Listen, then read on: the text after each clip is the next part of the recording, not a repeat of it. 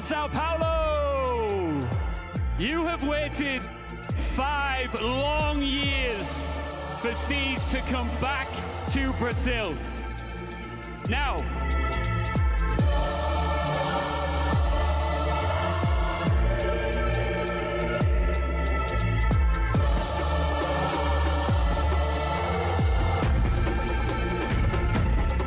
the Ginásio do Ibirapuera is the home to the Hammer as we get set to write the next chapter in R6 Esports history.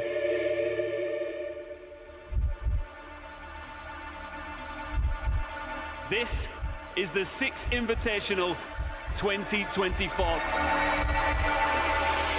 Vamos fazer barulho!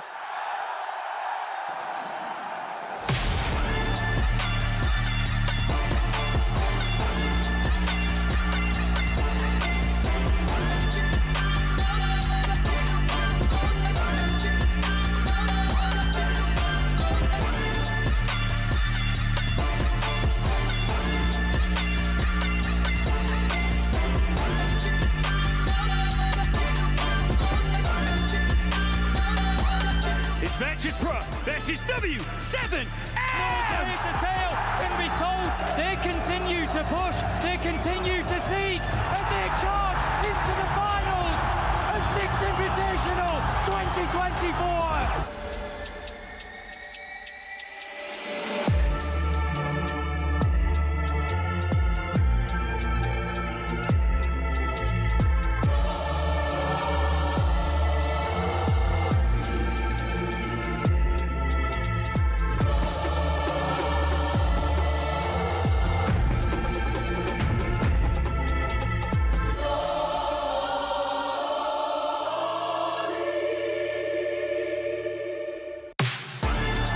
Grand final of the 6th Invitational 2024 starts right now. Face Clan, W7M, vamos fazer barulho!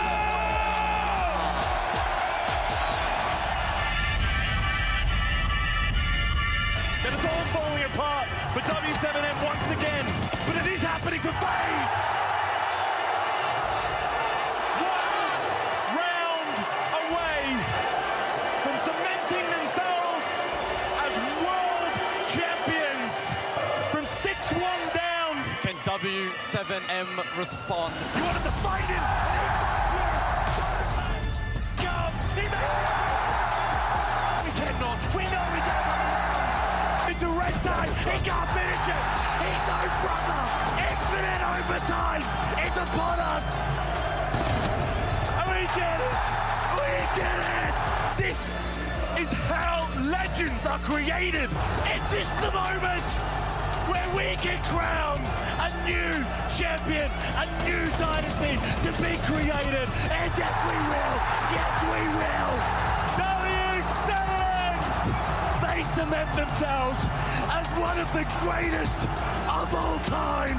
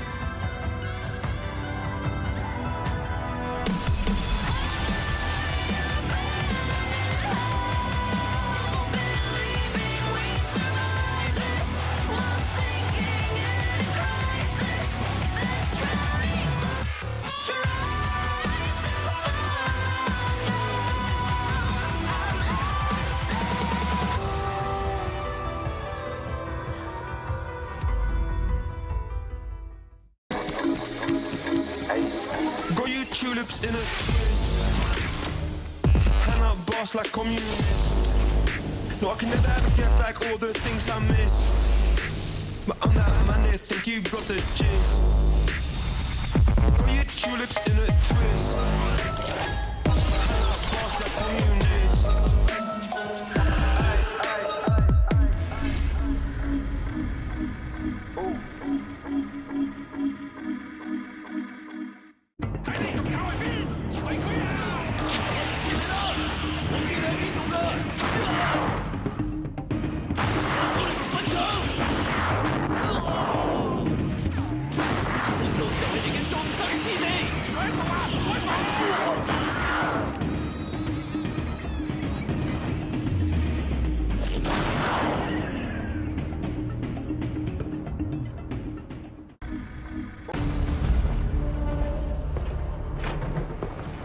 This is what we've been training for.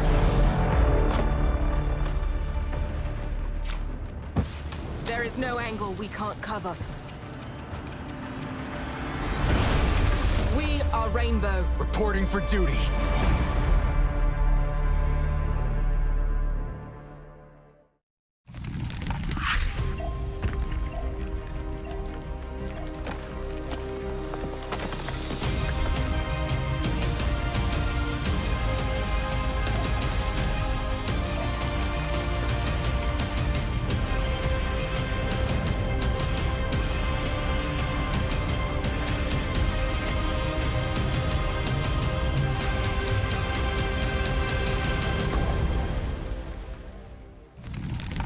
R6 EUL is back. You are watching Playday 2 of Stage 2 as our teams take aim at the Montreal Major. My name's Ian Chambers, alongside the biggest brain in the game, fresh, and former pro turned fantastic analyst, Alfama. How are you doing, guys? You all right? Doing great. What amazing play day yesterday. I'm really starting to feel like a Siege is great again in Europe. We've started with the hand rubbing already, and I'm all for it.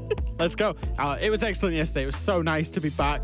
We were treated to some banger games. We were. Unexpected storylines, some one-sided games as well. Look away, Fnatic fans. It was excellent. I loved it. And we're back again, less than 24 hours later. We go again. Alfama's already rubbing his hands together, and you will be at home when you see this schedule. Take a look at what is to come over the next several hours. Lots and lots of opportunity on the table lying ahead for our teams. We're starting here, but then we move on to match 3, right? That's the one I want to highlight here.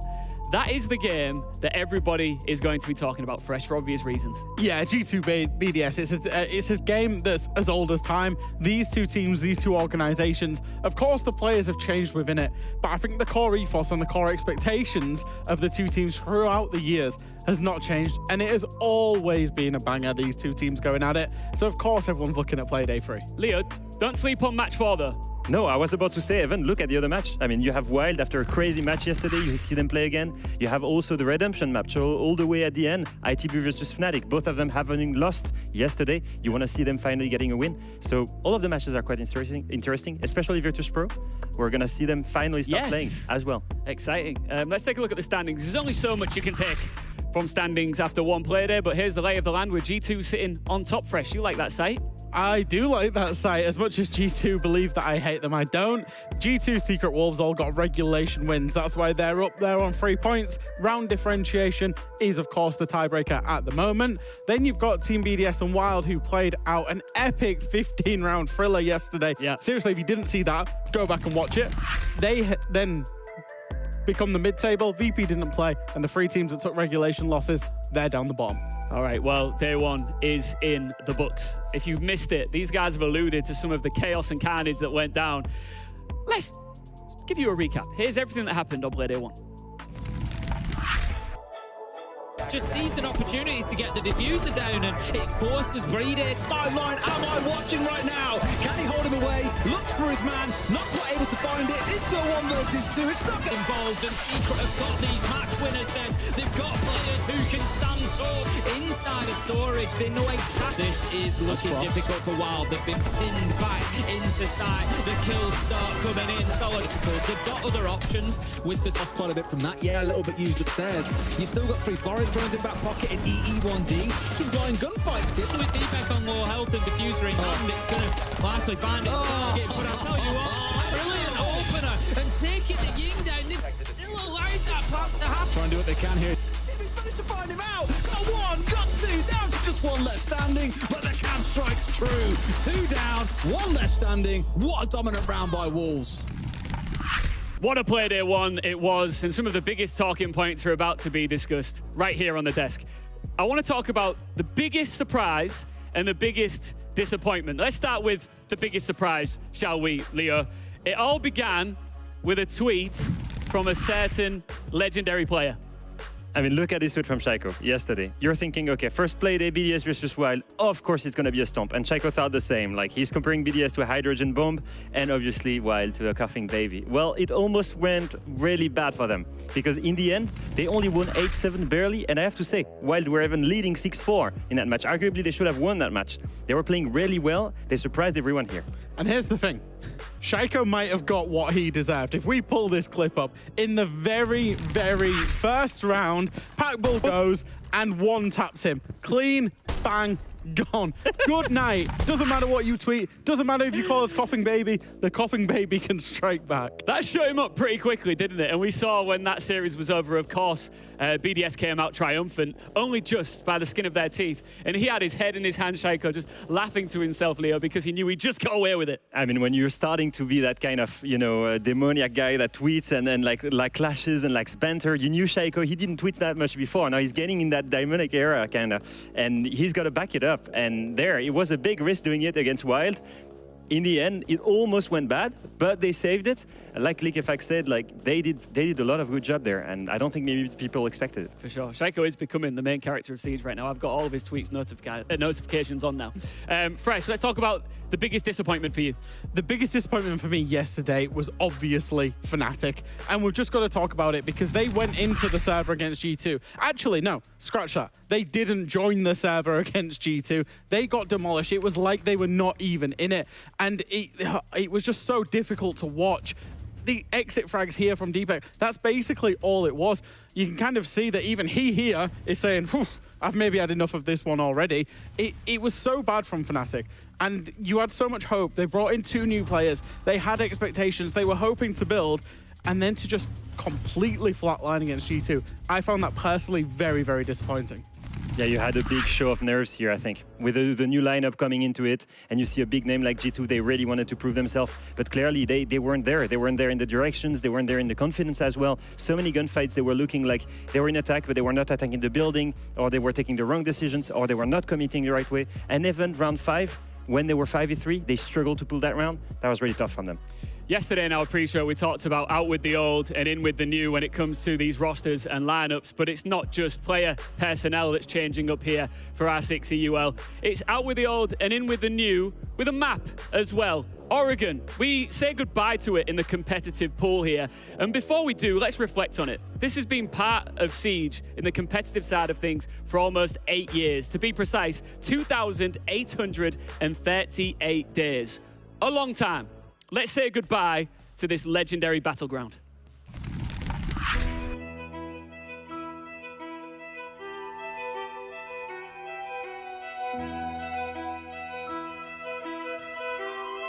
So many players all around this attic position at the moment. Both players spotted, but the res can be made successfully. But another one for Solotov. Information from the Bees. He goes dead. Shotgun.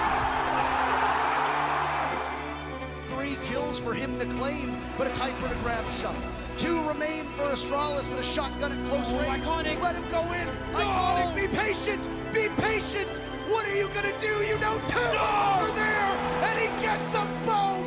There's only 1 remaining, and Astralis are in good shape.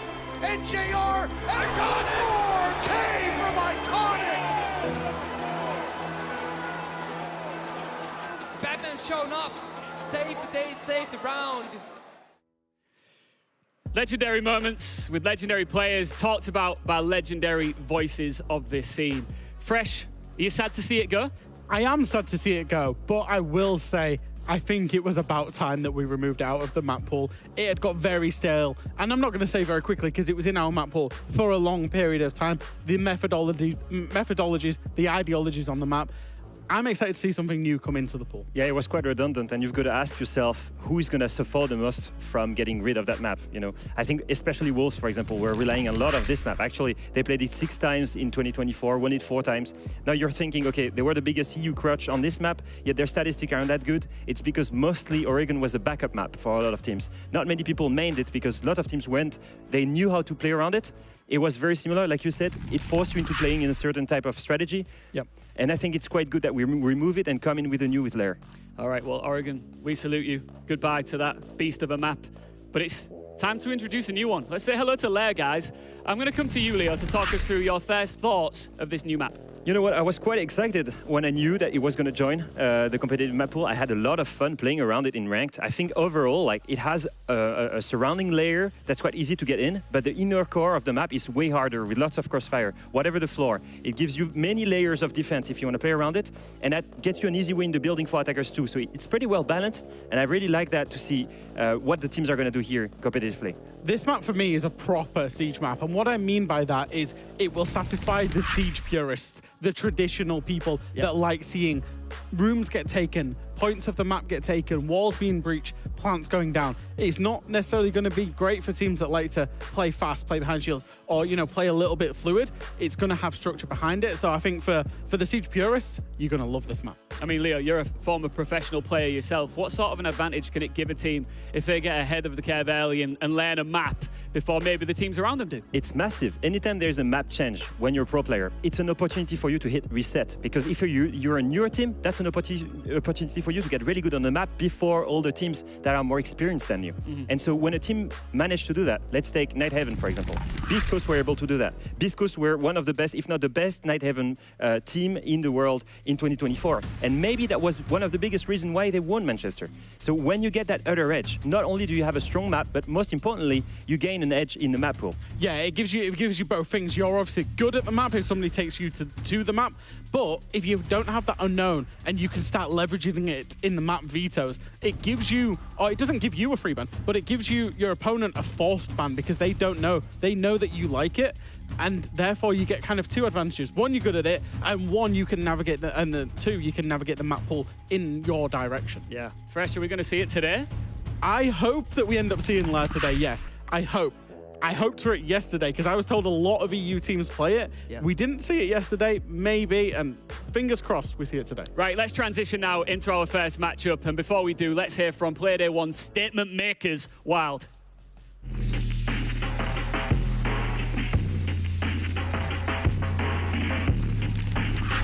I think what makes Wylde the team we are is kind of in the name.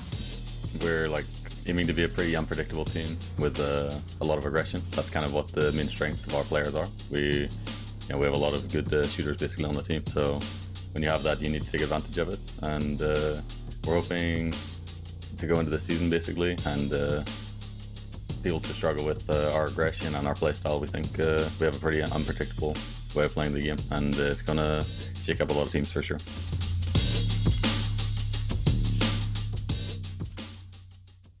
If I ever get the chance on this show to interview Packbull, I need to know where he is because his backdrop is always fascinating to me. It looks lovely. Guys, let's talk about Wylde first here, shall we? I'm going to come to you, Fresh. We're looking at them a little bit differently today than we were yesterday. Yeah, I think so. I think yesterday we came into this saying, hey, we don't know what this Wylde roster is going to give us because it isn't a Wylde roster that we maybe expected after stage 1. Now, I think everyone didn't know what we were going to get but didn't expect much.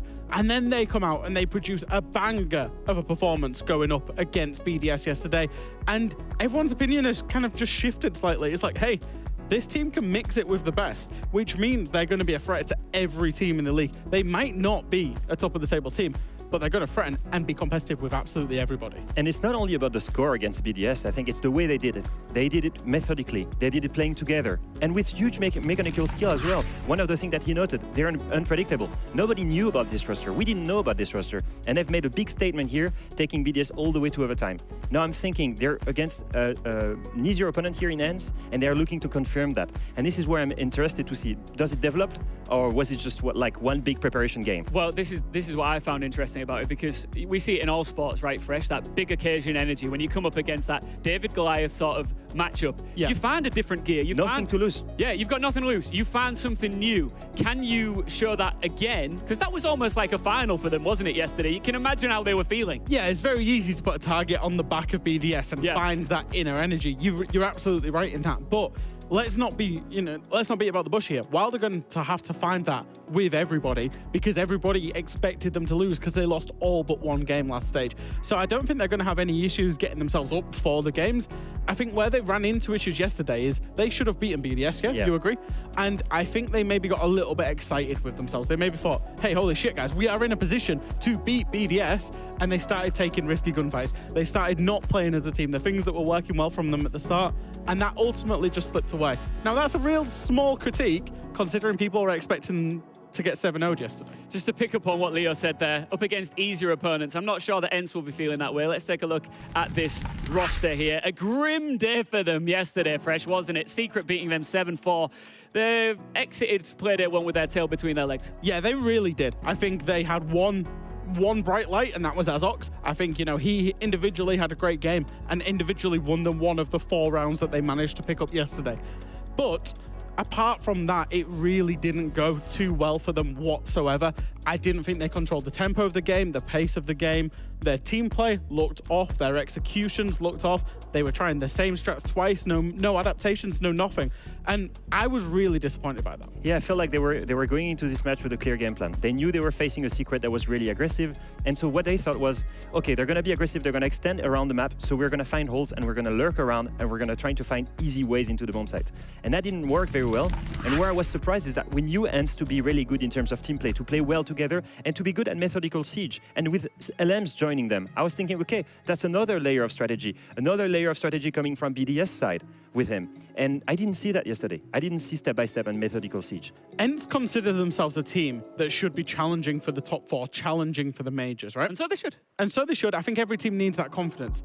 But with the way that they lost yesterday, this game here represents a real test, because if they go 0 for 2, let's say they lose this game, that top 4 starts looking like a pipe dream. It starts looking like unattainable. So it's a massive game, massive pressure for them already, and we're only in play day 2. Chat, what you saying? Are we going to get Lair? Let's find out. Let's get to map pick and bans. Oh, so close. It was very close. It was very close, all the way at the end. Actually, it's just the last decision. We almost had it, which is interesting, actually, from these two teams that had made roster changes, that they both invested time into building a strong Lair, because we all went there. I think what changed is we're going to Chalet, because we have a vote of Ence on Chalet. And I think that what happened is Ence decided to go there in the end. Yep. And it's because I think that they took the time with Coach Agdar to lose, watch every round of Secret, and step by step understand what went wrong, and from one day to another, overnight, become really good on the map. Yeah, they're controlling what they can control. They know they had a stinker yesterday, and I think for all the teams that did have a stinker yesterday, you almost write it off. Like you said, they'll go back, they'll VOD review it, and they'll go, well, if we just did this that made sense, you know, now we're reviewing it outside of the game. If we just did this, and this, and this, we'll have a much better day. So what better chance to just go back on the map that you previously played and improve on it? EUL Stage 2 is all about change, right? We've got new rosters, we've got a new map. Do not adjust your set when we bring up our casting pair today. Let's get them in here. Can you believe it? We got Dev and Pengu casting EUL. I'm going to come to you first, Dev. How are you doing over there all the way in Australia? I'm doing phenomenal. I'm really excited to get into some EU. It's been, for me, a really long time. Last time I casted European League was way back in 2020. And yeah, love this region, love these teams. I think last time I was casting Pengu, you were actually playing. And so this is a nice chance to reunite, but this time, of course, on the casting desk. Pengu, back when you had hair, that wasn't it? Good times. Yeah, a lot of changes you said. And I mean, I was just here, Jack, you and I from the rain trenches, now on UL together as well. Yeah. I like this. And I'm returning, of course, to Europe, which was my home once. That's the thing, talking about 2020 as well. Dev casted it, Pengu played, I was obviously coaching, and Pengu relegated me as well. So, you know, there's a lot of stuff going back to 2020 with European Siege. Pengu, do you still have an invested interest in G2 when it comes to EUL, just to see how they perform? You know, I spoke to Fabian about this, where it's like, it's always going to feel like a part of us because of how much history we have, how much happened, and how much it was a part of our lives as pro players. Yes, always a big interest. watching them carefully yesterday and excited to catch them today against BDS. And Dev, what's it like working with a world champion of this game? I'll tell you by the end of today, Ian. I can't say I have any expectations so far. Leo, any questions for our brand new casting duo here? You know what? I think that you guys are well paired together. I was super happy to see you come together, and I was especially super happy to see Pengu back in EU. Yeah, I think you, like me, you went to NA, but in a different role. So it's nice to see you again. And I was just wondering, which match, were you expecting the most outside of G2 BDS? Of the 3 other matchups, which one are the most interesting for you? Oh, I'll go first, Dev, because I actually think that we got it coming up next. I think the Ence Wylde story is also like, you know, yesterday, Wylde almost taking out BDS, but also on the flip side, it's like battle of potential last or the struggle bottom, so to speak. So I think this match will decide a lot for who's going to be down there and who has a chance to go up on the rankings. Dev, are you excited to eventually, sorry to jump in here, to eventually cast over a little bit of Lair? I hope so. I think I'm going to be stumbling my way through callouts on that map. I feel like I'm still stumbling my way through playing that map every time I load it up in the server, but I'm really keen to see how the pros interpret it. But to answer your question as well, I just really want to see VP. Yeah. They had such potential. Like, this is a roster that's always had such potential. Didn't play yesterday.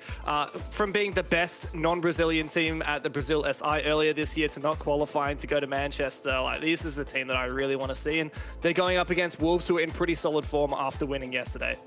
Yeah, Fresh, I think we've been talking about how we want to see a sort of level playing field across the board when it comes to this stage and our leaderboard here. And VP could be a key component in that journey. Yeah, I think so. I think, you know, they obviously won't be happy with how things have gone since Brazil, you know, since what Dev said. They'll be looking for their redemption arc. And honestly, they're a team that we're used to seeing at the Six Invitational. So they need an absolutely huge stage. All right, guys, we are so excited and delighted to have you part of EUL, and we cannot wait to get into the server and hear your beautiful tones calling all of the action of our first matchup here. Over to you, Pengu and Dev. Thank you very much, guys. Yeah, time to get stuck into it. It could be the battle for last, but Nick, after seeing what Wylde managed to pull off yesterday against BDS, I wouldn't be so sure. No one, I want to say this, you know, Fresh said at the desk that he saw Ence play yesterday and it was not looking too hot, and they're repeating strats and being a little bit too simple, he said. And I kind of agree, but with that being said, they're going back to Chalet. You only do that if you have a plan and you know what went wrong, you can change that on the fly. And that's again where Lemch, right, the leadership, the veteran that he is, I think he can turn this around and make this look better than yesterday against Secret. That's right. Both of these teams have had massive roster changes. Both of them really thinking they found the final pieces to their puzzles. And Chalet is a nice reattempt as well for Ence, Nick. We talked about this off stream a little bit before the match started. But yeah, Ence really did struggle here yesterday. But in theory, much easier opponent for them today. And I think they'll be doing everything they can to right the wrongs of their Chalet misery yesterday. One can sure hope so. And one thing that I was actually looking forward to was, would there be a nuke ban from the side of Wylde maybe? Because, you know, we saw Asox kind of popping off on that operator, finding those in trees, getting a bunch of map control, and that wasn't the case at all. And, you know, usually we say, these operators, it's expected, it's the usual. A blitz ban on Chalet is nothing like that, and that's why I want to just bring it up, because I didn't see this one coming whatsoever. Yeah, clearly these guys know something more than we do with that blitz ban coming through. Yeah, I'm interested to see how Nock pans out as well, because obviously we've got very soon new patch coming through, a lot of changes to her. You're a bit biased being a Danish operator, but here, you know, Blast is a Danish company, so I always want to see the Dane get some time in the server. Yeah, I want to see Ence get back into this, because I did see some really good moments yesterday, and particularly with that Nock. There was that one round with the sneak into Kitchen, really ripped the rug out from underneath Secret at that moment, but of course, holistically, yeah, not a good game for Ence. Now they are on the attack to kick off this map. Wylde have gone over to Kitchen Dining, and yeah, I'm really keen. I want to see what these teams have to prove. The big thing for me here for Ence is gonna be the first 3 or 4 rounds, because the issue that they had yesterday was that a 2-4 attack and half on Chalet. That's just simply not good enough. And they need to find their footing in the first couple of rounds to have some some room to make mistakes, some room to make adaptations and make those adjustments, because like Fresh said in the desk, they were doing the same things once too many. So feel it out, getting an idea of what Wylde they want to achieve. Hackball in the interview said they want to play aggressive, they have good gun players, that's what they're gonna go for. If you expect that, well, I want you to see it in the server that they're recognizing that and will go for a counterplay. For me personally, I'm looking at Wylde and how they go in these opening engagements. Yesterday, they really struggled against BDS. They didn't get a single opening kill on their attacking half, and on their defense, they only found it in 2 rounds. It was Freck who led the way in both of the times, and he has been the top fragger thus far for Wylde, so I'm going to be looking at him a lot as they're just waiting. Ence are the ones looking to go for a clear. Here it is in Library. See it here. It is a bit of a slow start, but to be honest, again, if you expect aggression, why not counter by holding angles, right? This is Ence saying, hey, let's get a stable first round, drone things up properly, get our players in the correct positions, because you see the outlines on the office balcony, outside bathroom window, and there we go, they jump on in, they know it's clear, and they're going to get into an engagement here to start things off. However, it is Dodo that clinches that kill. Alem goes down, the leadership figure for the squad. Dodo has managed to get back to a relatively safe position as well here, back in the blue stairs. Don't believe there's anyone cutting off from below. I'm not even sure if that drone saw him. Oh, I love this from Dodo. It's a bit cheeky, right? Typically, when you get this kind of pick early on, you fall back to the bomb side, play your advantage, play that 5 versus 4. They still got the floor above us once at the office and master bedroom, but Dodo's sticking around for a potential late round flank, applies this continuous pressure. If he goes on droned, he'll go for a flank. And if he does get droned, he can kill that. Denies the intel, but the drone timing was perfect there. We saw it from Ence. They saw him, they got off the cam, they held the flank, and now it's back to an even 4 versus 4. That early advantage already been lost. Maybe a little bit antsy there for Dodo. Unfortunate because, as you said, a really strong early advantage for Wylde. And now Ence, as they repositioned, they formed up. You've got this player on the double window here of master bedroom, and pressure coming in from office. Great run out though.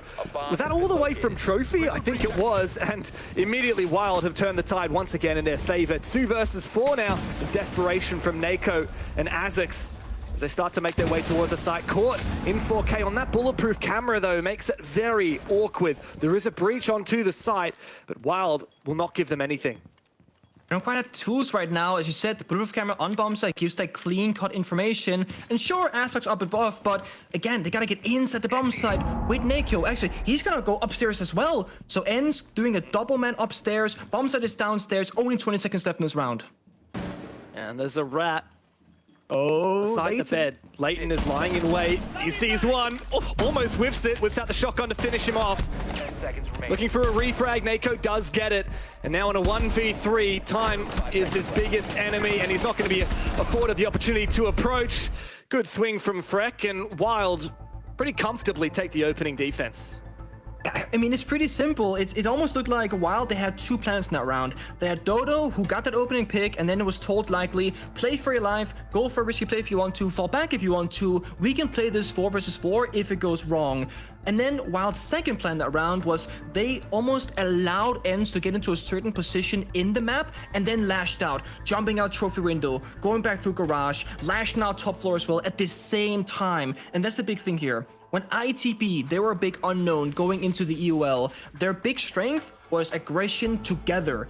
And while we saw Dodo make a solo play, we saw the rest of Wylde making that play together, and that's why they found success. It's a really strong start for them. And Ence, again, they gotta fill out the first couple of rounds, but then they have to strike back. Yeah, I'm a little bit scared for Ence. There were good moments yesterday, but I expect them to get more than 4 rounds against Secret. I think it was Jack on the desk said that these guys are expecting that they can be a top 4 team. I think that's a bit of a bold claim, to be frank.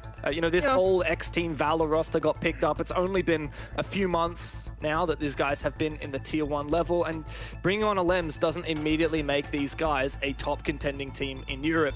We already have the teams that have been doing well at the start of this year, the underdogs like Secret and ITB stepping up to that next level. And we have old guard teams like VP and G2 that have seen better days, but they're hungry to do better. Not to mention teams like Wylde that, frankly, like after yesterday's performance against BDS, are off to a pretty hot start. So trying to figure out where Ence placed amongst that, I think it's going to be really hard pressed to see them in the upper half of the standings. And they really need to deliver in games like this if they have even a chance of ending up there. I made my own predictions list like most people before the stage started, before I had seen any of the games, and I'll be completely honest and say Ence didn't make it top 4 in my prediction, and that's simply because, like you said, it's not easy to be top 4 anymore. There are so many good teams. So saying that you're expecting to go there, I do agree with you. I think that's a very big statement. Sure, Ence joins this roster. He can bring some of that BDS magic over, the experience and the leadership, but it takes time to settle into a new team as an individual, especially if he's going to take on more of a responsibility role, because you have to change how 4 people are seeing and playing the game around each other to then either implement the new style of Ence, or Ence himself has to adjust to their style instead, probably wanting to speak up a lot because he knows the game very well, but it might hurt them if he does too much because they might not know the way that he knows it. And as we get through this rehearse, how do we really think this Ence roster can get over the growing pains? Yeah, Ence is a great player. He's won a major before. He's won multiple huge events, not to mention, EWC in the past with BDS. But what can Ence do to really get to that, I guess, expedite the process? Because it is quite a disruptive thing to bring in such an experienced player. Because you think about it from Lem's POV, right? He knows how to play this game. He's been playing for so long with BDS, and he jumps in and he's like, okay, guys, where do I begin? Right? Yeah. You've had a little bit of that experience, joining up, being a part of PSG. It's kind of crazy, right? You jump in and it's like, these guys are playing such a different game. How do you make that process go smoothly? I think this is gonna sound kind of silly, and I don't think there's like one way to do it, but I think just running through the trench, so to speak, and just break that awkward barrier of, hey, we're kind of nervous, we're kind of anxious, and what if we make mistakes? Because in that very first round, it looked like a very tensed up Ence to me, where it took a while to get into the first position, and the second went through a first like mini execute, taking library, taking top fireplace, they lost a player. And then they sit still right after. 4 players hop on drones. Again, they're not really moving. Whereas on the flip side of things, Wylde, they're also a new team. They picked up a bunch of new players, but they're running around the map. They're laughing on the player cams. They're clearly having fun with it and playing a lot more loose and less strict. And I think it's very hard to be a strict team while you're trying to figure out the process, because there's gonna be mistakes, there's gonna be issues, and it can get a bit frustrating when you go, hey, you ex-player, that was your responsibility to hold that angle. You messed up here. Whereas Wylde is like, hey, was there even a plan? We just walked in and got some kills, It's a bit of frustration versus fun, I feel. Yeah, I mean, vibes are a big deal, especially early on. Come on. Yeah.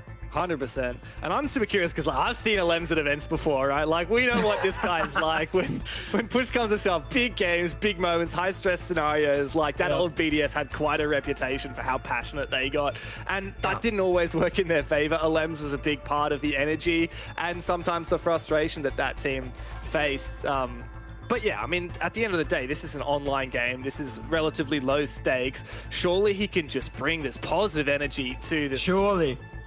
I mean, a lot of it comes down to how you play in practice, right? It's so hard to sit there and go, oh, I'm sure Ence, they're gonna have this playstyle, whatever. It comes down to how they practice every single day in scrims, what kind of mentality they have. If it's a bit of, we're here to learn and just make mistakes, we're trying to win these scrims, we're focusing maybe a lot on Lair, on like the new upcoming operator, on the new map, for example. Or if they're gonna go back and say, guys, let's just learn basics. Let's play like Clubhouse, let's play Bank, like let's just get communication flowing, the drone work, etc. I mean, they've played Chalet back to back. It's not a great start unless, of course, they can find a victory here. Only playing one map, sure, it's great if you're doing good on it, but it's not great if you're doing poorly, because it also shows that you might have a really weak map pool.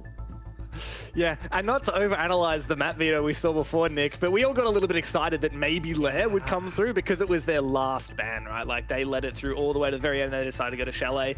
But that doesn't necessarily mean they'll actually play it, right? You can have a map and just always plan to use it as your last ban. They could just be pretending that they play Lair. So maybe, yeah, they are really crushing on Chalet here, which would be disappointing with how it went yesterday. And of course, how it's gone so far in their first round. But let's flip it over and talk about Wylde, because maybe I'm biased because I love an underdog story, but these guys are pretty exciting. Pretty tantalizing prospect for me, right? Opening game, you're going against the team favorites, BDS, and not only did they perform really well, but they almost won. They stole a point away from BDS. It was an 8-7 loss for them. They stumbled a bit at the end, but phenomenal performance, considering that this is essentially like a ragtag of 5 players that haven't really played together before. Like, yeah, Dodo and Packball have been on this roster in the past, but they've kind of more recently been loaned out. This is essentially like a fresh start for this 5. And officially only been a roster for 6 days, by the way. Nice. But here they are, and already looking pretty solid. And like they've really earned their place in this league. I mean, I always love it because they got a good introduction into the EUL, where I think a lot of people are like, they're going to be the worst team. There's no shot they're going to do well. They got memed on hardcore, Exactly. Right? And to be fair, in a way, it's justified, because if you look from the outside, how are these 5 players going to amount to anything? How are they going to beat a good team like BDS? And how are they going to learn the game when they just run around and shoot people and they don't have the brains for it? But that's the thing. I think you can have 5 quote-unquote crazy players like Frek, Dodo, Leighton, and Croc if you have a brain player like Packball. Now, I don't know all these players too well, so maybe there are some other brain players, but someone like Frek, straight out of ranked. Like we see right here, he will spawn peek, looking for crazy plays. Dodo last round, we saw it from him playing overly aggressive, but if you have the brains in the back to rein them in and align things together, I think this could really be a good combination for success. And so we are back into the game. Hooray. Where was that spot? I think it was the Azami. Leighton got spotted out. I think he's safe for now, but they're looking for a way to pinch him. Players on the solar balcony. The fire comes out, but he still gets away with a kill. That's so unfortunate for Skies, who was in position. He was meant to be the cutoff player, but he himself lost his life early. Damn, that was such a good mini play from Ence though. They used one capture fire on the door to master bedroom to force the movement of Leighton, but there's again this tiny miscommunication, mistiming, which then ends up them costing a player instead of getting that opening pick. What I will say, the friends, they did this quickly, they did it effectively, they just happened to be in the wrong end of this. And it kind of gets worse though, because they're attacking bar. And this is a bomb set where you want self-destruction, you want the manpower, you want good guns facing the enemy's direction. Starting off 4 versus 5, really poor for this side. Good news though, they got the Florist, the Capitao, and the Ash, so plenty of utils to go around for later on. But it comes down to decisions, right? In this mid-round, exactly half the round has elapsed, and they need to figure out how are we going to clear Mezzanine, how are we going to clear out Library. And it is a rotation here from Nako, who might actually get a freebie. Indeed, he does. Frek, a little bit too antsy there. He didn't realize he exposed himself to that angle, and the door is now ajar. Mind you, right now, Diffuser is not on any players, it's on the ground, so if Ence keep walking forward and extending attack and Library, you might realize, guys, we left something very important behind us near the Astro Master Bedroom area. But 1 minute left. They're making pretty good progress, especially with that pick earlier on. All they got left now is top mezzanine and top blue staircase. Ence, they can do a 3, 2, 1 countdown, throw in the util, and take this map control. Not a lot of util to speak of, though. No flashes to work with at the moment. And Wylde find 2 more picks. It's an unfortunate turn of events for Ence. They're looking pretty much like the round is over. Unless we can see something big from Rykos, and that will certainly help. It is the start that they needed. But 30 seconds to go, and again, all that util we spoke about, it's not ready here any longer. 1 fire, 1 smoke. Use it on the hats for a drop in maybe, but no, he's gonna drop down instead. Last fire, last piece of util, 15 seconds to the diffuser. It's all the way in master bedroom, by the way. They completely forgot about it. Yeah, good pick from you early on. They have to go for kills now, but yeah, it's not really happening, hey? Packball doing what he does best, and Dodo with a nice Keratos swing at the end of it. Really solid defense there. A little bit of a loss for Ence on the attack. Once again, that's 2 rounds in a row where they lose the opening pick and, to be honest, lose their wits. What was that end round? I don't believe it was the Sophia on Master Window Rappel who had diffuser case, because it looked like it was pretty like far up on the map, like 2nd floor, top floor, so to speak. And if Sophia died with it, it would have dropped down to trench instead. So it must have been a conscious/unconscious decision to say, hey guys, I'm gonna go for a kill. Let me drop the diffuser real quick. And forget to pick it up later. I mean, this happens in ranked, in scrims, in pro league, and this is the thing that happens when you are a new team and you're trying to focus again on all those small fundamentals. You're gonna make a mistake somewhere, and when they realize that they did in fact not have diffuser, someone's gonna go, guys, whose responsibility was that, and why didn't we have it? Now, in this round, it was like a 2v3/1v3 at the end. It's not the end of the world, but it speaks to the kind of small steps that Ence they're missing in their round that ultimately will punish them over and over again as they keep happening. seconds left before Just insertion. disappointing to see Ence have like great ideas, like you said at the start of last round. Nice little pinch from Solar and from Master, and yet the inability to actually convert any of those potential advantages. Like they're just losing picks early on, not doing a great job of trading them. I think Wylde have read into, look, we can just be slippery little snakes, and Ence will be pretty much dumbfounded. And so we've got Dodo here on the Boss G on the Vigil. Like, this is the perfect slippery snake operator. Oh, you and I were watching the, I think it was a highlight reels from yesterday, and we saw some spawn peek and Boss G action. Don't recall the exact player, but it's just one of those, you know, I hate this gun. I really hate this gun. You peek someone, they shoot you one time in like the toe, you're basically dead. Now that's why it's so strong. High risk, high reward. James, I can't use it at all, but some of these players are so goddamn accurate, they can get a kill every single bullet. Yeah, it's funny because it's not like it's received a buff recently or anything. Like when we saw the scope changes, so you've got magnified scope, but aside from that, it's pretty much the same old. A little bit of an aggression here, perfectly timed. Dodo goes straight in for it, peeking the balcony onto Skies. Well timed. Nice little bait as well from the player on the mezzanine itself. Speaking of the devil, Croxon finds his kill and fades on away. It's going from bad to worse for poor Ence. They are looking completely lost. This is so good though for a while. They're making these mini plays constantly, like squads of 2 basically. Whereas Ence, they're trying to entry alone, they're breaching walls, they're trying to do step 1 for Ence, while they're being destroyed on step 2 and 3. So they're completely in desynchronization right now, whereas Wylde, they are locked in and they are loaded. That's too easy. Yeah, it's kind of embarrassing at this point. The roamers cannot be addressed. Wylde are just running amok around Chalet, and Ence look completely unable to dismantle them. Azox is now desperately just checking every single corner as he moves in 2 floors away from the bomb site. His position revealed as well thanks to the camera. I don't even think we saw the snowmobile breach go off, by the way, because it was mute jam right at the start of the round. This has been, I don't know, almost unsalvageable for Ence. Well, they got it in the end, but it took maybe a little bit too much time. I mean, also for Azox, I mean, he was, what, 15 kills yesterday, I believe, at least getting, like, the significant portion of the kills happening. And right now, on 0 kills, since the rehost at least, not really doing too hot. And also, yesterday he played Nurk, he was in the map entering, now he's playing a more supportive operators, playing Nomad here, for example. This is not what Ence wanted, but it's what they're getting. A 2v5 with 20 seconds left, you gotta walk down the staircase, a walk in a breach, and there is a mirror window to stare you down. And there's the diffuser once again, so the round is done and dusted. Croxon's had a huge one here on the Mozzie as well, running amok with this Roni. He wants to actually jump out and get this last one, and look, to be honest, he might actually be able to make it work as well if he pre-fires and looks out right. Nah, come on, go for it, mate. Disappointing end to the round, but disappointment has been the name of the game for Ence. Wylde looking pretty much untouchable on this defense so far, which, to be fair, is not dissimilar to what we saw yesterday against BDS on Nighthaven. No, so James, how many rounds do you personally feel like you can gift your opponent before you start trying? Because I feel like 3 is pushing it here, no? When's the switch coming? Yeah, I think so. Yeah, I really feel like you should maybe 1, maybe 2, but Chalet, like, you should be fighting for 3 or 4 attacks, I reckon. Yeah. And look, meta changes all the time, and how attacker or defender sided a map is can vary on a lot of factors. But yeah, I'd be pretty surprised to not see a stronger performance on attack than this.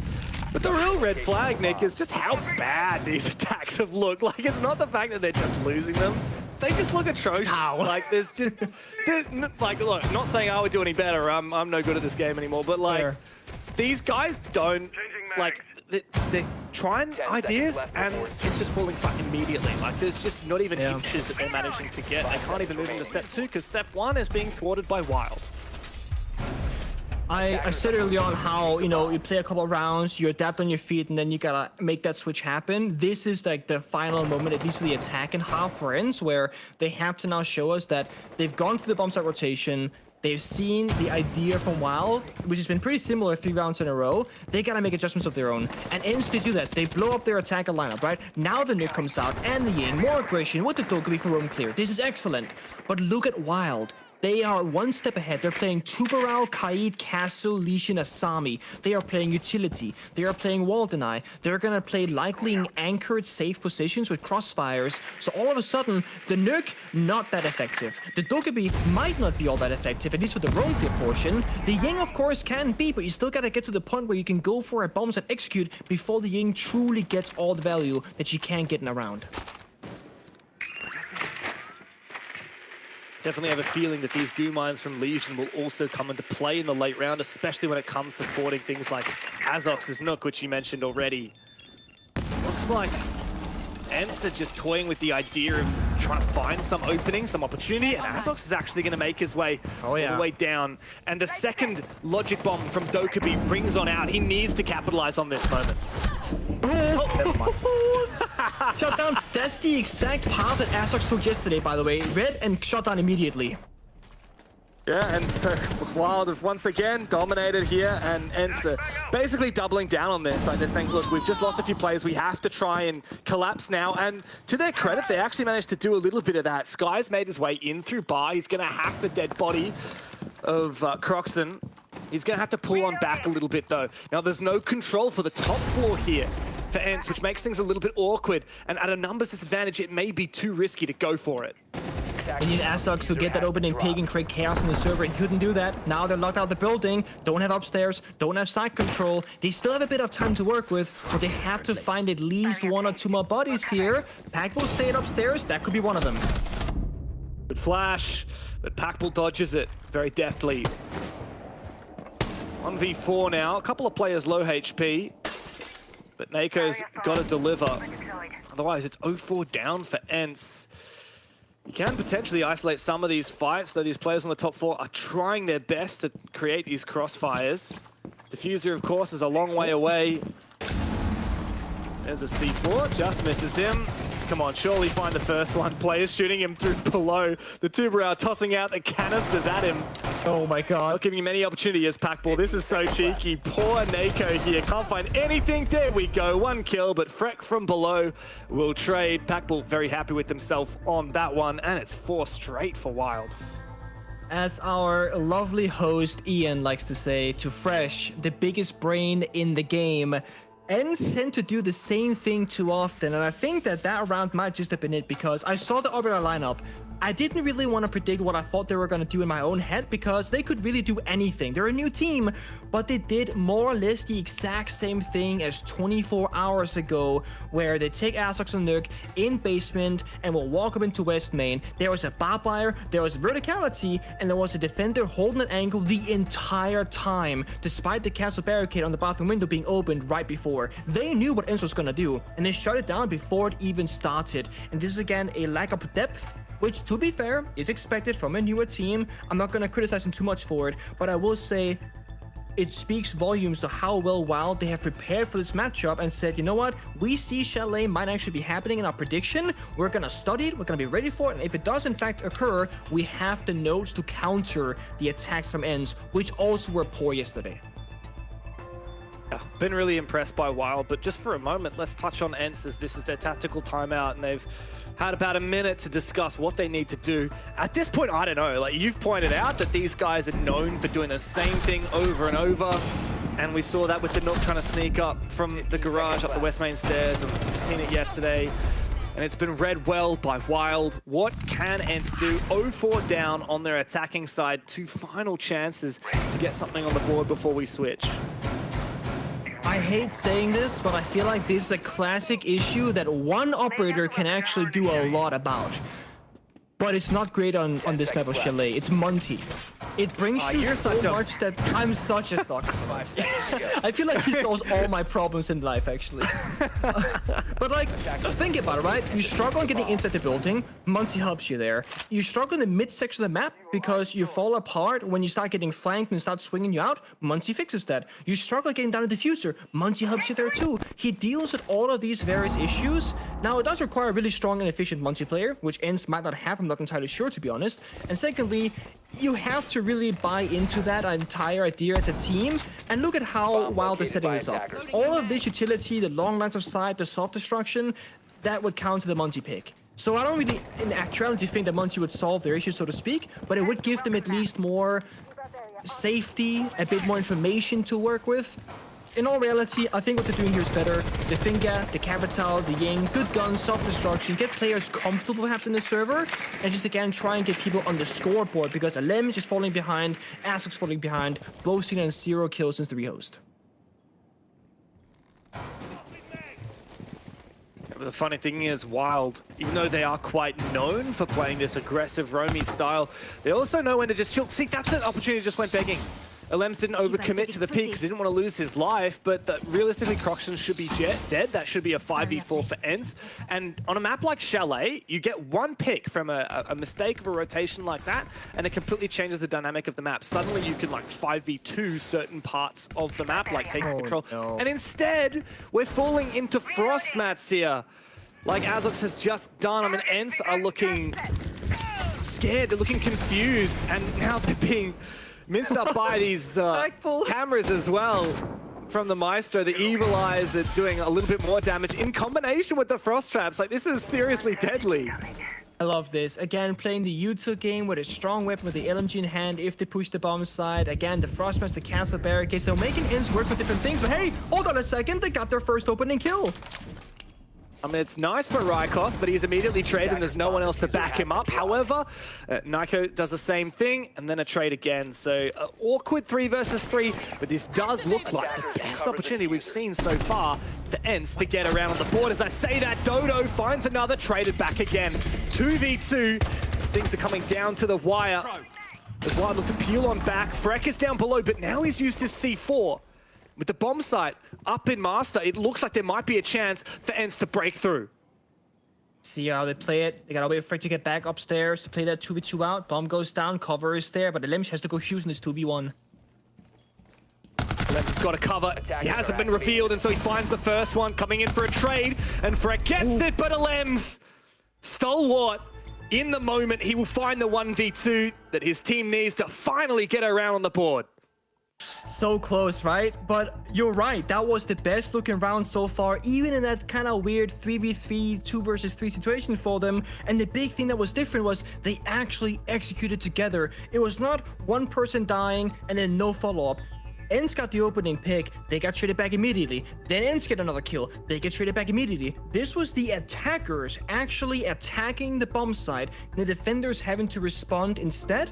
Whereas before, it was attackers trying to enter the building and getting shot down immediately. So that's the adaptation that they made. They finally got to it. They got their first round, but yesterday it was a 2-4 attack in half. At best, they can match that same score, but they would have to go absolutely huge on defense to have a realistic shot at bringing this back. Attackers are activating the Yeah, bottom line is that Ence really need to win this next round as well. And the fact that it came down to a 1v1 for them to even scrape their first attack is a very poor sign. They need this, and then they need to have a really strong defense half as well.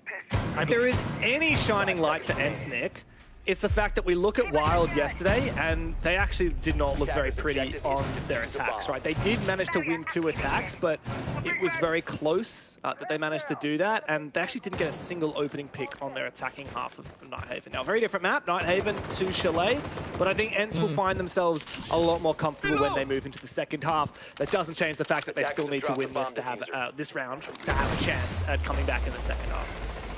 I really like this attacker lineup as well. This is gonna be like back to basics, back to like step 1, step 2, step 3 of Rainbow Six Siege. We see this actually in ranked very often, what we're seeing right now. It's Statue Thermite, they go main breach on Snowmobile Garage. They pop that open immediately. That applies a bit of pressure onto the bomb side.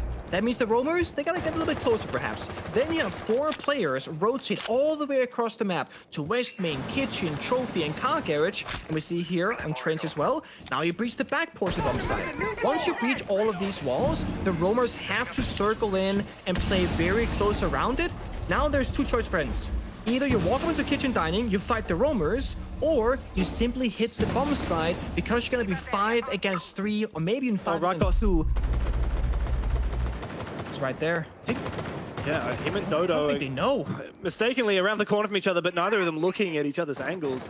You are dead on right though, Nick. Like, this is perfect from Ence to put the pressure on the roamers to fall back, and it's already had that effect. Dodo's come back into Trophy, and now Rykos is watching his position. He is quite vulnerable. There are a couple of different angles that he could be swung from. And there is support as well from a player in Master. That is Freck on the mirror. This is quite nice from Wylde. They're not being baited into moving just yet. Yeah, you're right. They're playing the middle line very excellently right now, and I believe the dining hatch must be open as well, because that enables Ence to not just go for a straight plan, but look at this. They got the yellow ping, and they got the shots to hit as well. Yeah, really nice shot there from Rykos, but Dodo doubles down. Good trade eventually, but he has certainly made this roam worth its weight. Ence do have a chance, and is that player able to fall on back? Nice attempt at a re-aggression there from Wylde. It seems to have been red. Look, Ence still have a pretty good look in to win this round. Their advantage has fallen away. As I say that, another peek comes through. Another shot! Leighton is putting the team on his back. It's all up to Nako in the 1 versus 2. His defenders are separated. He does have the diffuser. He can toss out the flashbang and use that to cover the sound of the plant. Croxon saw him for a moment, and he knows the plant was a fake. A reposition now. And a second attempt. Looking for a bait. This is perfectly played by Wylde. They know they've got the numbers advantage. They know they don't have to make the first move. And so Nako has to go deep. But he doesn't know how to isolate these fights. He doesn't know where they are. He's looking completely lost. First kill, 3 seconds to get this diffuser down. But Croxon has the time to come in and deny the plan. And indeed, Wylde will find their 5-1 half. Oh, again, it's so close, but there was hope for Ence. Lemch on the Kali on the main breach got the first pick, but a small mistiming for Ence meant that there were isolation. Lemch got picked off, and Leighton had time enough to turn around 180 degrees and get a second follow-up kill towards the trench breach as well. That small bit of mistiming enabled Wylde to get back into the bomb set safely and just lock it down. Beautifully played in the 2 versus 1, playing for time, ripping C4s, having a crossfire, and forcing Ence into a very awkward position. It's a 1-5 half. Ence, it was 2-4 yesterday. It's 1-5 today. A great early look in the round, but Dodo with those 2 picks, like you said, made that roam worth it. Yeah, and Leighton as well came through with 2 big ones. Near the end, eventually traded, but beautiful work from Wylde. They're looking very happy about that. Dodo, cool, calm, and collected. What a game it has been for him. What a game for the whole squad. 8-2, by the way, on Dodo, so he's had probably his best game. I don't know, you'd probably say that this is one of his best games he's ever played. Yes, he had a pretty solid match yesterday. His second game. I mean, yeah, well, his second game yesterday, he did get 8 kills. He had 14 deaths. He was actually the bottom fragger on his squad. But, like, obviously, I mean, best game he's ever played. Like, take into account his history playing before joining EUL. This is probably, like, the height of his career so far. He is in amongst it.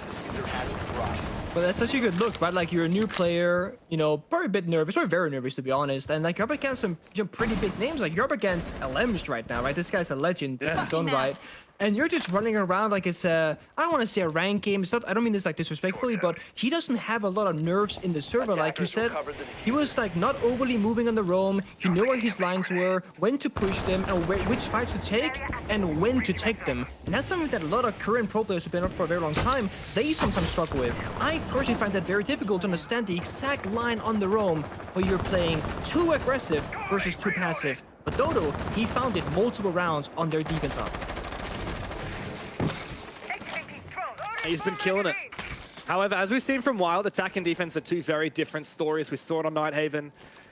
They didn't find a single opening kill on their attacking half, though they did find 2 rounds. One of them was a Freck 1v2. And had Freck not found that 1 versus 2 and a 4K, by the way, in the round, then Wylde wouldn't have actually managed to push to overtime against BDS. So this is really where this team is tested. You know, it takes one thing to be good at roaming and good at winning defenses, but something completely different to be good on the attacking side. As I think they've done a pretty good job at forcing some of these roamers back events. Yeah, I think Freck has found a gap because the player side of Dining was trying to watch the blue staircase, but looked away for like 2 seconds. And look at the player positions. They have no actual info on blue stairs. Sure, there might be a player rotating there at some point, or a blue with cam overseeing it possibly, or a piece of barbed wire. But for the time being, at least for a second to go, there was a gap. Opening pick for Wylde. It's the first opening pick this team has got this stage on the attack. Hey! And they convert it though, we'll find out. They're looking in hot form today, and Freck also had an opportunity here in blue stairs. He's really putting that pressure onto Ence. He's actually an aggressive Nako here who almost is able to find a pick, and now he's caught in a bit of an awkward position where he has been revealed, and a flash will force him on back. Croxon punishes for a second kill. Things are looking extremely grim for Ence as Wylde have absolutely turned it up here. 20 seconds to play though, which does put the pressure onto Wylde to confirm this advantage they've had. And guess who's back? It's Alems with 2 big kills. The Croxon finding his third does leave it just up to Alems now in a 1 versus 3 as Wylde look to try and close. And they do find map point so early in this match. Someone please help Alems, man. He's fighting his demons in trench, left, right, above him and behind as well. The bombs is falling apart. And I actually think that when you talk about players and getting kills on the scoreboard, it's an easy way to judge good player or bad player, sure. And let's imagine Packbull had 0 kills this match so far. If you look at that last previous round, he gets so much value. He's jiggling west main staircase, just trying to bait for intel for Croxon, was playing in trench. Packbull saying, I'm not gonna value my own life in this server at all. I'm just gonna walk down and enable my teammate to get something going. Worst case, I die, he trades me, we go for a 1-for-1. That's completely fine. Best case, which happened, Croxon finds 2 or 3 kills off Packbull just baiting. And sure, he dies to Alems eventually, but look who got the round. It wasn't Ence. No, it certainly wasn't.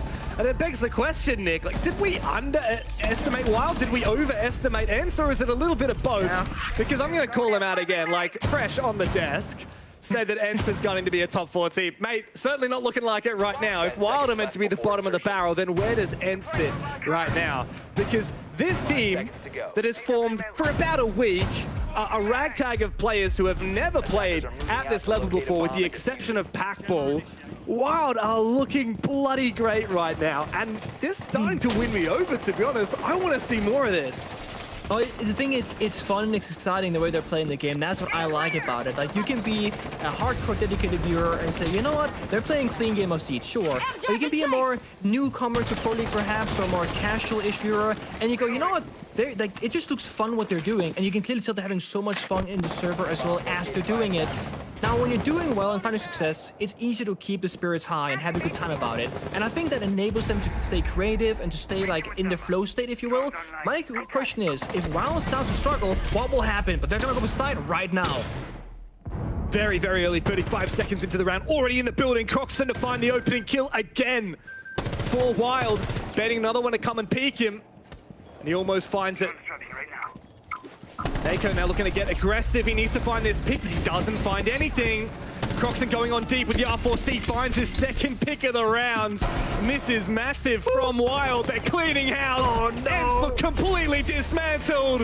A flawless round and an end to the game that sends us wildly to a 7-1. These guys are looking unstoppable. Ence put to bed.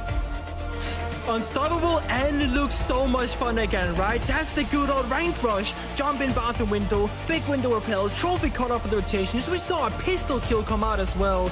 Wylde showing us the sides where they can play strategy, they can play utility, but also they can play fast, rush, execute perfectly. That was a crazy game. Like, I can't believe Wylde are meant to be the team that sits at the bottom of the standings, and here, what they did to Ence, I'm not even sure that we can show here on stream, but we'll send it back to the desk to break it down. Devin Pengu, thank you very much. Wylde cooking on gas, Ence in tatters. We had a lot of question marks at the start of Play Day 1 when it came to Wylde. We had different kinds of question marks over their heads coming into today. They're proving all the doubters wrong, Fresh. Yeah, I think it's really reaffirmed that yesterday wasn't just a fluke performance against an out of sorts BDS. This is a Wylde that they play simple Siege. They play close together. They make the right decisions at the right times. They're not trying to overplay. They're not trying to do anything fancy strategically. They're just there, allowing their opponents to make the mistakes and making sure they don't make mistakes of their own and converting it into round wins and ultimately a dominant win. You see here in the highlights how important it was for them to contest consistently, like the kill just here. Again and again, they were trying, especially in defense, to be in the face of the opponent, to not let Ence set up. Because if you take a look at the way Ence were playing here, they actually changed stuff in the attacks compared to yesterday. They tried to be way more methodical, to be step by step. But Wylde played around their strength. They have incredible talent in that team. Talent that flew under the radar. Talent straight from tier 2, but incredible mechanical skills from Dudu, from Croc, from Leighton even with his MG11. And all of those were playing really hard to be impactful early in the round and then fall off back to the bomb site and play well together. Look at this retake even here on the Kali. They do it together. It's amazing. Yes, there are some beautiful shots, but most importantly, they play together. And that's the most impressive for me, the discipline and the team play. And like we said, the community, you know, players, teams, when we spoke to teams about expectations, everyone was writing Wylde off. We were a little bit hesitant to do that on this desk. Yeah. Because we were saying, hey, we just don't know at this point. And I think we've got a really good barometer now of the last 2 games that Wylde have played. They've put in some solid performances. And I think, actually, when we speak to them, they might even be disappointed that they lost that game yesterday. Yeah, I'm looking forward to talking to them. I think that unpredictability could it become more predictable going forward now? 100%. Because if you look at the way they've played this match, it's very similar to the way they played against BDS. Same storyline. You go early in the round, you be in their face. You prevent them to go in the building. You do that together, either with information or with the backup. Dodo always had a backup with him to trade him, to get away safely. And what I mean by getting away is after the first 30 seconds or a minute, they will go back to the bomb site. One might go and lurk to put pressure on the team, but every time they will play safe and well together in crossfire. It's very similar, and there's plenty of ways to counter it. Maybe you abuse the KIB, maybe you bring your shield. I think we're going to see teams adapt to them in the long run if they don't change playstyle. Is there an argument that they're in the honeymoon period? Fresh? Of course there is. Yeah. Of course there is. This team was put together, you know, quite recently in terms of the players putting together this Wylde roster. Of course they're in that honeymoon phase, but it's about how long can they extend it? Can they really start believing in themselves? I think previous iterations of Wylde rosters, we've seen them kind of just accept that they were the bottom of the barrel of the league. This team doesn't look like they accept that whatsoever. Wylde fans, Wylde players, screenshot this. You might want to set it as your wallpaper. Who knows? They could continue this run for a long time. Time will tell, but right now, Wylde sitting prettily at the top of the table. That wasn't expected. Okay, let's be fair. They have had 2 matches. But, I mean, just having like almost a win against PDS to a crazy 7-1 win here. Who would have thought in any scenario that Wylde would be able to pull off a 7-1 win even in this stage? I don't think many people predicted that. So I'm really happy about them. And the same thing that I said in the pre-match. It's great to see them develop throughout the stage against better and better opponents. Ence is struggling right now. I'm waiting to see Wylde against a really good opponent other than BDS that was fresh from EWC. Who's your standout player from this matchup? It was Dodo for me. He was absolutely excellent. I thought he was all over the place in terms of the kills. You're going to see a little kill highlight package here. Still think he's got a little bit to learn positionally. Once he gets a kill, sometimes he's giving his life up a little bit for free. But look at that, KD 11 to 3, 2 entry kills, 100% cost. He actually put a little tweet out, you know, towards the talent because, and I'm going to call him out, Fabian last stage called him doo-doo. And I think we're seeing this stage, he is not doo-doo whatsoever. He's been a vital part of this team. He obviously went out on loan into Tier 2 in the summer. He's come back, and he's come back better for that. And he's now a mainstay of this team. Well, Dudu is absolutely flushing any of his opponents down the toilet. And now we've got Packbull standing by, ready for a bit of a conversation here. Packbull, congratulations on another incredible performance. This time you managed to get the win. I just first want to briefly reflect on yesterday. That was a bit of a roller coaster ride of a matchup for you guys. Yeah, to be honest, coming into it, we were being pretty humble to ourselves, and you know, saying honestly, like this is a game we shouldn't win. So I think when we started to get the lead, and when we were on match point, maybe pressure started to creep in. You know, after all this, that was the first EUL game for the majority of the team, so pressure is natural. But today was a lot more relaxed, so that was nice. Yeah, that's something I wanted to touch upon actually. Just looking at you guys' cam, you were looking like you had a lot of fun, and that's honestly, even yesterday, even if you say you had pressure, I think early in BDS you also had a lot of fun. It seems like you have a lot of energy and positive attitude, and in the way you play, I kind of feel like I'm seeing Beast Coast again in Manchester with crazy momentum. Can you tell me where this energy is coming from in a team that was put together quite late, you know, in the off-season? Yeah, so we've only been together for about maybe 3.5 weeks, so not a long time at all. the energy just comes from everyone, really. Like, I don't think there's anyone that's like a quiet guy in the team, whether it's like in the round or you know, like in general. Like you know, everyone's talking a lot, having fun. So you know, it doesn't come from anyone in particular. It's just everyone, I think, gels pretty well together and is having a lot of fun when we play. So well, you took BDS. Ask for anything better. Sorry to jump on you there. You took BDS right to the wire yesterday. This time around, stomped Ence. Do you think you can ride this wave against even more, you know, well-polished and well-rounded opponents later on when you come up against some real top dogs here? Well, if we can do it against BDS, you know, we didn't quite make the win, but we got up 7 rounds. If we can do like those kind of performances against BDS, then I think there's no other team that's better than them in the league. So I don't see why not, basically. I think speaking about you especially, I think before you were a really strong voice in the team, and now you have Leighton as a new IGL. How do you adapt to that? What's the dynamic into the team? And also, do you still have a strong voice and help shot calling? Yeah, so Leighton's primary IGL, and yeah, there's nothing else to really say. He's doing the majority of the IGLing. Of course, as a, you know, I'm the secondary voice, so I call where I need to, but most of the attacks are coming from him.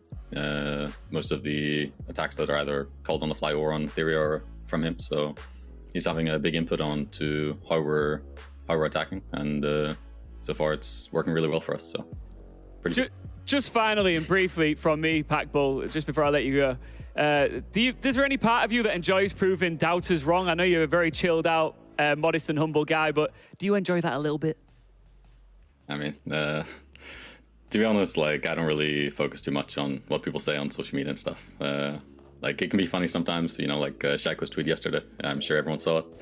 But for me, you know, I just want to win. If people are doubting us or not doubting us, it makes no difference to me. You want to win? You just did. Congratulations. I'll let you enjoy the rest of your day, and we'll see you for the next play day. Thank you very much, Packbull. Thank you very much. See you next play day. See you next play day. But we've still got plenty more to come on this play day. Play day 2 is all kicking off, and we've got a team that we haven't seen perform here in stage 2 yet. VP up against Wolves. Don't go anywhere.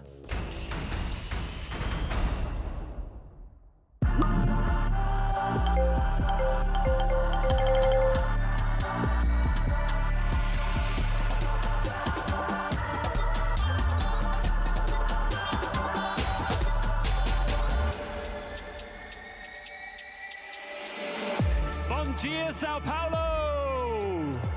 You have waited 5 long years for Siege to come back to Brazil.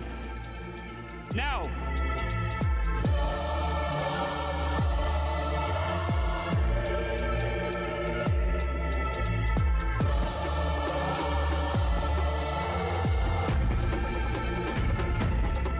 the Ginásio do Ibirapuera is the home to the Hammer as we get set to write the next chapter in R6 Esports history.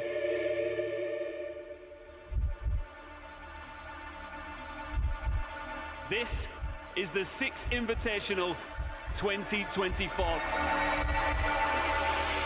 Vamos para San Barullo!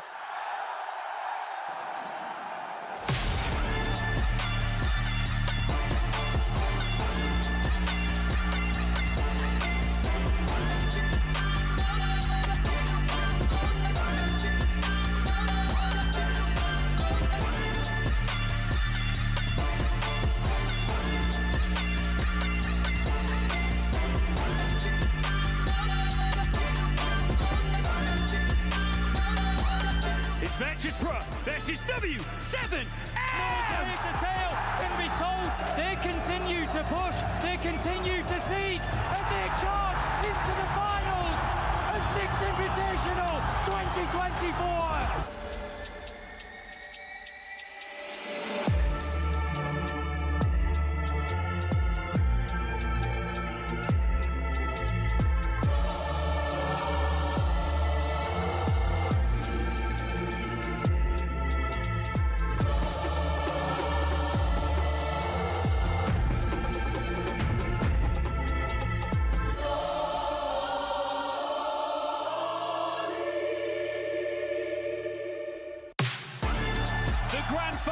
the Six Invitational 2024 starts right now. FaZe Clan, W7M, vamos fazer barulho!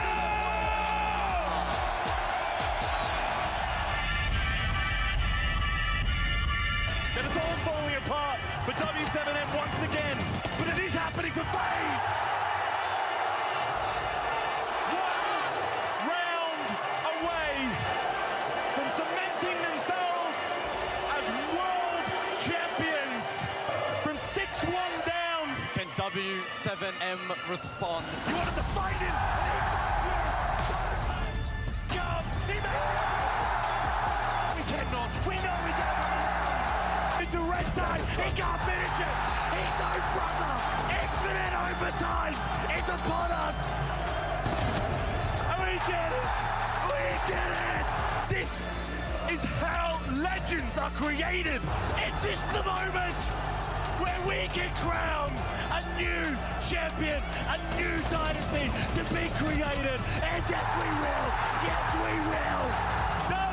W7s, they cement themselves as one of the greatest of all time.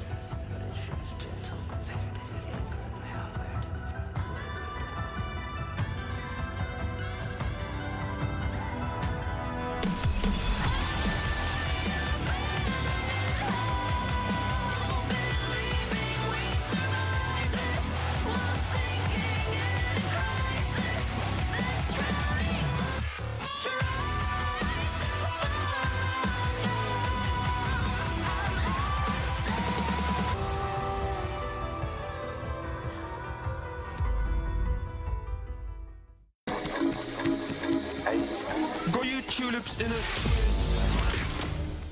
Hand out boss like communist. No, I can never ever get back all the things I missed. But I'm that man here, think you got the gist. Got your tulips in a twist. Hand out boss like communist.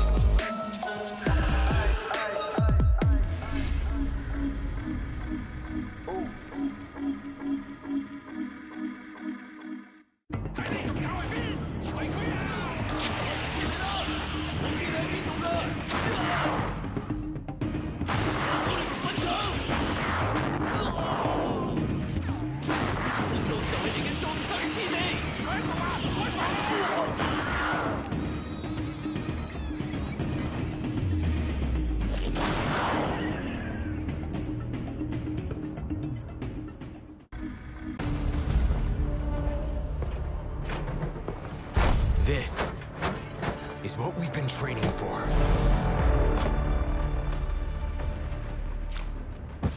There is no angle we can't cover. We are Rainbow. Reporting for duty.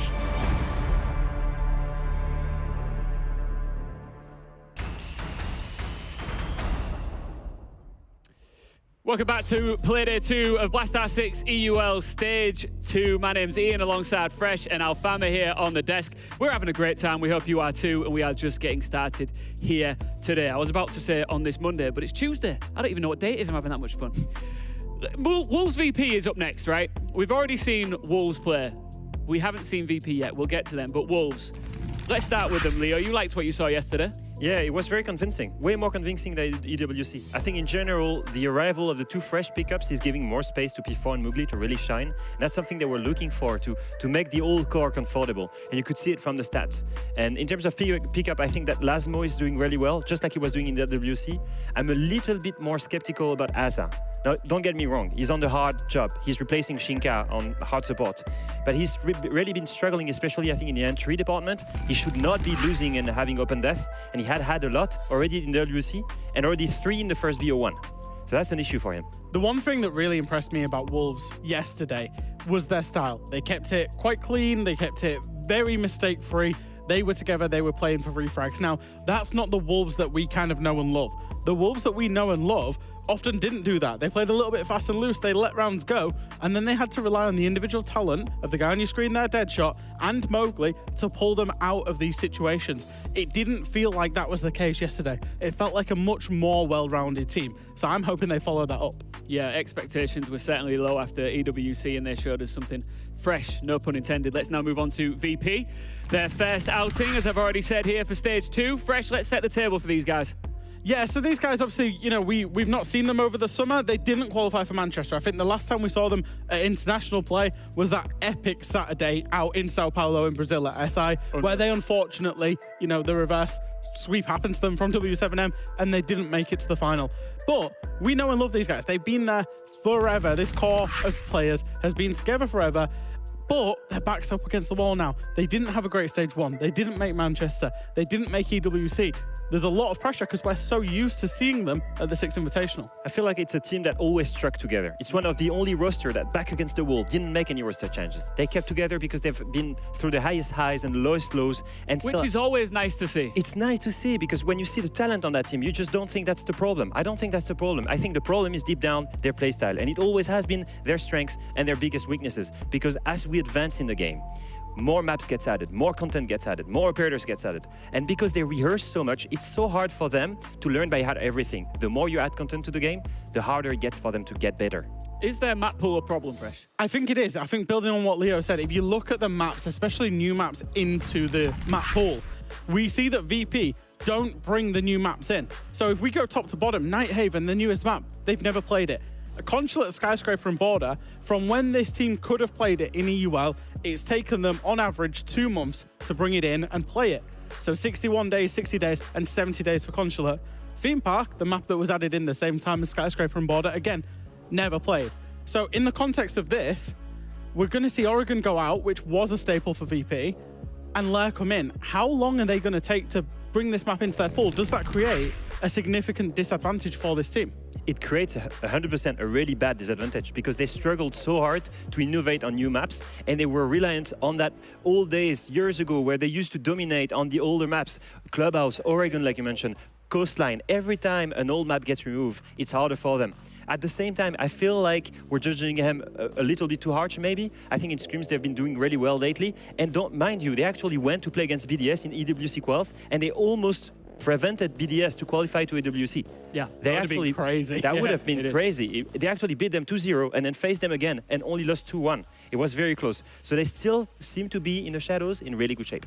Well, in the context of what you were just discussing of their map pool, it's very interesting now to get into picks and bans here going into this matchup, Fresh. I'm sure you're looking forward to seeing where we're going. What a surprise. Yeah. So let's look at VP's bans. Let's just focus on them. They ban away Labs, the most recent map into the pool before Lair. They ban away Lair. And then Consulate and Skyscraper, all of the newer maps in the pool that we say they don't like. Why is this important? Because if you're Wolves, you know that of the traditional maps, you're going to have your choice because VP will ban away all the new maps for you. And therefore, Wolves just choose their favorite traditional map. That's going to be Clubhouse. So what is Wolves doing? They exactly go in there. And they have 8 wins on Clubhouse in 2024. They picked it 5 times. It's their home. And yes, historically, Virtus.Pro used to be really good at the map. But let's be real. Lately, they haven't been good at all. So going there is more of a comfortable pick for Wolves than one for Virtus.Pro. Now, it's a BO1. They had 4 bans. Of course, Virtus.Pro were going to land on a map they would like. But at the same time, is it really worth it to go against one of your opponent's best map? Guess we'll see. All right, it's time to see right now. It is VP versus Wolves with Devin Pengu. There they are. Thank you very much. Sorry, I wasn't sure if it was like what going to be like. Yeah, I wasn't, but now I know we can have a nice conversation. Pengu, what's your prediction? Oh man, I don't even know. I just want to see VP actually do well because they're my boys from back in the day, you know. Dev, how about you? We were actually talking about this, me and Nick, where I'm kind of still stuck in the past. Like, for me, the glory days were like 2019, back when Pengu hadn't been washed up and decided to start casting with B-tier casters, back when he was at the peak of his power. And you know who else was back then as well? These VP guys back when they were with Empire. So I really have a soft spot for them. We haven't seen them play yet. Wolves had a pretty solid showing yesterday. So yeah, I'm keen to see how these two teams stack up against each other. Pengu, I've seen you in the gym. You're still at the peak of your powers. I'll let you get into this now, guys. Dev, Pengu, take us through it. Thank you, Ian. Thank you very much, Ian. He's been such a sweetie. I love that so for him. great. Every time Ian's on broadcast, just he always says something. Anxiety just slips away, and all I see is that beautiful mug. But it's time to get into Clubhouse. What a big matchup. It is Wolves and Virtus.Pro, two legendary names within European Rainbow Six Siege. And it is a match as old as time. So many times have we seen them play against each other. In stage 1, it was an 8-7 in favor of Wolves, but VP will be hunting for revenge and for redemption after failing to make the Manchester Major. They need a stellar performance here in EUL for a shot at Six Invitational. I really don't have any real expectations for this one. As you said, VP didn't play yesterday. I'm curious if they have changed up a lot of the fundamentals, how they approach the game, or if it'll be the classic same old, where they have some very clear struggles, like in the map pool department that got us here to Clubhouse. So I'll just look towards Wolves. I hope that they're just gonna swap in the two new players and say, you know what, this is gonna be your job, this is what you're gonna do. Because losing Bibo and Shinka, it might have a big effect on them, but last time on Asa has been pretty good so far. They've been aggressive, they've been confident, and I feel like the Wolfpack hasn't changed all that much. They still hunt together, they play together, and they have good timings and communication. Very much so. And that's why I wonder how much VP have changed, because in terms of roster, yeah, they certainly haven't changed. In fact, the last move that these guys made was in December 2022. That's 629 days as a roster of 5 for this squad. So what can we say for change? Well, VP, they're an old roster, they've got history. Are they going to adapt when things need to change? Well, in terms of map picks, we certainly haven't seen that in the past. Was it the joystick change that was the most recent or no? Yeah, I think it was. Yeah, right. Like he did like the coaching thing and the playing thing. Like he did a whole. Yeah, exactly. Yeah. I was gonna check the funny little roundabout thing where like the old Empire roster slowly got picked up by VP as fast as was possible according to the roster rules at the time. Doorway secured. It's always tricky with roster changes, you know. It's the right thing, it's the wrong thing. Operator ban today have been. It's his second Blitz ban today. What is going on? I know Shields are strong guys, right? It was Muncie for a long time. Now Blitz is taking over instead. I respect it, right? On Clubhouse, the rushes that we know Wolves did with the previous roster on Jacuzzi for a gym attack or basement through dirt, for example, a basement attack, that's where Blitz enables their team. So VP, they want to slow things down kind of and also make things easier. Both Kaid and Tubera being banned means breaching those walls will be a whole lot easier. But because Maverick is also banned out, it will mean that bandit tricking can still be attempted by both teams on their defense side. Speaking of defense for now, looks like Wolves have set up for a little piece, potentially jump out. We have P4 still in kitchen with the window prepped for a vault. And the Solus was gaining a lot of information from stock as well. Not only to enable shooting of drones upstairs, but also to help potentially P4 get an early spring onto someone outside kitchen. But it doesn't look like that's going to happen as Mowgli once again tries to support. He gets info on a player outside of lobby. He does have the ability to fall back at any moment, but so far Wolves are still feeling pretty comfortable. I like this. You're playing the kitchen hatch, you're playing, blue hatch, and you can just jump out the kitchen window and get the opening pick here. P4, big surprise in the server, because why would he even be there? That doesn't make any sense. What it does is that it works. That's opening pick there for Wolves. That is so good. We saw that very early on. P4 had been in kitchen the whole round, and as soon as we had the information from Mowgli that someone was outside stock on that side, quick jump out, straight back in, straight down the hatch, and safe as houses. Beautiful work from Wolves so early on as they peel back their defense, set up a few late reinforcements as they forfeit map control. Virtus.Pro now have to look to fight back. Virtus.Pro, they, at least historically, they've been a team that likes to keep things the same. Like we keep saying, their rosters, but more importantly, their play style, how they attack, where they attack, what ops they play. Wolves right now, oh my god, it almost worked. I was gonna say, they keep trying to catch them by surprise. First, the kitchen window jump out. Now, the bottom main staircase swing with the Ram Boogie drone, destroying the floor right above that player, but they are ready for it, holding that angle. Just cost a bit of health there on Pasha, but they're back to a 4v4 with 45 seconds. Pop open those hatches. The big question now, when are you gonna strike, or is Mowgli gonna do Mowgli things and just somehow strike first? Yeah, it is so Mowgli. He's just sitting underneath this open hatch, and he does find a pick for it. Good on him. He had a phenomenal game yesterday. He's looking to continue the trend today. Wolves have the numbers advantage, and Mowgli's looking so keen here with this P90. But Joystick edging his way on forward. Likely to be swung shortly. Virtus.Pro have good positions. With Asa down, Mowgli needs to make good on this swing. Goes in for a second, and he does get it. Another one for Mowgli. Of course, the Wolves unstoppable, as always, hunting as a pack. Is up to always, and he cannot make his way forward. P4 closes the rounds for Wolves. A solid joint effort from him and Mowgli to lock out the opener. Before this game started, you and I did. We spoke about Mowgli and his stat line and what kind of P4 and what kind of player that he is. He's literally droning in the server, checking those Wylde cams, and now also fixing his real life camera as well to look beautiful. There, oh, almost there. There yes, we go. that looks good. Yes, let's go. But Mowgli having a Mowgli statement in the very first round. He's such a high impact player. And, you know, it's the players like the Sports, like the Shikos, those flashy, you peek a lot of things, you get a lot of kills, high success, and it's incredibly difficult to do. It looks simple, right? Just, you know, swing everything you can and win your gunfights. But doing it as consistently as someone like Mowgli is, against as good players as he is as well, that's incredibly difficult, and yet he makes it look so easy every single time. And these plays are so calculated as well, right? Like, you look at that cheeky little set piece we had from Kitchen and Stock. Both of the hatches open. You'd usually reinforce them. Instead, you've got a player in both of those rooms looking to bait each other, essentially.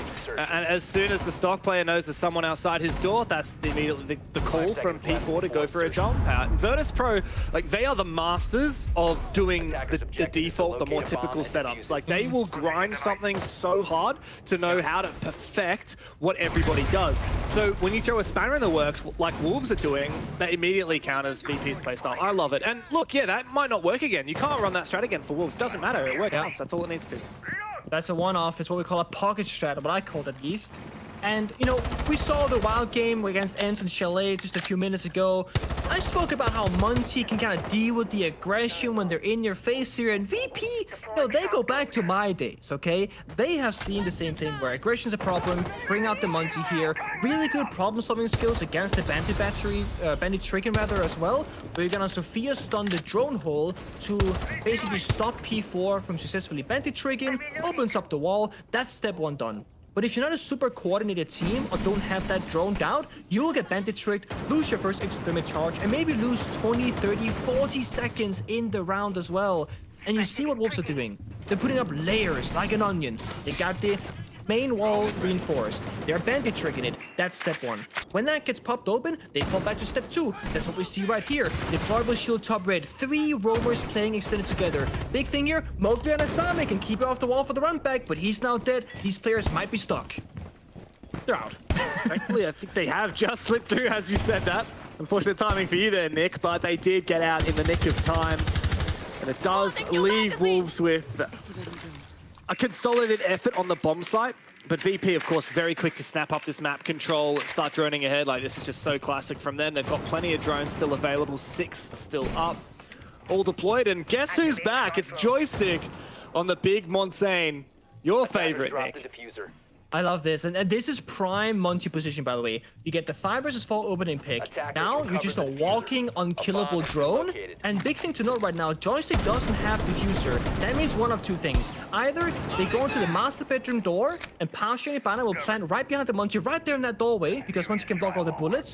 Or Monty will just walk in deep, create chaos, and create distractions to then enable his teammates to be successful in the round. There are mirror windows though, so if you know this, you should take Office. That's what Justice is gonna do, but he needs backup. This is great. He's got lots of information. Meanwhile, the Twitch drone has opened up all the Vulcan canisters on site as well, and can look to try and put some pressure on here on these mirror windows. Nice shots from Always. However, a big C4 not only takes down the Monty at Joystick, but Pasha as well. Beautifully played there from Wolves, and it looks like they might have salvaged the round too. Lasmo needs to find another one. He does get traded on back. And perhaps it is redeemable now for VP after the blunder with that C4 coming on through. It's up to Shepard and Dan to pick the pieces together, but Asa springs into action, finds the final 2 kills, and Wolves fend off what really should have been a VP round. It really should have been. You're exactly right. They had Goyo, Deadshot, stuck in the corner Office. They had Monty pushing into Office as well, with 2 players behind him, but the C4 takes down the push. That leaves the last player Office on the hatch, has to drop, gets swung, dies mid-air, and it all falls apart. And it looked really solid, but there was one thing that nobody really caught. Not me, not you, I don't think the observers either. That C4 downstairs might have been pre-placed, might not have been, but either way, that completely saved the round for Wolves. And once again, they have an answer in some really small way, yet with a massive impact for 2 rounds in a row.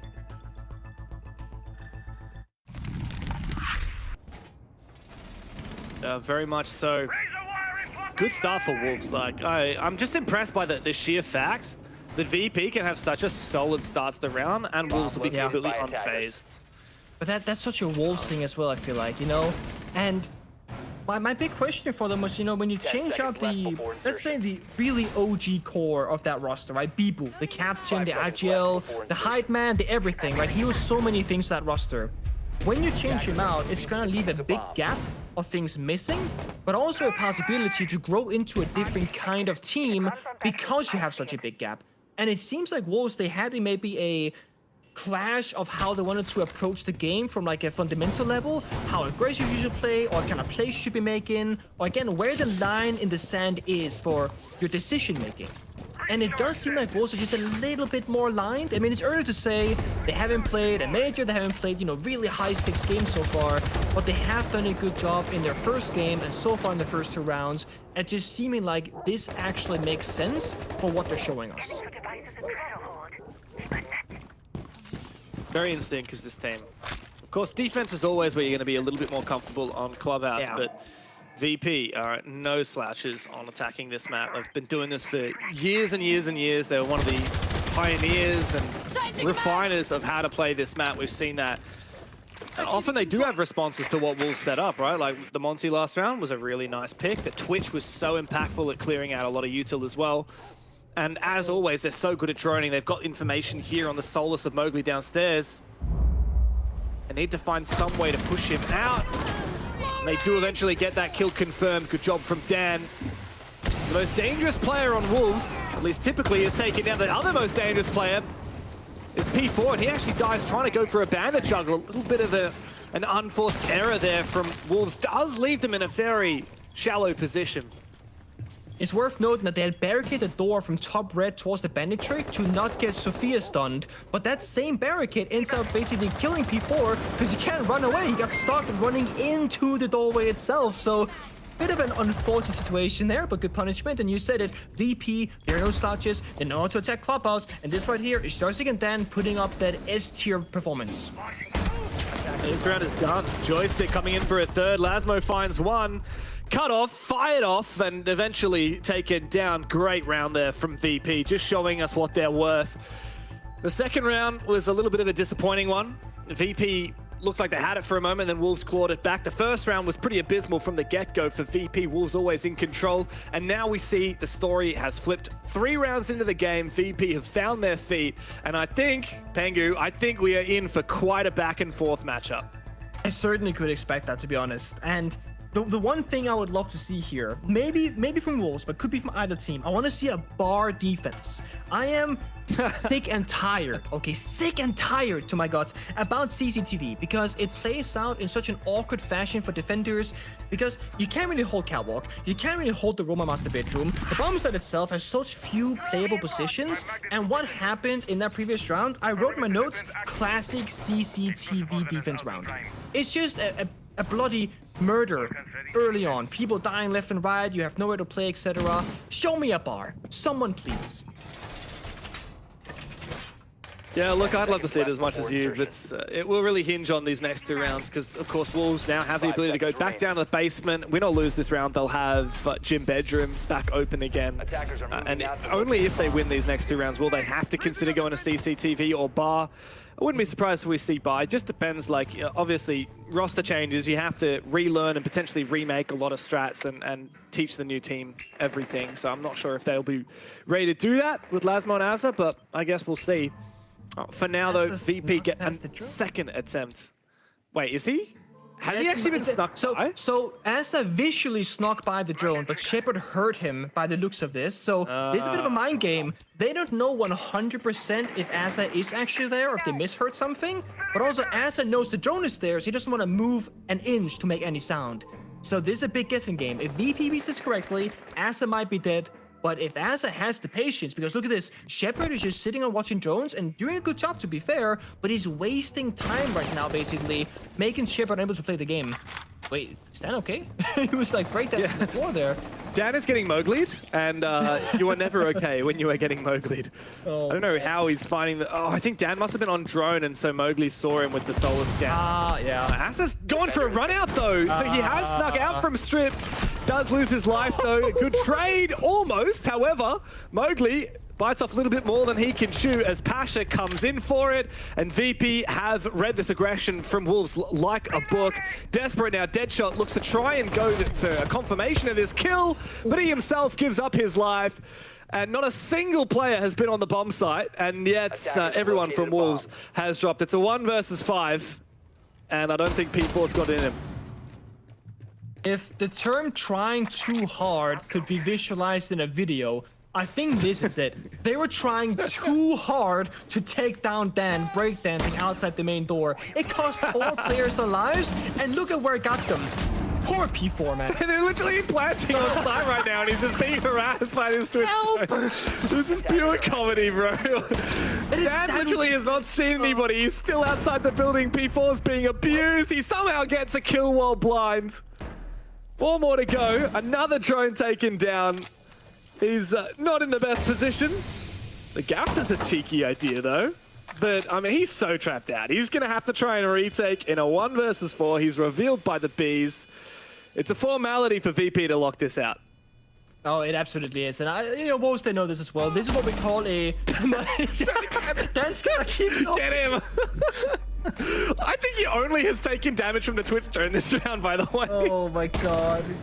I love this. Dan did so much, yet didn't do anything in this round, and that solidifies it. VP to get their second, and oh man, I wish I was Dan there. Just laying down, everyone's time, jumping out, Pasha covering, and it was Strip, it was pool table window, it was like the main door, it was garage wall, it was literally everything happening in one spot. Yeah. Yeah, everybody died out in the motorcycle area, didn't they? Yep. Like attack, defense. Yeah, it was that was a strange round. I don't think I've ever seen a round of Siege quite like that before. I don't know how I could stop myself from laughing, but you looked at the VP cameras and they're just all like so cold. They do not care. They really don't see the humor in it. This is just another day in the office. They're probably sitting there like, what are these guys doing? Are they stupid? Like, what are they doing? Are they stupid? They're running out on me. What the? It's like they know I hold angle. Why they run out? It's like this is what VP are known for, right? They're known to hold angles and wait for something to happen. And I almost want to say that this wouldn't have happened if Bieber was here. And that's not like a jab at him getting kicked or anything else, or they part ways with him. It's more like, I feel like this might be one of the differences between the new roster and the old one. Where is the line in the sand? What is too much to commit?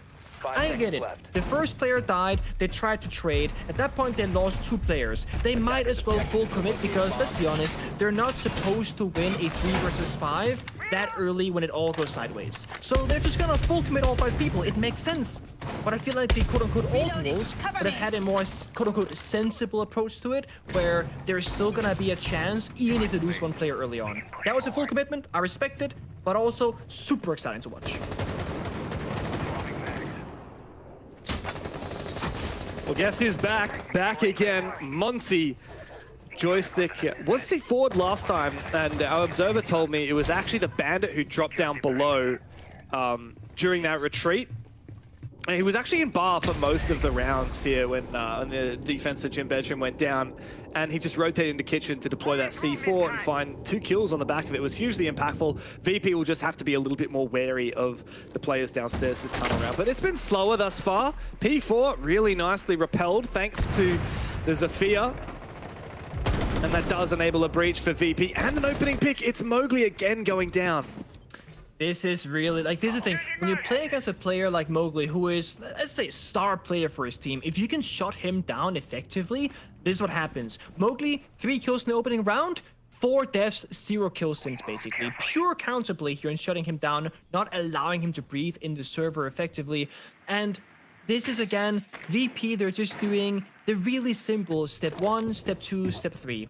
And some people might be watching this and go, why do they keep bringing out the Bandit if VP keep opening up the wall?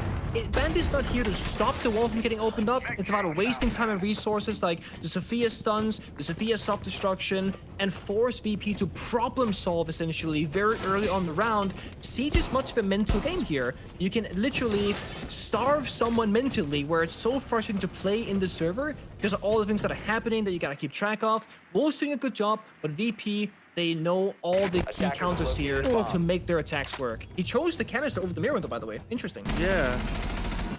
Yeah, he really only had time to shoot one of those at the Twitch, but... oh, look at this. Always actually rotated over to where the Bandit was last time. So, yeah, I mean, P4's at the top of the stairs, and, of course, Wolves were a player down thanks to Mowgli dying early. So I actually say these guys are in a really solid position. I'm not sure if the Twitch has any drones still out, but never mind, because Dan has been taken down thanks to Asa. P4 snuck really deep as well. Joystick, aggressive in the position, takes mantle of this mirror window. Here is C4, but I think it must be dead at this point. And VP looking like they can march on forward. Wolves are in a real spot of bother, and as the time ticks down, it's really on VP to continue marching forward. 2 players trapped in the bathroom, the last 2 remaining, both of them trying to work together. A 1v1 here, as Asta does get traded on back. A messy round, to say the least, but Pasha's fired up for it because VP have taken the lead. This is so chaotic. I keep thinking you can go for a plant on Gym Window, on Master Door. You can take office with the Monty. You got Jacuzzi Breach open. They got the Injure on Goyo. It looks like such a solid round for VP. And it comes all the way down to a, I don't even know what, but complete chaos in the server. And I didn't even know the Mayor was hiding in the bathroom stall the entire time. I was thinking, Joystick, what are you doing? Go in there, melee the Warden, bro. Help your teammates. But he knew more than we did. He knew that was a bait. Mira was trying to trade out with the Monty. They both made the right decision, but VP's team play was excellent that round. Yeah, man. Excellent team play and great conversion of their advantage. Great way to march on forward and take control of office. But I'm going to admit, scary that it came down to a 1 versus 1. It really did not feel like it should have. But a round win is a round win. And after what started so convincingly from Wolves in the first 2 rounds, for VP to now be in the lead, it really speaks volumes for this team's adaptability. I would love to hear... Hyped, bro. Actually, I would love to know both Russian and French, and then hear the player come side by side or, you know, back to back, because I'm curious how you handle that. Because, I mean, I'm a former player myself, but often, I'm not gonna lie, you don't even hear the comms. You play off the feeling and, like, you know what your teammates are gonna do, what they're supposed to be doing. You play off instinct, if you will. But it must... Okay. Specchio looking out. Mowgli's gotta stop missing out. Mowgli being Mowgli, bro. Wallbanging people, poor Pasha taking a bit of damage there, but This is Shepard. Shepard is maybe the support player that I always think of when I think of support players nowadays. This guy spends more than half the round on drones. When the round starts, he sits on those pre-placed rotation drones. He flicks between 2 or 3 separate ones across the map like you see right now. Hey guys, there's a guy master bedroom. That's the Mossy. Flicks camera. Oh, strip is clear. Okay, now we know that. And he doesn't need to move unless he has to breach something when the team is ready for it. Essentially what he has is very limited wasted movement. Every single second of the round, his action have immediate effect on his teammates or himself and always progressing things forward for them. And that's what a great support player should be doing. But there's not many built like Shepard these days. Yeah, and it does enable VP to play this playstyle where they do a lot of holding angles and a lot of really well reading where these players are because they've got the information to make those reads. And Wolves are a team that, as we've seen these last few rounds, get a little bit of ants in their pants. They like to make moves, and if VP know where those moves are going to be made, they'll find some free kills. Now, Asa is a great example of that. He's here inside of Bar, and if he's been droned, if his position has been accounted for, he should be a free kill. But it hasn't so far. Wolves have done a great job at like moving around a lot, causing a lot of noise and distraction. And Shepard's not been entry droning a whole lot. He's been holding the flank cams, so Asa should be good for one.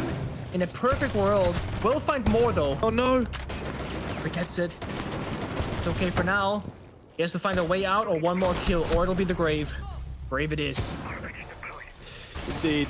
However, taking down the Hibana is one of the highest priority players. Wait, did he actually take down Joystick? Yeah, no, they traded directly. Yeah. Wow. Okay, well, in that case, Asa, great job. Yeah, that's a huge benefit to his team. And it does, of course, leave VP with only the 2 Selmas from the ace left over as hard breach. This is going to be a very hard attack. I think Wolves are likely to equalize here. Yeah, this is gonna be a run down the main hallway, maybe push blue or something like that. You can't really go kitchen hatch, you can't open it up. Moto hatch you can go for, but a single door leads to the bomb side. Toxic babes gas coming out as well. This I like though. The shotgun from above for a back B entry, smoke as well. They have a plan, they have their eyes on it, they're gonna go for it with 10 seconds left. Nice smoke down the main hallway. Another smoke as well enables his plant position from Shepard. Surely it won't work. VP just need to hold on, but Dan's been C4'd out. The plant can still go down. And now rotation for always. Shepard won't last long on the site. That goated support player does the diffuser, but he's not able to hold in the post plant. Good retake from Mowgli. And always could not hold his nerve.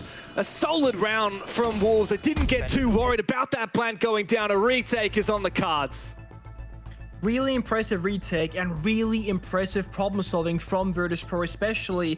They took maybe 4 or 5 seconds when things really went south and said, you know what, this is plan C, because plan A was not going to work and plan B was shot as well. And it was immediate shotgun verticality, smokes out, Shepard knew where to go, everybody was just aligned on what the next objective was going to be. But they didn't have the manpower advantage for it, and they also lost a lot of their health just during the fray of all that. I think both players, Planter and Cover, were in sub 30 health, so even if they came into a decent position, 1 bullet and you're out, and when you have 4 defenders chasing you down, they will hit, especially when they're Wolves players, they will hit at least one of those. Yeah, and for VP, like, yeah, I'm impressed by their ability to try and bring something back there, but Wolves had such a strong early advantage, and it came down to this moment, really. Like, Asa not only taking down the Hibana, one of the core hard breaches, but also taking down this kill right here. Let's see if we can spot it. Yeah, I mean, barely. Yeah. I could barely tell that he actually landed that kill there, but that's the vector for you, I guess. Pirate, man, it goes crazy in Rainbow Six Siege. I love it. And, I mean, you said we might... Oh, here we go again. Gets the one, and then look, watch the last bullet. He like makes this micro adjustment right at the end, straight to the head. Bang, as he dies. I can't even see that. I mean, that's so like fast, pixel bro. perfect, basically. But you said it might be in for a close game. It's now tied up 3-3. It's anyone's game. I personally believe that Clubhouse is an attacker favorite map if you are a good attacking team. But it's not that easy. Flashbang goes out, jump on in, gets pre-fired, has it down for the count. Joystick, he owns Blue Staircase, and he's playing Warden, by the way. Yeah. Look, flashbang and quick entry was a nice idea, but you can't do that against the Warden. Fortunately for Mowgli, he doesn't do enough damage to kill Joystick, but he does take him extremely low HP. And here comes a quick rotation from the rest of VP to give up this roam game. They've got a numbers advantage, and they can slink their way back towards the basement. a little bit surprised at just how different that is, right? If Wolves were defending right now and they got that pick, they would stick around because, hey, we got the numbers advantage. VP playing a quote-unquote older style of Siege still, I would argue, they play the manpower advantage. They immediately, all 5 players fall back to side. They had 2/3 roamers playing on the staircases, playing in garage as well. They just want to play this out. The issue for basement clubhouse is you don't have that much playable, positions. The hatches might get opened up. Maybe they go bottom main staircase, make some, church person at triple wall. They have a Munty. So having 5 people fighting for the few really good spots inside, it can get a little bit crowded. Especially when there's a Monty staring at you from Dirt Tunnel. P4 giving Joystick a little bit of a taste of his own medicine. A lot of options here for Wolves on how they want to play this. The floor of Kitchen minced up, and it looks like Lasmo is going to be the player to eventually go for this diffuser plant. Trying to think what the approach would be. It's kind of messy. I think, honestly, Wolves, they gotta create some space first. What I mean by that is they gotta get some kills. Bees out, Munty get the intel, drop down the hatch, walk in dirt or something like that, try and get a pick or two, then work from there. Gas being wasted, but Wolves, they need to strike. Oh, wow! Good trade. Mowgli finds his one, but the pressure as VP look to hold firm. P4 goes in deep, and the Monty does his job. Lasmo's done a bit of work as well. It's always up to always from VP, it seems, but P4 shuts him on down. Beautiful work there from Wolves. In the dire moments, the Monty marches forward, the team collapses, and once again, the lead has been regained by the French. Such a simple yet beautiful execute on the attacking side, however, because they didn't have many options. Like, planting isn't really anything that's realistic, but I think a lot of teams would default to it, where like, let's just go in, hold F on the keyboard, and pray that your teammates hit their shots. Instead, it was, they're not going to go for the plan at all. They created space, they created chaos, Monty got in, got the job done, and most importantly, also stayed alive. Look at this. In secondary shotgun, hip fire, drop shot gets the kill. Lasmo and Ash finds 2 apiece. The second that Lasmo then starts planting right after, P4 advances forward with the Monty, having no fear, because even if he were to die in that 1v1 encounter, Lasmo will be put into a position where he can play a post-plant 1v1 with a decent gun in a decent position on the map. So full faith, full trust, and that's like a good old Wolves execute, where they just have so much trust in each other and what they need to do in the server. That's it. Wolves believe in each other. They believe that they each individually are capable of standing up to any player on the opposite team. Like, you're not scared about giving a 1v1 to your teammate by taking a minor risk marching forward on that monster. You believe that you guys have got it. Wolves just that 3-2-1 go, the drop. All at once, the push in from the Monty, it was picture perfect. P4 having a profound impact on this team. Such a good backline player, and he's just helped Wolves unlock a round that certainly didn't need to be there, as VP had such a strong start. And so VP keep changing things up, and they brought quite a spicy strat here. The castle enabling a little bit of a fortress downstairs to try and protect this upstairs bomb site. Yeah, CCTV being really hard to defend, it often creates, or rather forces teams to try and get a little bit creative with things, which I personally love. Whether it's the mirror window strat or impact deny back in the day, now reinforcing downstairs with castle, actually very old school strat now being kind of reinvented in the newest stage of Siege. But Wolves, they got tools to the problem. They got Capture Fire, they got the Monty, there goes one fire arrow. Where are you gonna go? In garage? Are you gonna get shot? They left the area, but no, they came on right back. Lasmo gets that pick. Great step 1 there for Wolves. That gives them a lot of space to work with, and more importantly, they have so much time. Yeah, beautiful. Love that from Wolves. Mowgli, great work with the fire. Lasmo to cut off. Meanwhile, we also had Deadshot moving in from storage, and now a complete pivot for Wolves players ready to try and open up this main wall onto site. Didn't overcomplicate it too early. Now they're getting back to basics. Half the round still to play. Zafia still with concussions, able to deny the bandit juggle. And Shepard is not able to go for the trick. So the wall has been opened. Yep, very simple. EMP, Zafia stun, exothermic charge, bing, bam, boom. Requires good communication to do it at the right timings, but they get it done. Both teams, in fact, doing a good job here, playing around the Kaid 2-barrel Maverick ban, because that's why we're seeing the bandit trick happening so often, and the Zafia Thatcher combo as well, of course, to counter. But here comes the second issue. Monty and Caligrafters eating a couple of goo mines, but the fire's there. Doesn't spread. Oh, no. However, Dev. He's dead. Surely. Oh, this is bad. How? No one help P4. This is very awkward, but thankfully P4 can just ADS and kill always. A little bit of support, I believe, from below from Mowgli, but he's been taken down. Wolves still in a very solid position, especially with Deadshot finding that kill. Pasha does have the ability to burn out most of the rest of this round with his gas, and oh no, Lasmo does a double take and finds him. Now down in a 1 versus 3, low HP though on P4, the Monty. But a good operator to have low HP on, as he looks to try and make his way upstairs. Goo mines in pocket, but that is all he can use. He doesn't know it, the Monty is so low HP. Lasmo comes in, a top fragger for the day, and Wolves starting to run away with this matchup. These attacks look untouchable.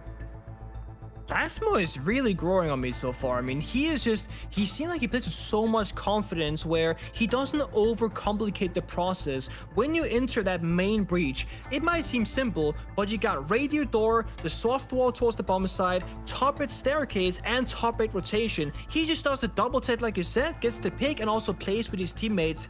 And this position here, or this situation rather, has forced VP into a tactical timeout position. It's tough. Certainly need to go back to the drawing board, because it has been tough for VP. Quite a few rounds now where these defenses have just been baseless. Wolves know how to crack these attacks. VP are looking pretty stumped. It takes me back to that first gym defense, first gym defense for Wolves, where VP, it looked like they had it. That double C4 kill kind of ruined everything, because then you go to that first attacking round for Wolves, where they attack basement. They lose a player early, Joystick gets that kill on the Warden, VP they fall back to side. Looks like VP should have that as well. Guess what? Wolves also clutched that one. If those 2 rounds actually went to VP as they quote-unquote should have, it's a completely different story where Wolves are calling a tactical timeout, they feel like they're on the back end, and their confidence may be a bit shattered. So I feel a bit bad for VP here, but I have to say, these are rounds earned by Wolves playing well, more than VP playing poorly. It's fully deserved. Yeah, no doubt about it. Just so beautiful, like every mid-round, like Wolves, they see an opportunity, they see, okay, we've got this player stuck here, there's castle barricades here and here, let's have someone cut off from storage, let's have someone play outside garage, the fire comes in, and he has to move, and then we'll kill him on the rotation. Then once we've got an advantage, we move on to the next thing. Breach open, okay, well, we've exposed another player here on Rafters, let's take him down. It's just so picture perfect from Wolves, even when VP have on paper really solid counters, really solid setups. Even when Wolves haven't necessarily had the ability to counter strat, it's not like there are mods. VP haven't played many games recently, not since the EWC, of course. And Wolves are yet still so able to quickly adapt on the fly. Yeah, I think you put it perfectly. Like, it comes down to execution, right? Because they both got the strats, they both have the means, they both have the, I think, the right approach. But the small, finer details often defines a lot right now in the execution of it all. Wolves starting off with, you know, classic step 1, EMP, breach the wall, pop the Goyo fire. Also, worth noting this, I guess, that Goyo fire was put on the breach itself to stop a rush, but the rush is still happening. Yeah, the rush has come straight up the main stairs, and Wolves have found 2 picks off of it. However, VP are still fighting on back. P4 doing more damage now with the Monty. 2v2, but these defenders are caught out of position and low HP. Always trying to make his way back towards the site, but this plan is going down. Asa is faked off of it again. P4 can feed so much information to his teammate. Joystick needs to come in and support. He's got keeper barriers. They need to start using them. They need to start locking out P4. Always makes his way forward, tries to bait out Asa, but Asa will not be faked. And so the plan has been confirmed. Joystick has gone down below, but it is too late now. And this Monty is going to get very awkward. Always does a lot of damage, but still the kill has not come through. He has no gas left to make this work. He has to try and find the shot. No. He almost does, but there's P4 with the knife. Up the Joystick now, and he will be taken out. Wolves once again firing up on their attack. Match point as well within their grasp. Oh man, the devil in the details, the shotgun shell. Usually if you get that opportunity against the Monty, you hit that shot, you get the kill, you put yourself up for success. Instead, it just misses by an inch, by a tiny margin, and all of a sudden, again, Wolves, they will steal a round that shouldn't have been theirs. VP, the thing is, they're doing things right. They expected a rush. Wolves, they are so known for rushing the gym bomb site from Jacuzzi Breach. So they pop 2 Goyo canisters in the prep phase of the round. It gets opened up by a Selma charge. We see the fire go out, and I'm thinking to myself, okay, nothing's gonna happen for the next 20 seconds because that's how long Goyo fire lasts for. But they rush from main stairs, they rush from office hatch instead. They change where they attack from, but the attack itself does not change. And likely also, the success rate, it stays very high because this seems to always work for Wolves when they go for it. Yeah, and in that round, a huge ingredient to that was P4 on the Monty again. So he's so good on that operator. Ever since the rework, ever since the way that shields work these days, there are certain players that just get it, and P4 has got it, man.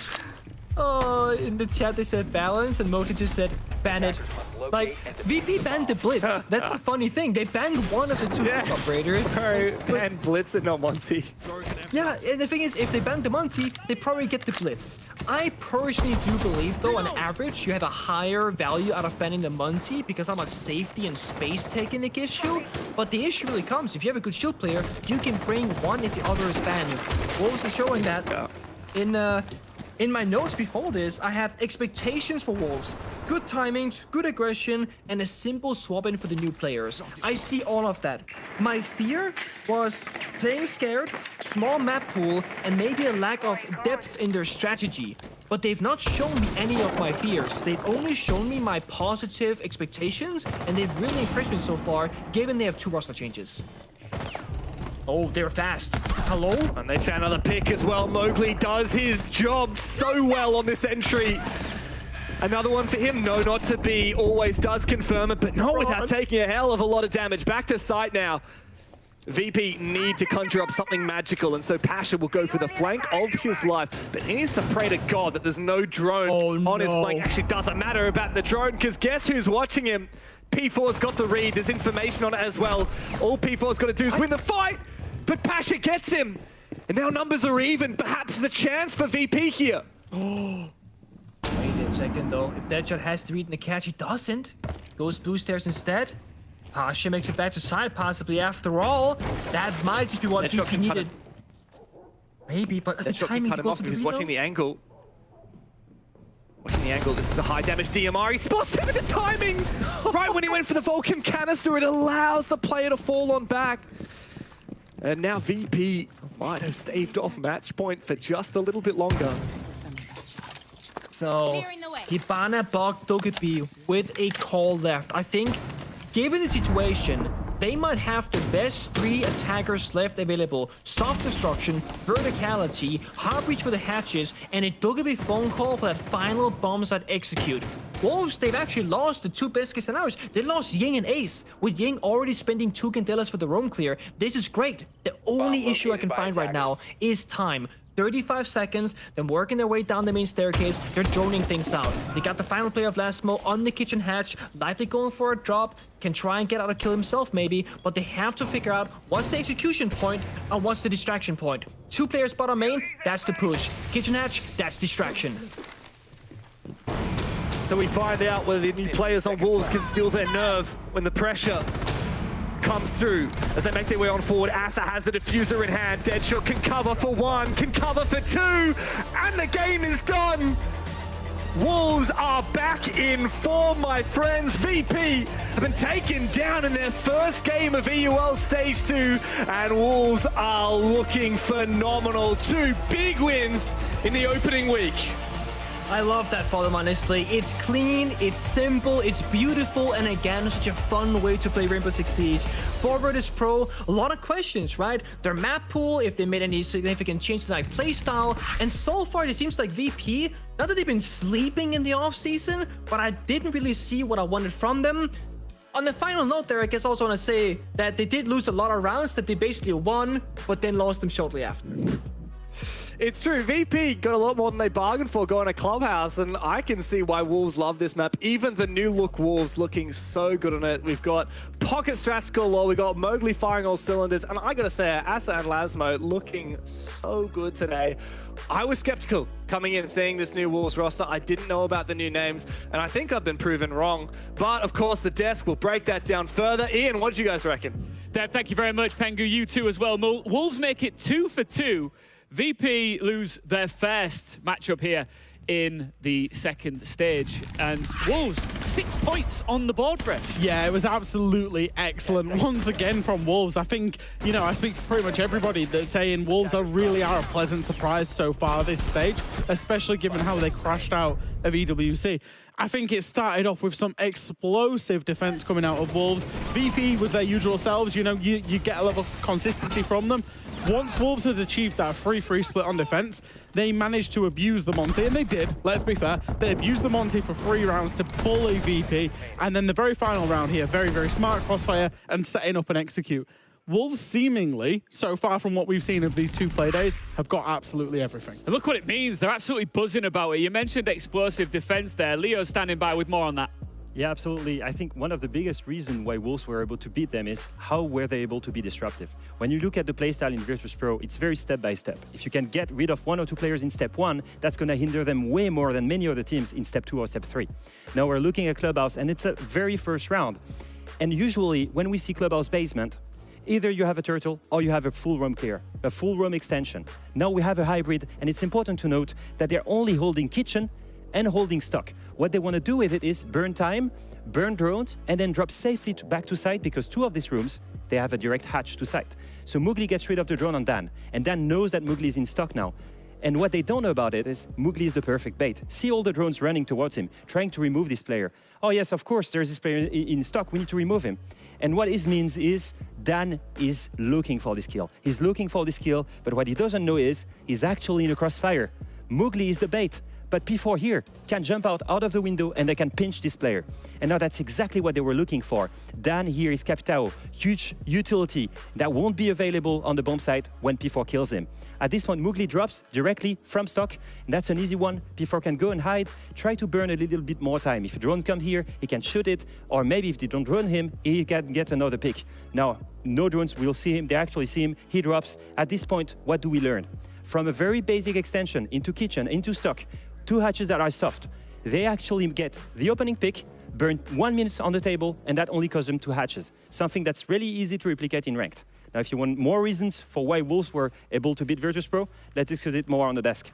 Yeah, absolutely. I mean, the Wolves are just absolutely cooking on gas right now, Fresh. Yeah, they've been amazing. I think we challenged them, right, when they changed into this Wolves roster, when they changed out the 2 players, especially a leader and Bibu, where are they going to go from here?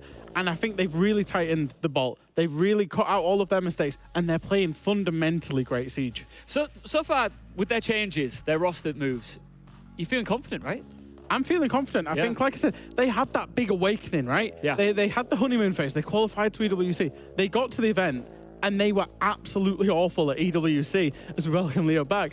They were absolutely awful at EWC. But that's the big mental block gone, right? They've had that moment. They've had, oh my God, we were terrible. Cool, let's get on it. Let's start working towards our goals. And I think we can see that clear as day. Yeah, actually, what I find the most impressive in here is, you know, that first round in defense. That's one way, one cheeky way to get disruptive. What's more important is in the long run, in the attack as well, with the Monty, with their ability to find other ways to be disruptive. That's what I loved with them. And most importantly, they could all get behind that play style, all get behind the same game plan.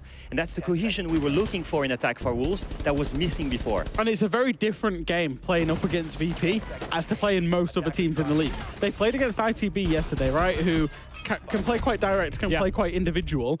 VP do not do that. VP tend to take their time. They go long. They play as a team. They play together. And it's a very different read in the game of Siege. One opponent into another opponent 2 days back to back. And Wolves passing both of those tests makes it very impressive for me. VP didn't pass their first test here, did they, Leo? Yeah, Wolves were really prepared, to be honest. I think that's one of the reasons why we discussed why map pool is a big reason or a big blow, I think, for Virtus.Pro is when you're a team that's going to face Virtus.Pro, you know you're preparing a BO1. You know that Virtus.Pro always plays the same way. So it's one of the easiest teams to counter-strat, actually, with this choosy plays. And the reason for this is because Virtus.Pro's map pool is so shallow, teams can very easily predict which 2 or 3 maps they're going to play, and then can rehearse counter-strat specifically for this playday. Do you think that they're going to be potentially stuck in the mud a little bit, Fresh, for not evolving quickly? Well, this has always been the argument for Virtus.Pro, right? This has always been the argument is that map pool's an issue, playstyle's an issue, this, that, and the other. The one thing that they fundamentally always had going for them, in my mind, was their team play together was better than anybody else's in Siege.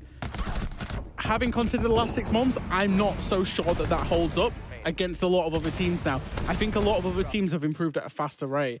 Virtus.Pro have got the quality. There's no doubt in that. We've seen them 6 Invitational finals. They were SI 3rd place, 4th place this year. But again, it's another game where we're kind of saying the same things, that they're being caught by the same limitations. And you've got to ask yourself, is it really the key to stick with the same players? Because it seems to be a consistent problem through the years. Now, I'm not saying this BO1 is the reason they need to make a roster change. Of course. I think just in general, that stage and the fact that it still seems that they're missing something, I feel like they would need some young, fresh blood, maybe someone that has great vision, that can speak Russian, and that knows a lot about the game, and that can adapt, that can change their playstyle. Because right now, this rehearsed, step-by-step playstyle is just not going to cut it at the top-tier level of Europe. But the thing is, you know, on the flip side, I think we're all admirers of the fact that they've stood by their roster and they're loyal to them. So we'll see what happens over this stage. Now, I know that there's a certain player that you were very impressed with here, Lasmu, right? Yeah, I thought he was excellent. It's like, you know, we've highlighted him again in that he's a new player that came into this roster. There's big shoes to fill because Wolves didn't make roster changes for the longest time, right? They stuck with the same core. They've made big, drastic changes, and he's the one at the spearhead of it. And again, he's had another great day today. I think some of the covering fire and some of the kind of cross plays and team play that he's setting himself up for with his teammates today was excellent. Shout out to Lasmu and shout out to P4 who joins us now on the show for a bit of an interview before we move on to the second half of the play day. P4, how are you doing? You must be loving life right now. 2 very successful days of Siege for you guys. Yeah, hello, yes. Yeah, I'm very happy with the yesterday and today with 2 wins. Beautiful day. I think first of all, I want to say I'm really happy. You know, I love this team. I love you guys. I also know that it should have been really hard for you guys to get rid of Bibu and Shinka with so many years together, with such a big, you know, team achievements, so many qualifications to majors. Can you walk me through the biggest decision? Why did you make it? And why did you choose to stick to French speaking and pick up 2 new guys? Yes, it's a very hard decision to part away with Shinka and Bibu. But we need to change for have a more new ID and a new play style, new gameplay with the team. And we stay in the French because all Mowgli, me, or the shot are more the language is more easy in French for us and for the in-game too. How much is Montreal on your mind right now? Big. I want so much go to Montreal. Yeah, I know, and I'm sure it's not just you, the rest of your roster as well, but I think it's rude here. We've got a French analyst right now, we've got a French player, and the French language is so beautiful, so feel free to ask a question in French, and you can answer in French for our French audience. Listen, man, I was not supposed to speak in French on the broadcast, but I will do it, especially for Nico, for P4. Je veux dire, déjà, c'est génial que vous ayez piqué ces 2 joueurs. Comment est-ce que tu vois leur développement dans les jours qui viennent? Parce que je vois qu'ils sont de meilleurs en meilleurs. How do you think that the 2 pickups will get better and better in the game? Because I can see their evolution every game day. Je vois un très gros potentiel en eux et une très grande évolution pour le futur. Ils sont très bien entourés, que ce soit avec le staff ou avec nous. Si on les a pris, c'est pour une bonne raison. Ils ont tous les deux un très gros potentiel et de grande qualité. Et ils peuvent encore évoluer grandement avec nous. C'est que le début et ça commence à se voir déjà avec le travail qu'on fait ensemble. Mais il y a encore du boulot à faire et attendez la suite et je pense que vous n'allez pas être déçus. I can summarize it very quickly, but Let's do it. they have a lot of quality, they have a lot of potential, and especially in Wolves, they have the staff and the players that has the quality to drive them, develop them into the biggest players. And already there, into the EWC and only 2 play days, you can see the evolution in the players. Let's wait, just wait. In the future, you'll see how much they will develop. Oui. Merci beaucoup. Au revoir, people. Thanks. No Bye. worries. Congratulations. All right, we keep the ball rolling here, EUL. If you were thinking of doing something, maybe leaving, maybe doing something that's nothing to do with this, what are you thinking? It's about to get crazy, right? It's about to get crazy. We have one of the biggest match of the week. Yeah. I'm so hyped. BDS versus G2 is next.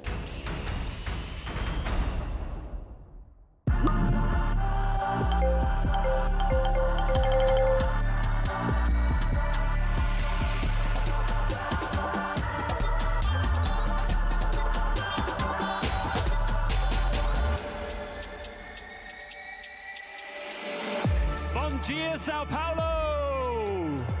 You have waited 5 long years for Siege to come back to Brazil. Now,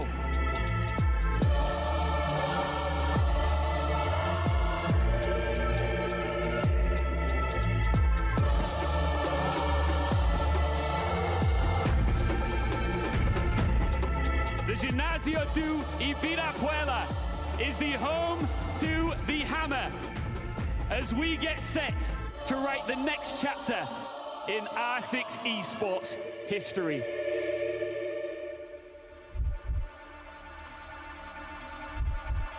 This is the 6th Invitational 2024. Vamos para Barulho!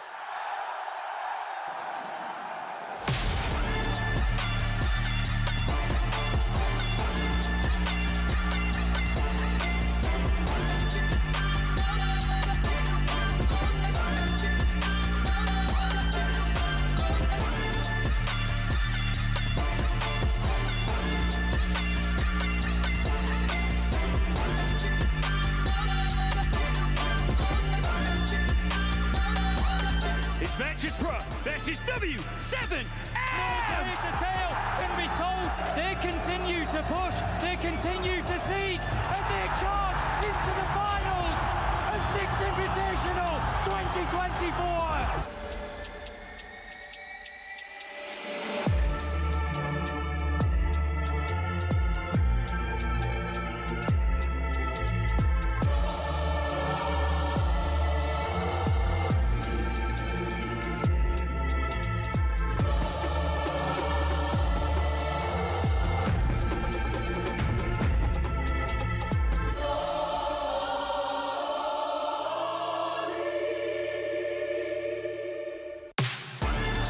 Grand final of the 6th Invitational 2024 starts right now. Face Clan, W7M, vamos para Barulho!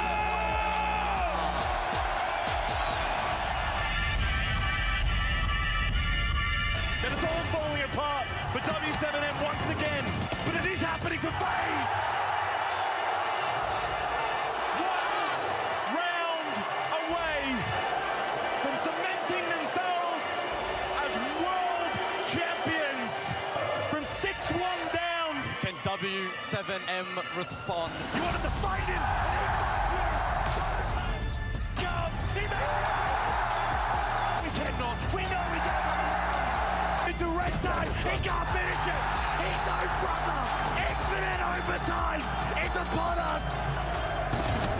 And we get it! We get it! This is how legends are created! Is this the moment where we can crown a new champion, a new dynasty to be created? And yes we will! Yes we will! W7s! They cement themselves as one of the greatest of all time!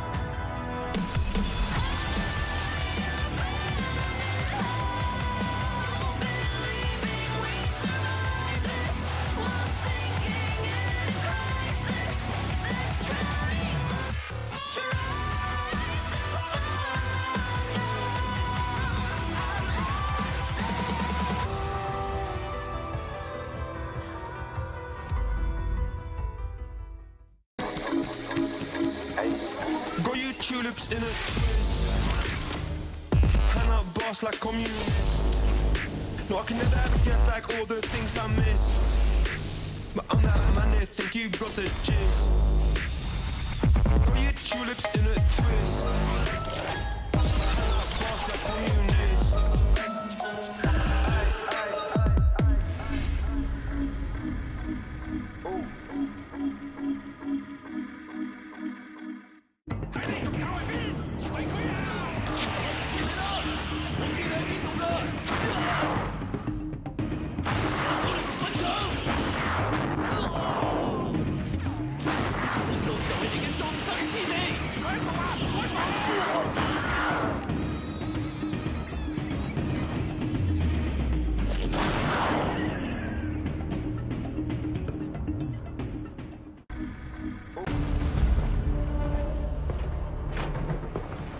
This is what we've been training for.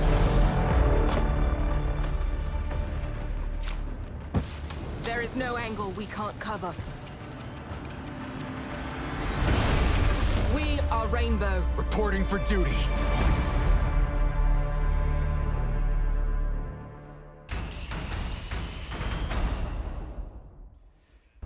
All right, let's get it. Welcome back to Blast R6 EUL Playday 2 with me, Ian. We got the biggest brain in the game, Fresh, and Alfama Pro 10, just wonderful analysts right here. And we're excited because right now it is time for a big matchup. It's G2 versus BDS. Now, these two huge Siege teams know the weight of Siege silverware, of course, albeit different trophies. And they know each other very well too, because on their journeys, they've come up against each other many times. And it's always nice to set the table ahead of such a big matchup here and take a trip down memory lane, Fresh. Yeah, these stakes are so high because we're so used to seeing these two teams accumulate trophies. But in the big games head-to-head, they've had so many over the years. It started, Leo, with Shaiko's revenge tour at DreamHack Montreal after he was back from his ban. Man, that was crazy. Like, the guy waited 2 years for his revenge tour, and he hasn't stopped since then. But coming back and playing G2 there was very special. Now, obviously, these two teams play in the league, but these are just the big games. G2 won at SI 2020 group stage. BDS got back in the 2020 August mini major during COVID in the online. And then G2 went in the 2020 EU finals, and they won that finals with that toe shot. That one was especially a good one. From the vertical play in cafeteria, in theme park, one single pixel shot that got them the win. And then we go through to more EU finals where BDS started their reign of domination, and then G2 hit back last year. Atlanta Major. If you remember back then, BDS had to win. They had to keep going to make Six Invitational, and G2 gatekept them. These two teams are more than just regional rivals. They are two juggernauts that go head-to-head in these huge games. It's real. The rivalry is real. The beef is real. I know that every single player on both of those rosters right now, just ready to feast. They want to win here. And let's start off by looking at this G2 roster, shall we? Leo, as we look at these men on the screen, one of them you owe an apology, I think. No. I don't think I will apologize. It will take more than a B1 for me to apologize. I will say though, I never said they were wrong, good or bad players, sorry. I will say though, they surprised me yesterday because they played as one team. But how did they do it? That's the manner. The playstyle was, we get in the face of the opposing team, we play super aggressive, we play like we play in ranked, and it's gonna work. Okay, great, it's amazing. You have individual talent, that's great. But what's going to happen when you play against a team that strategically is better than you? That's my biggest worry here. Sorry, Fresh, come here. What's up? He's ducking the apology. He is ducking the apology. He's ducking the apology. And I think there's a lot of people, maybe on social media or over teams, that are ducking the apologies because nobody agreed with these roster moves. You didn't. Yeah, I didn't. Hold your hands up. Maybe I didn't as well. But they seem to be working out. It was an excellent performance yesterday, and it was excellent performance out of Blaz, who was the player you had the most concern about. But so you've got to look down that camera, and you've got to apologize to these viewers. I will say, Blaz, you did play really well. Blaz is left. You really pissed him off. When I take the moment to say good things about him, he just leaves. Was that to pick up the call for your apology to him? I think Is that what that was? No, but he did play well. He did play well. For me, the biggest problem is the way they did it. Yeah. I'm hoping to see more of, strategical, tactical siege, because if it's only about fragging and only about this aggressive playstyle, it would be like the old G2. They will have a ceiling. Which was SI. Yeah, okay, all right. Fair They've point. got 5 of the best fraggers in the world. Well, 4 of the best fraggers in the world, and Uno, who provides a consistent backline.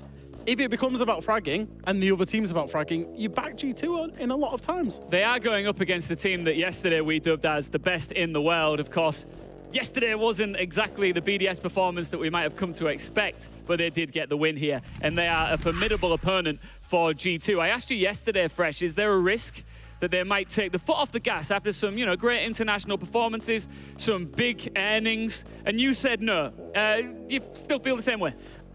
I still feel the same way, but I think we showed that risk exists. We know that BDS will probably mitigate that risk and still do well, but there is a risk because of their placement in Manchester, because they won EWC, that they might take the foot off the gas because they're all but secured 6 Invitational. And take a look at how they won versus Wylde yesterday. It was very tough, 8-7, right? But the play style for me is the most important. Why did they struggle so much? Evan Likefax said it. He said they were scared. They were scared to go into the building because Wylde was in their face the whole time. How did G2 play yesterday versus Fnatic? They were in the face of Fnatic the whole time. If they play the exact same way, BDS will face the exact same problem. How do we enter the building? I need to see them confident, not scared.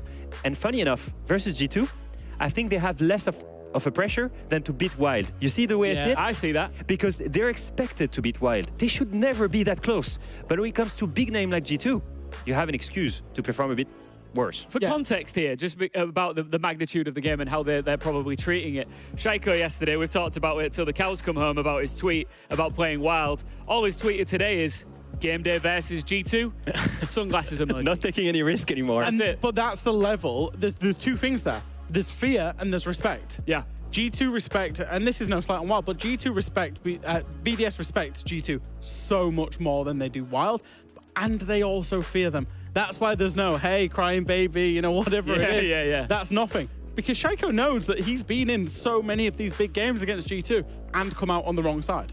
At the back end of our interview with Doki yesterday, I did mention the fact that we are calling BDS the best team in the world, and his reaction live. All right.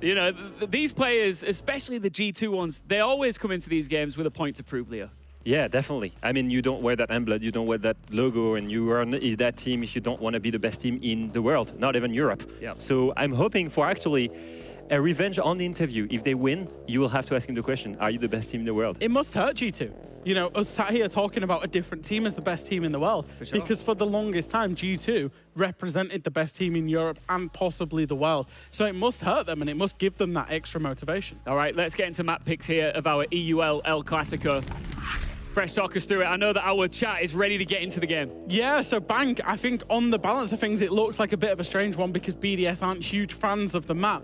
G2, for the longest time, love Bank. BDS, in recent history, and I'm talking at EWC here, was allowing Bank through despite it being their lowest preference, and teams were picking into it. Who were those teams? Furia and FaZe. They beat both of them 7-0 in FaZe on this map. So I would say this is a perfect map because both teams are seemingly very good at it. I will make this short because I want to get into the action, just I think like every viewers here, but very simple. BDS, although they don't generally like the map and ban it a lot, they have a 100% win rate on it in 2024. They have a 10-win streak on this map. It's not a bad map for them at all, although it's a really good map for G2 with an 88% win rate. Oh, I am so ready for this. I know that you at home, you're ready for this too. Dev and Pengu. I know Pengu's back in. Dev, what about you? Let's get into this. I am so ready for this one, Ian. And Pengu, guess what? We're casting your old team once again. It is G2, and they are going up against BDS. This is like the game, right? In Siege at the moment, in Europe. This is that match. It is, and just to add to a bit of a history, we saw that the graphic earlier, that toe shot, that was my final game for my playing career as well. So I always feel like I'm in the middle of all of this, but this was, regardless of bias or previous experience, the match of the day for me because it has big implications on, hey, new G2 versus current BDS, who's gonna fight for what could be the top of the league. Yeah, and what's more to delve into that, while BDS have historically in recent times been the far better team than G2, for example, in stage 1 it was quite a convincing 7-2 in their favor when these guys played each other. But let's remember what happened yesterday, right? G2 had a really convincing win over an up-and-coming Fnatic, and BDS got pushed to their limit against what we thought would be the bottom team in the league, Wylde, even dropping a point to them. So in a way, G2 are on an upwards trajectory, and BDS are perhaps not all that we thought they were cracked up to be this stage. Yeah, they might have come runners-up at the Major, but coming second at a Major that really, in theory, should have been theirs to win, going up against a Beast Coast roster, a bunch of ragtag players that we certainly didn't expect to win. BDS will be kicking themselves about losing in Manchester. It was their home Major, and now they're coming into the stage, and there's high expectations for them going into not just this stage, but into Montreal and qualifying for SI like they failed to do last year, thanks to G2. Oh, yep. Now, I will defend G2 here just for a little bit, right? I still got that bias, like I mentioned. While G2 have not done, major victories and they, won SI back-to-back, after 5 minutes and all that kind of stuff, they did have 2 losses with deep runs where they, guess what, lost to the winner of W7M in like the semifinals. If W7M was on a different side of the bracket, or if G2 had overcome an obstacle, there is a world in which the roster had actually won or made the finals of 2 separate events. One being an SI, one being a Major. So, while G2 did fall short, they actually kind of came pretty close. Very true. Well, it's time to get stuck into Bank. G2 versus BDS, the 2 titans of Europe, going head-to-head here on the second playdate of Stage 2. High stakes as both teams look to prove themselves. G2 after a lackluster recent history and a disappointing Manchester Major, and BDS after a slow start to the league yesterday. Let's get stuck into it. I want to kind of talk about what Alphama spoke, Leo, on the desk, where, we don't want to just see an aggressive G2 where that's all they have, because they will have a ceiling and it's all the same like before. And the thing is, if G2 are going to go out guns blazing today, right now, right here on Bank, I think the perfect team to counter that aggression will be someone like BDS, because I truly think they can fire back better, faster, stronger, and more consistently. So I do want to see a bit of a different flair from G2, right? Bit of strategical depth, a bit of adaptation, bit of flexibility. Also because Bank doesn't play like Consulate, where you can lock out your opponent from ever entering the building. Bank is all about attackers having an easy first point in the map, but then a difficult time breaking apart the bomb site, right? Lobby, heaven, stock trading, top floor, open area, if it's not the bomb site, typically pretty easy to get a hold of. So it's the late round we gotta focus on for G2 and what they can do in defense and attack around the site itself. That's right, and both these teams are chockers full of firepower. Some of the best gunners in Europe, some of the best gunners in the world are on these rosters. And we saw a little bit of funny back and forth in the operator bans as well. It was G2 themselves who got rid of Monty, Doki, Pokey, and Brodding, saying, we might have stolen your ban there, but Deimos is open, that's your first mistake. To which Shaiko simply laughed, and of course he is now picking the Deimos straight out of the gates, as BDS are the ones on the attack in the first half. Shaiko is such a crutch, and yet not a crutch, right? It was like the Iana meta, there was a little bit of Thinker meta at one point, now it's Deimos time. But the issue is, if you target ban Shaiko's operator, it's the player that makes it, not the operator itself. He'll just pick a different operator, he'll gun you all the same. So pick your poison, right? You're not really gonna be able to target ban that caliber of a player that Shaiko he is, especially nowadays. League effect as well. He doesn't get enough praise, I think. He is my player right now. EWC yesterday as well, always been up good numbers, leading the team, IGLing, doing prep work, doing strat work, etc. It's gonna be a pretty usual start here for BDS. Of course, you gotta do your droning, shoot the floor a little bit, because why not? And then hold the windows for any tomfoolery that G2 might be trying to apply here. Yeah. Trying to bait the swing here, expecting something to happen, but we all know there's no one there for G2. I love that. The professional shoot the floor move. Yeah. As you said, fading out. It could have worked there, but G2 are not playing quite that aggressive, at least not for now. Both teams are actually so phenomenal on Bank, which makes this a real treat to play. BDS recently took down 2 behemoth Brazilian teams on this map in the EWC. Furia, of course, the reigning world champions, and FaZe, the second of which was a 7-0. And we're seeing that form already. A Brazilian goes down. It's Lair himself, who went for a very ambitious run out and is quickly taken out. That one's hard these days with the, well, these days, it's been years, but they reduced detection timer for the run out because that used to be very easy to do as a defender because you would only get spotted by the time you could shoot the opponent. Nowadays, well, Lair would get spotted way before reaching his actual destination of getting a kill, therefore he gets shut down instead. BDS, 3 people on window rappel. With the Yank being here, this could be a smoke, flashbang, go on in and just into that bomb side. Oh, but the timing here might not work out so well for them. Blaz is looking to hold down the fort. He gets concussed, and he moves on over, but not before being taken down by users here on the big repels over near Garage. But BDS spring into action. A few big kills, leaving just Doki and Alamau now to pick up the pieces for a bit of a retake. Doki's tempted. But BDS have not overcommitted as of yet, and as such, they are not in position to go for a plant. Still players on the rappel. Only 1 player entered, that's all they needed. 3 people on the rappel, so they can work off this middle piece. This year's a side player falls, it can fall apart very quickly. That right there is G2 equalizing back to a 2-on-2. So winnable. Doki and Alamau have done a lot of work. BDS not remaining in touching distance of each other. Like you said, so many players still on rappel while 1 player in the building. Left the door ajar for G2 to bring this game back, and now Doki and Alamau can just sit pretty and wait. Less than 30 seconds to play. Solotov is going to walk through some barbed wire, or rather, User's going to walk through some barbed wire. Bride as well looking to support. Both of these players are very separated, and this is going to be very desperate. Bride dropping down straight into the barbed wire. Doki knows exactly where he is and can simply hold this line of sight. A nice, quick spray down, but it is a 1 versus 1 as Users has found his player.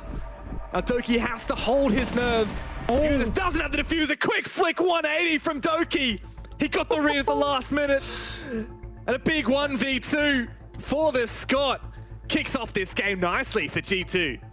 That could have been really bad there, and I gotta say, I really like the beginning there for BDS because they make a really smart play. They don't overcommit, they don't invest too much into one strategy. They sent in 1 player, they force the movement with the Yinkandelas and Sophia stuns, making Blast run away. And Blast was thinking to himself, hey, I got the flank on these guys by jumping onto Banana Balcony, but then, guess what? Another rappel player from BDS on the lobby side of things shuts that down. But the only issue is, once that chaos is over and the players of G2 can start communicating of what's actually happening, you see it right here. Doki, Alamau, they push in together and remove the only relevant players from the building. Because there was a lack of entry from BDS, they didn't have a foothold to hold on to.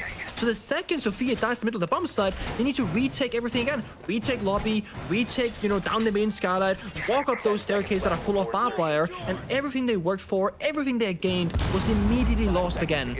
So BDS, they try not overcommit, but in the end, it actually cost them the round because G2 could make that retake. Yeah, really thanks to Doki. Huge round from him. 4 kills. Now he's switched on to Vigil and brought the infamous Boss G that everybody seems to be talking about recently. Stop. Yeah, I know you're not your favorite, Nick, but you can't deny how potent it is in the current meta. For whatever reason, something has flicked a switch and everyone's becoming a big Boss G fan. And on a big map like Bank with a lot of roam clearing, Vigil is just a perfect operator. When Doki's feeling it, you got to trust his instinct. It's true. Instinct is key. These kind of situations. No hesitation. No moment of doubt. Just believe in what it is that you see, feel, and hear in the server. BDS, they're playing that same old slow-paced style. Again, they're really double, triple checking everything, expecting some sort of weird aggression, and I don't fault them for it. It happened yesterday when G2 played. It happened that first round, that Garage run out, though it wasn't successful. Now we see the swing from the kitchen double door as well. And G2 are doing the same thing as well. They're trying to lock out BDS for as long as possible and make them unable to enter the building. But guess what? There is a gap somewhere. Shaika finds it. It's BDS with the 2nd opening kill so far. And on the back of it, immediately the logic bomb to detonate. Get the sound cues. There was some information far earlier from the Deimos that there was Valkyrie here in open area. Alamau's actually still in the position to support, so G2 don't want to give up on this roam just yet. Hang on a second. Uno, the flash comes in a little bit too late, and it does allow him to take down Leakafak. He still has survived. He's missed the 2 flashes. A nade goes through as well, but he can continue holding on to this position. Another gas babe, nice and prepped. He can detonate. He's got the shotgun as well. He's about to be Deimos, but he should be able to hold his nerve for another moment. Shaiko wants to go on through. The nade goes out. He goes for a pre-fire, and he gets him as well. The last bullet in the magazine. And Shaiko can confirm that kill and bring things back into the advantage for the attack. And it's so clutch, that final bullet, because I was so sure Uno was going to swing that with the shotgun, get the kill, and stay alive, and maybe even win the round with that 4G2, but it gets worse. Now they're getting desperate, trying to retake, trying to re-aggress here to help Lair on the roam, but instead, going to fall for free. BDS building that advantage, that manpower, 4v2 now. G2 almost feel forced to keep swinging because his side will fall, but all those hatches open up early in that round. It's so awkward for Lair. He's forced back thanks to the Deimos, but now he's got info on where that Deimos is. Bride sprints straight on into Blaz, who's managed to sneak back into server, and I believe the diffuser has dropped down as well with it. This is very possible now, but Solotov, now's the kill that he really needed to. All up to Lair, but Shaiko gets him. And a great conversion from BDS after a phenomenal start. It is quite handy for them to pick the pieces up, pressure up the site, and lock in their first round. It does seem like there's a lot of respect right now between both of these two teams, where G2, they're playing very aggressive, trying to lock BDS out. And for a moment, you know, BDS will respect it and say, okay, we'll hold angles, we'll join, etc. But then comes a time where they say, enough is enough. You see that aggressive entry. This time it was Shaiko getting that pick. And then G2, they fall back. They chill for a second. They say, okay, you got the room clear going. We're not going to challenge you too much. But then when nothing happens, G2, they want to create something. They want to be the ones to make those moves. That's when they see them, they start swinging, they start retaking. I mean, Uno swings dying here. Not saying it's the wrong play to make, but he swings, right? After that, there's a player running up the main staircase. He swings and dies, and then Lair is forced to fall back from open area because everything's falling apart around him. So this is not one team controlling the pace and saying, hey, we're the better team, we're gonna dictate exactly what's gonna happen. This is very much a back and forth between these two squads in the early, mid, and late stage of the round. 5 seconds left before insertion. You can't really call it until it's done. Both these teams will fight tooth and nail, even through the mid-round, even through every disadvantage. G2 probably kicking themselves a little bit, mainly Doki, after having such a nuclear opening round to be picked off so early. But he's, of course, always at the tip of the spear for G2. And the same can be said here. He's on that Solus, who, despite that nerf last patch, has still received quite a bit of playtime. Perhaps things will change after the next nerf comes through. Doki is looking to make the most of it while she's still as potent as she is, and going for a bit of a roam from server. We're going to try and figure out where this BDS push is telegraphed from. Now where is it coming from? I'm not sure yet, but oh, there it is. The good old lobby repel. It found one kill the first round, and it finds a kill in the third as well. This is the thing about Bank and even old Country before the rework. The amount of pressure you can find from outside the building on the repels is so hard to deal with. But while we're talking about the exterior, Leakafak is in the middle of the building instead of Tillas Archives, found the second pick as well, and that's not the biggest issue. The big issue is that because Leakafak's in the middle of the map, he's forcing T2 to move to try and catch him off guard. Yeah, this has just been so well played by BDS. They found one pick on someone roaming very far away, one pick from Leakafak sneaking into the building, now a second. And yeah, it's just looking grim now for Alamau. 1 versus 5. Leakafak in prime position. He does get taken down, Alamau, but he doesn't have enough bullets to finish off the job here. Peppered from all sides. He's put down into a corner and doesn't have much hope of making this retake work. He's got a little bit of information, but now he's being Deimosed as well. And position revealed, he is cut down by Bride. A lot of hype from Leakafak after that round. BDS well and truly in control from start to finish. And this is one of those rounds where I think this is why Leakafak is that player. Because yes, he plays that like sometimes support, sometimes flex, but often entry position as an IGL.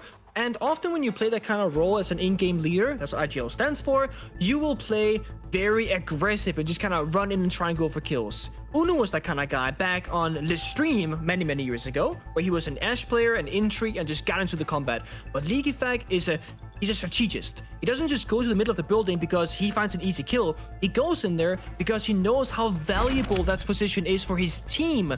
Because when you have archive sellers on an open area attack, you have the entire centerpiece that connects the whole building to the bomb site. And just holding that ground enables his teammates, it shuts down G2's rotations, and it almost single-handedly can just win you the round. It's so simple, yet so effective. And I don't think he gets there by coincidence. I think that's a pre-made play where he has a lobby repel to cover his flank. He goes on in, only to worry about one angle, and it's a set-up play from maybe the prep phase of the round even, or maybe the beginning of the round. They have a drone, they spot something out, and they make that a conscious decision. What can I say? Lucafac's a smart cookie. He knows how to get the job done. And BDS as a whole, like, very well-rounded team. That's what excites me. This isn't just sending one player in just for the hell of it. Like you said, Lucafac isn't just playmaking because he wants to. He is, however, playmaking this round. But he is patient as well. He's snuck in through bottom square very early into the round, 30 seconds in. He must have had a pre-placed here. He's not far from finding an engagement as well. He needs to not overextend here. This isn't just about finding a kill and then getting traded. This is about making the most of his position. Another big thing to note here, I think a lot of teams have used the Dokkaebi phone call to then enable them to get deep into the building. And I think that BDS, they consciously didn't do it because if you do that, defenders gonna think something's up. Why would they call us on a CEO attack if they're gonna be on like window repels, right? There must be a guy rushing through somewhere. So by not using the Dokkaebi phone call, like he has snuck into the building and he's not gonna be known until this moment where he bucks the floor, clears the... There we go, clears the mirror window and already has found value, again gotten that centerpiece of the building and applying pressure to G2. Once they get that pressure, then the phone call goes off. Because Lucafac's position is already exposed, it doesn't matter any longer. It's those small details, I think, that separates the amazing teams from the good teams. Users can do a lot of damage as well from this repel. He's now moving away from that position, but his presence was telegraphed thanks to him spraying a little bit through that. It does mean G2 is going to have to be extra cautious. They're essentially pushed back and said, you have to sit in a corner here because we've got Buck underneath you, we've got players on these repels. G2 have to be thinking constantly about where they're playing, otherwise they will get exposed, as has just happened to Blaz. Oh boy, here we go. Rappel on in, smoke goes out, Uno trades as well, but it's BDS gonna have to try and strike back here on the bomb side. Oh, but G2 do hold their nerve. Uno's done a phenomenal job, and it does leave just Shaiko and Brede left. As Shaiko makes his way on forward, he knows about the smoke just around the corner from him in Janitors, but he also has an inkling about Lair here, loitering near the flag. What? And, okay, nice shot from Shaiko through the flag to take him on down. Possible now. Yeah, I mean, with those trackers as well. Information. Sees one, has to guess the position of the last two. The issue is Brede, what can he get done? Okay, tag up, go together, makes sense. Try and use that information that you have. Make that a 2v2, and all of a sudden this round is very winnable. BDS. Needs to go in for this kill on the smoke, but good coverage from Uno here on the longer angle. And Alamu to lock it out for G2. Great round there from Uno. A subtle smirk on his face. He's happy about that one. Nice ideas from BDS, but G2 looking pretty confident, even when under pump. Looking good on CEO, but you're not gonna be able to go back to that bomb site in this half, so you gotta start finding success elsewhere, or you're gonna have a 2-4 half essentially. Now, I would argue that Bang is definitely a Tiger favorite, and typically speaking, that's what the statistics say as well. And just from like a player perspective, it is so difficult to play on Bang and feel like you have any space of your own, besides maybe that basement bomb site or maybe even open area sometimes. When you play Bang in ranked or casual, you can run around a bit and you can go for flanks and rotations and usually have a bit of freedom because it's a big map. It's hard to drone and lock everything down, but at the highest level of play, no flank is usually safe. Getting to the bomb site can be extremely difficult, but being a defender on the bomb site can also feel very difficult because there's so much pressure being applied constantly at the high level of play of Siege. So it might seem like, okay, G2, why they're struggling so much? Well, the thing is, BDS, they basically appear to be everywhere on the map, right? No window repel is safe, or you can't assume that it's safe, at least if you're G2. That's also why they're bringing out all this information, right? The Valkyrie, the Echo, watching default cameras throughout the round, because they have to try and build a map in their head where they can say, this is where we are safe, and this is where we might not be safe, because we don't know for sure, but we can't, you know, be too much guessing on this information. We have to know as a fact. That's why the Echo movable information comes around. Attackers have located a bomb. Now, G2 are pretty solid at playmaking when they've got that info, so I like the idea. But yeah, there's the IQ on the board, so it's going to be pretty easy for BDS to counter it. It looks like Solotov has already been quite prompt with that, being really thorough, making sure that BDS know exactly where G2 have this information so that they don't fall into their hands.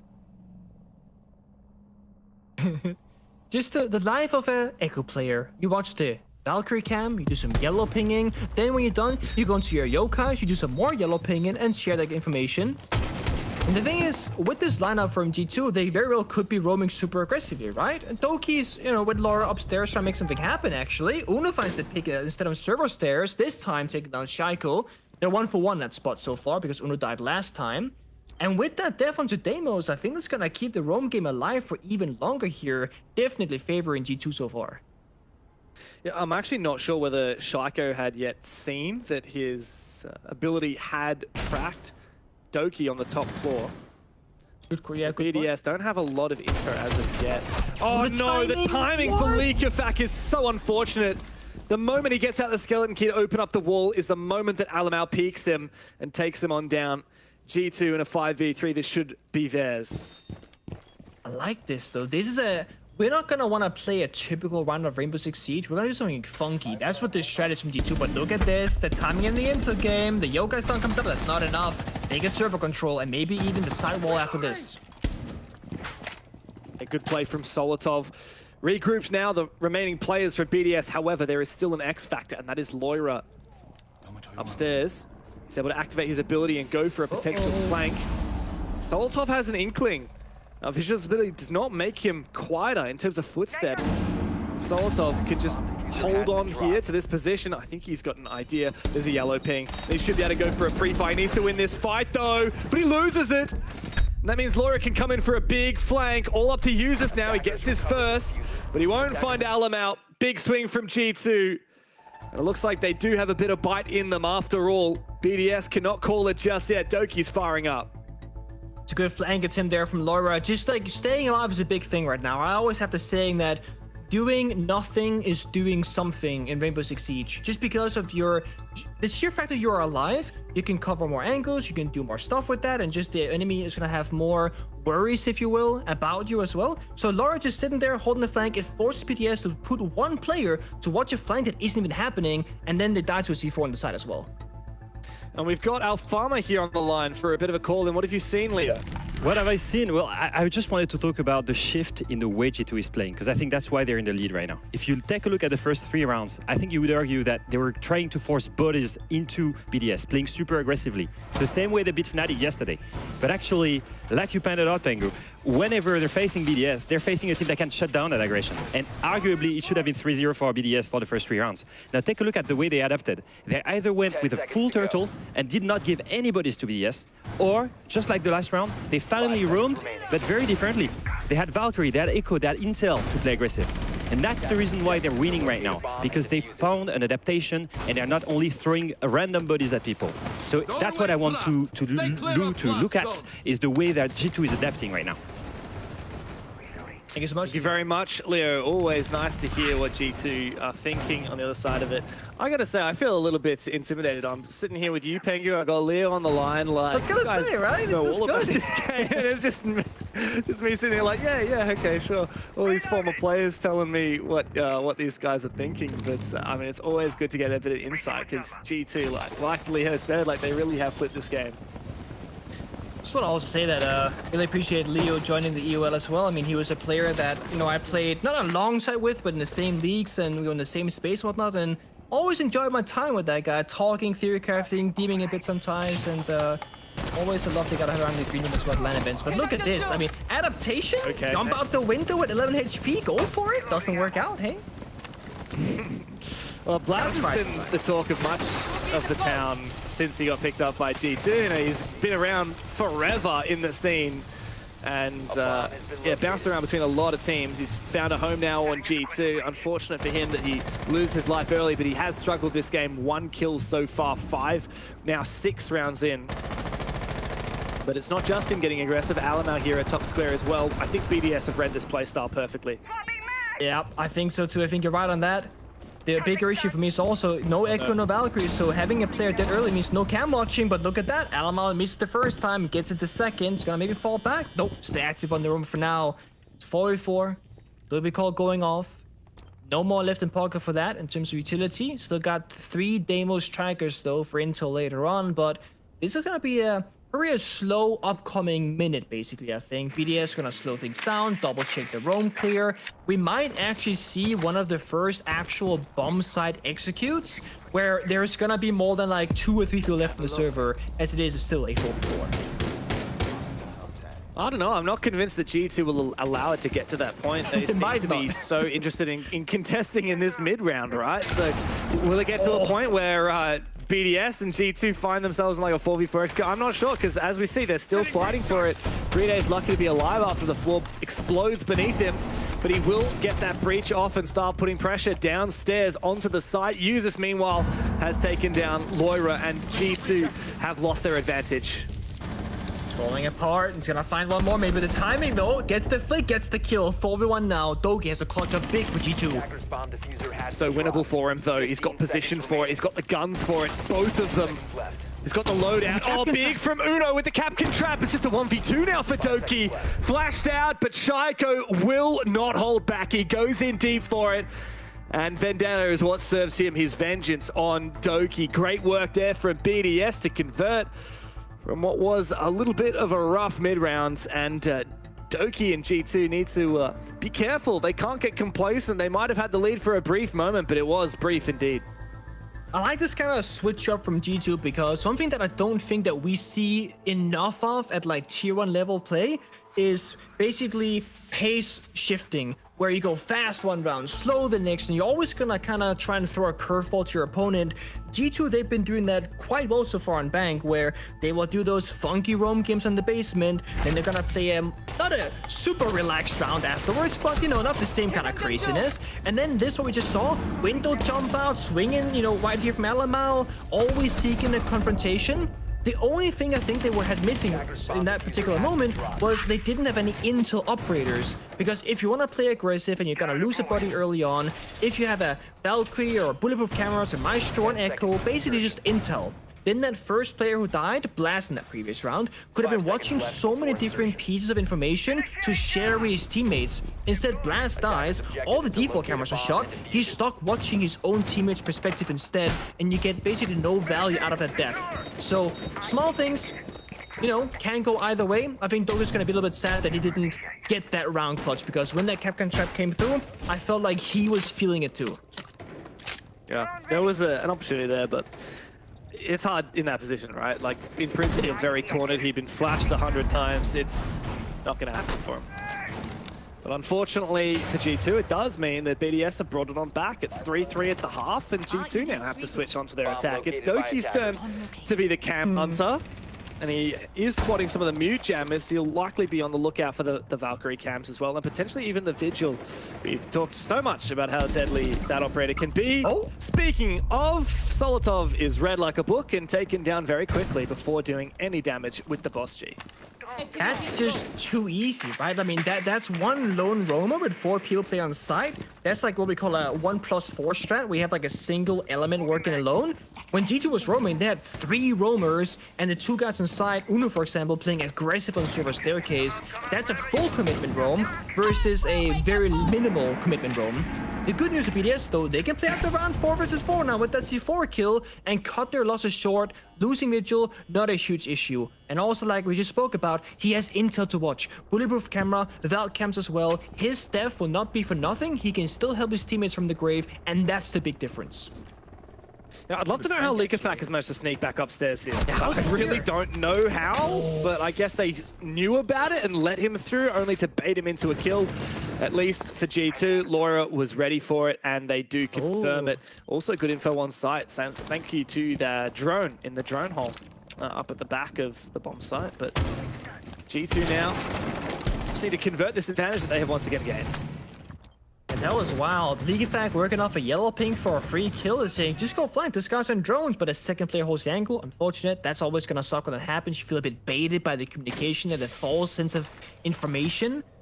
G2, they still got a little bit of time to work at 45 on the clock, but they gotta speed up a little bit here because either they're gonna have to take servers or they're gonna have to drop down those hatches with a, flashbang spam. Either way, this comes down to timing and communication. Who's gonna hold what? Who's gonna drop where? A 3, 2, 1 countdown, and then you gotta drop that hatch and take that fight. And Shaiko's the player here to watch Vault. Everyone else seemingly holding on to the other side. He finds the first one and the second. Oh, man.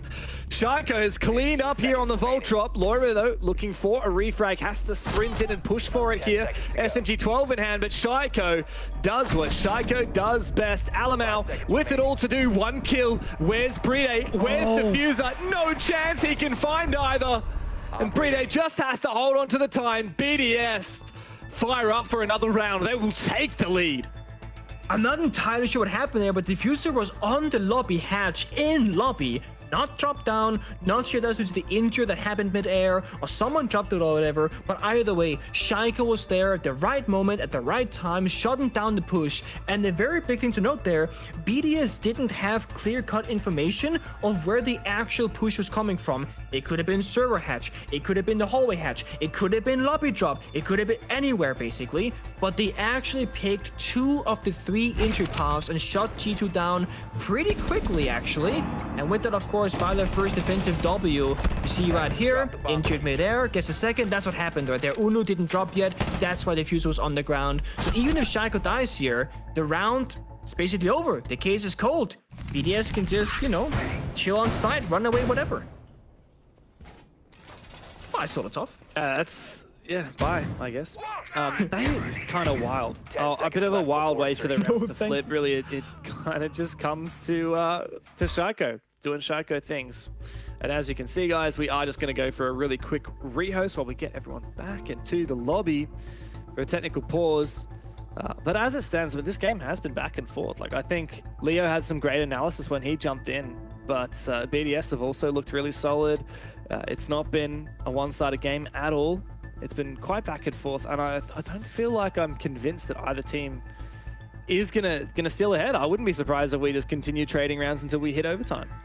I am actually with you on that one, and also to Alpha's point about the adaptation, especially from G2 side, I very much see this play out where team, let's say BDS, will make a play or play around out a certain way. G2 will make an adaptation, they're gonna do their counter. BDS will make these small readjustments because that's what it is. You can't be crazy and play a 5th bomb site to reinvent the wheel. There is no 5th bomb site on this map, so you have to work with the things that are already known.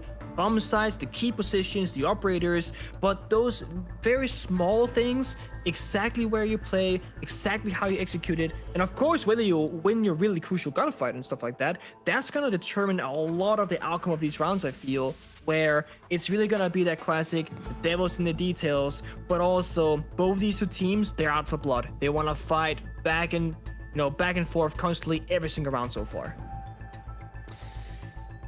Yeah, but in a moment like this, you do have to be able to just chill. This could be quite a long game, and you're not really allowed to talk in these technical pauses, so you just have to chill.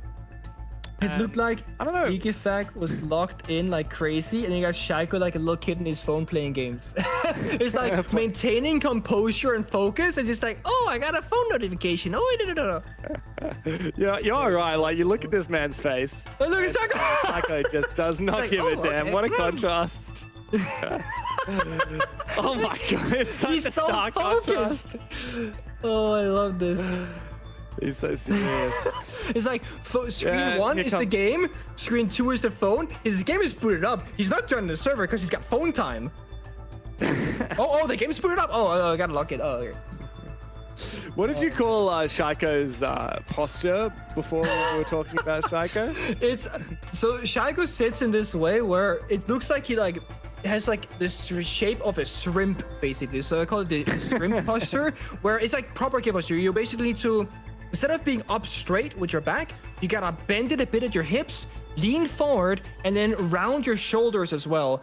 And if you then imagine you have your legs a little bit up, you basically look like a shrimp that's a little bit cooked, but not cooked enough. But it works. Shaiko's a giga gamer, so. Oh, I would never question the man. He absolutely farms, and today's not really been much of an exception.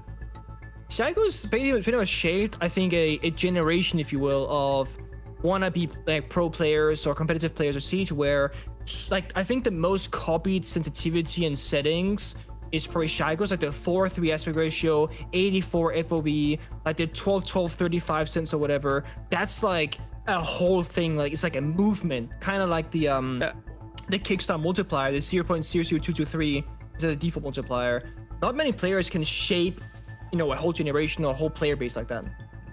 Well, Shaiko is just good enough that everyone looks at him and is like, okay, he's doing amazing. What is he doing? You actually mentioned to me off stream earlier, like that's what Usus is doing, right? Like Usus was the wannabe Shaiko, and now he's been picked up. He's like Shaiko light. That's what I believe that it was for like Citizen and Usus and probably some other players as well, where they would play like the 4:3 84. They would play the same sense, the same mouse, that kind of thing, and it's not a bad thing to be a fanboy, because who wouldn't want to be a player like Shaiko that gets spoken of so highly, who gets up these incredible performances so consistently. And one big question mark I always had to Shaiko's career was, why wouldn't this guy learn English and open up the doors for himself? Because, you know, BDS for a long time wasn't the team that we know today. They were not like top of the food chain or making every event or expected to, you know, win majors. When they finally got the good players, you know, like when BD joined the roster, League Effect, etc., it didn't click instantly either. Now they speak English. All of a sudden, guess what? They're doing really good already. Yeah, it is funny to say that. Like, I don't think I could ever imagine a world where Shaiko was not playing for this team, right? Like, it's just Shaiko and BDS, they're one and the same. But if you ever imagined that he was a free agent or he was looking for an opportunity, nobody would say no to Shaiko. Especially now that he's playing in English. Like, man, if this guy could speak Portuguese, he could have any team in the world he wanted. Oh, you're so right. And that really is the thing. And I also imagine that it's very hard for a player to be so wanted, because you have all these people possibly pulling your strings. Hey, imagine you want to come over here. Like if you're a big North American organization with a bunch of money, for example, throwing the back at him, and then you go, okay, I make good money over here.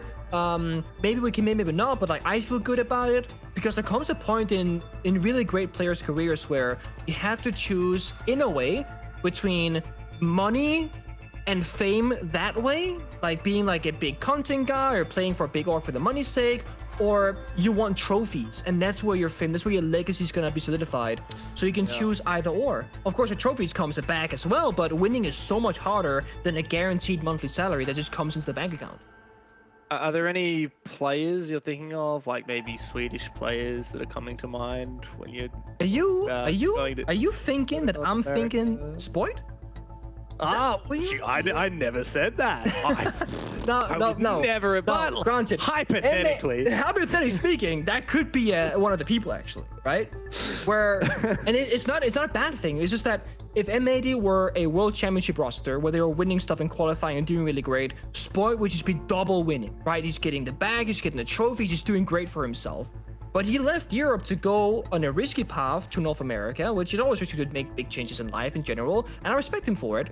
But M80 did not become the team that I think a lot of people were hyping it up to be in terms of performance. But the guy's making really great content these days, great viewing numbers, and also taking a different avenue with that, doing more variety streaming and getting bigger than just Siege, for example. And I love that for him.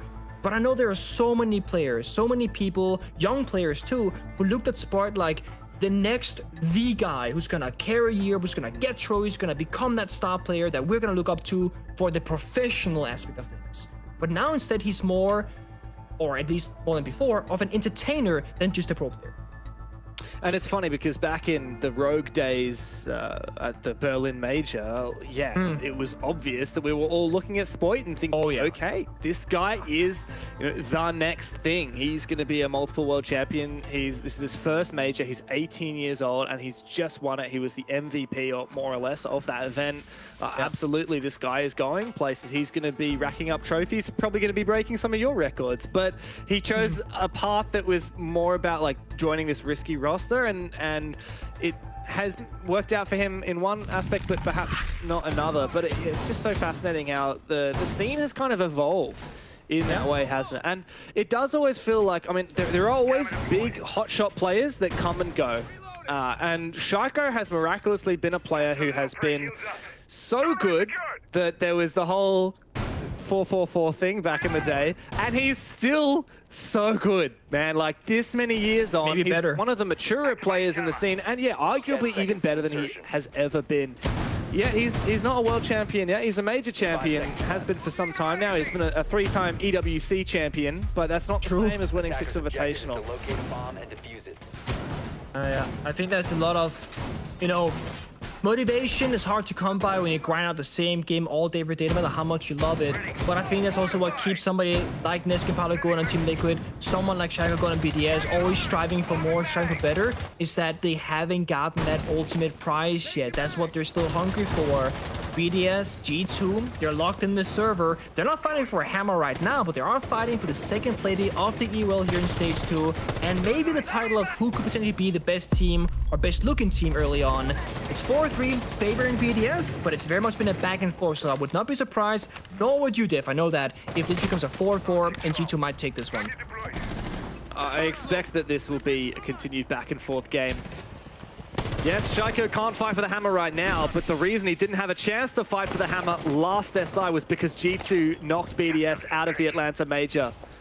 So this is a big game with an opportunity for revenge for BDS. G2 going to try and make this execute work, just continuing to put the pressure on from the outside of these windows, but no bullets have exchanged thus far. Still, these castle barricades are up. They haven't been cleared, and BDS are just sitting back and waiting. This is so awkward. G2 want BDS to move, but they're not forcing them to move like BDS were doing on their attacking side. But here they're gonna go. Doki Rappel on in, gets shut down immediately. Big kill from Solotov, and a big one from Malikafak as well, jumping on out. Funnily enough, the smoke is what actually saves Uno. He does confirm that kill. And yeah, Doki's having a laugh about that one, but I wouldn't be laughing too much, Doki, as it is still a 4v3 BDS in advantage. And they just have to hold on, like they really just have to sit there. I think they've read this perfectly. As you said, G2 are trying to get BDS to move, but they're not actually pushing them. That is it. Like, they rappel on into, pre-fire essentially. They get shut down immediately. Now they gotta go for a different avenue. Uno's still on the rappel. Lair inside of heaven. Looking for an angle, looking for a play. That right there, Solotov is just greedy. Don't go for that swing, my guy. You're playing such a good spot. Great shot from Uno, though. Can you get back to a 3-3? Fire, smoke, and go out, or just double fire. And maybe G2 can still find a way through this. Yeah, not if Shaiko is going to continue to land shots like that. All up to Uno in the 1v3. He's used his fire to get himself in the building, but he's got no utility left. He's got to find 3 isolated fights. His player's quite separated, but BDS have repositioned very well. The plant faked. Oh, nice pre-fire. Very close, actually. But he goes into the long angle, and guess who? It's Shaiko himself to lock out the rounds. And perhaps a little bit of a lead could develop. BDS 2 rounds away from closing this game. Yeah, and it really was this matter of poor execute, or I don't even want to say poor, actually. I want to say oversimplified execute from G2. There is a couple ways you can do that attack, right? You can send sometimes like a shield operator into a janitor's hallway to pressure janitors while you rappel on in. You can play a Ying to just flash everything on the bomb side. You can do Sophia stuns like BDS were doing, or use a capital fire to people stuck in corners. G2 didn't even use anything besides 1 or 2 capital smokes and just rappelled on in. That was it. Also, I guess that smoke was on the window frame because Uno missed the second smoke. So worst case scenario, and with that tactical timeout from G2, they will have 60 seconds to talk amongst each other and their support staff, as will BDS, of course. But this is where G2 have to get the better, time spent right now talking about things. You know, you got a minute to take, and I think they've just taken it. What can they say to quickly flip the switch? It's funny because we had quite an extended technical timeout where the teams were not allowed to talk, and BDS seemed to come out swinging on the back of that. Now G2 have had their tactical timeout where they can discuss strategy, and on this attack they're really going to have to shape up. Like they just, I think, were quite red. As you can see here, like you said, like G2 are just hoping that BDS will move, and then when they don't, they just repel on in, and BDS are sitting there waiting with open arms. Of course, it's going to be very different on a different bomb site now. And we saw that story in the first half as well. G2 struggled on the bomb sites that weren't the top floor for quite some time. 10 seconds insertion. I do imagine all that technical time I was spent talking about maybe some things about like the mentality of things, either not being scared to make a play, or hey, if you see an opening, call for it, that kind of thing, because it just looked like G2 were kind of out of options in that previous round. And that's not a bad thing, you know. You can have a round here and there where no one sees the opening and no one has like the right solution. But if that were to happen, if you do like, let's say a bad play, but everyone's following the bad play, at least something cohesive is gonna come out of it, unlike a bit of a chaotic mess that happened there before. I like this, a bit faster to the punch. Your Lion, the Ash, the Buck, soft destruction. Could this be a potential Russ? I wonder for a second here. If anyone wants to go for this, like the Lion charge, he can take control. It does feel like there's something set up. Alamau sneaks in from behind and takes down Solotov. Good control now. The Archives is in his hands. There are players upstairs ready for a potential flank, but a good quick jump in. This makes things a little bit awkward. They could trade, but it's good control for G2. Liquefact does fight back a little bit. Bit of a retake from the defense. Does make this somewhat manageable. Lair marching on forward. Good pre-fire from Shako. How do you fight against that? And still he stands. It's up to him and Users, but Doki does take down Shako. Finally, Users versus 2. See, I can play this one. You can play patiently, got so much time left in the round. The thing is, right now, G2 are somewhat separated in the map. Actually, in fact, they're very separated. So if Users strikes right now, that could be good for him. But the issue is, there's a lack of information happening. As you see, all the players of BDS mostly watching Users himself and not really any valuable cameras right now. And it's a waiting game. Users not making a move, holding the rotate, and G2 just scouting out what could be happening here. They must not have spotted him because they had 3 trackers left on Doki's demos, and they're not using them. So use this drone, try and find Users, use the trackers, and then get the intel. Doesn't matter, I guess, because Alamau's got him. Just like that. It's an unfortunate move. Like, what do you do there for Users? Do you drop? And I think maybe perhaps he was heard as he did go for that drop. The G2 are happy to lock that one out. They were very thorough. They knew that they had over a minute and a half to win that 2v1, so they didn't rush it. Smart move from them. It was not a slow start to the round, though, that's for sure. They just jumped in, they went for it, and fortunately it did pan out in their favor, but there were a few moments there where BDS looked like they had maintained control of the site. The only thing that I saw that I was like, was just the sheer lack of follow-up. It was a very kind of fast, everybody was a part of something in like the 5v5 and the 4 versus 4. And then we saw a player from G2, I didn't see exactly what it was, jump into the side window to support this aggression from Alamau, but then there's no real follow-up after that, because in the 3v3, in the middle of it all, it was G2 being off the bomb site, with most of BDS also roaming above and elsewhere. I think if G2 fully committed to the bomb site push, it was pretty free for the take, and of course we know that with our point of view, they might not have known that, but I just feel like they're not buying into the exact same thing right now when it comes to their attacks. On defense, as we always say, a bit easier. You got more intel to work with, you got more map control, you know what's clear and what's not clear somewhat. But on the attack, it's all about, again, just committing to things with the right timing, with the good communication, and a somewhat decent strategy. And so far, G2, they're not hitting all 3 of those marks consistently, but when they hit them, that's typically when they found their round success. Have a look at this. Look, sneaking on through early into garage for Loira. His gadget means he's hidden. I don't think anybody's watching for him. He could get some very advanced control. Perhaps even find a pick on the back of it. How long will he wait patiently? The question. See these camps being used from both teams as well. It's a very common one instead of lobby. Love me some Nuke. Bomb located by But it's difficult, right? The line in the sand. If you go too far, you die. You stay far too back. You don't get to kill the railing. Oh god, really hits the shot. Yeah, that's a rough one. Tough pill to swallow for Lair. He really should have found something more there. He had the prime position, but he lost his one. And yeah, G2 are just falling apart. I don't know what happened. They have no idea Uno's here. They're in. Look. Yeah, nice, but that's one kill. Yeah, but they could have so worked with that, and they didn't. Instead, it falls apart elsewhere. Like, oh, what's even happening here? BDS is winning the round out of nowhere. If G2 have Uno drop the hatch unnoticed, Lair pushing Garage with Nuke as well, also unnoticed, why is there not like a cohesive strategy being built around these massive gaps? It's two individual players doing their individual thing, seemingly without a microphone. Because nothing's happening where it should be.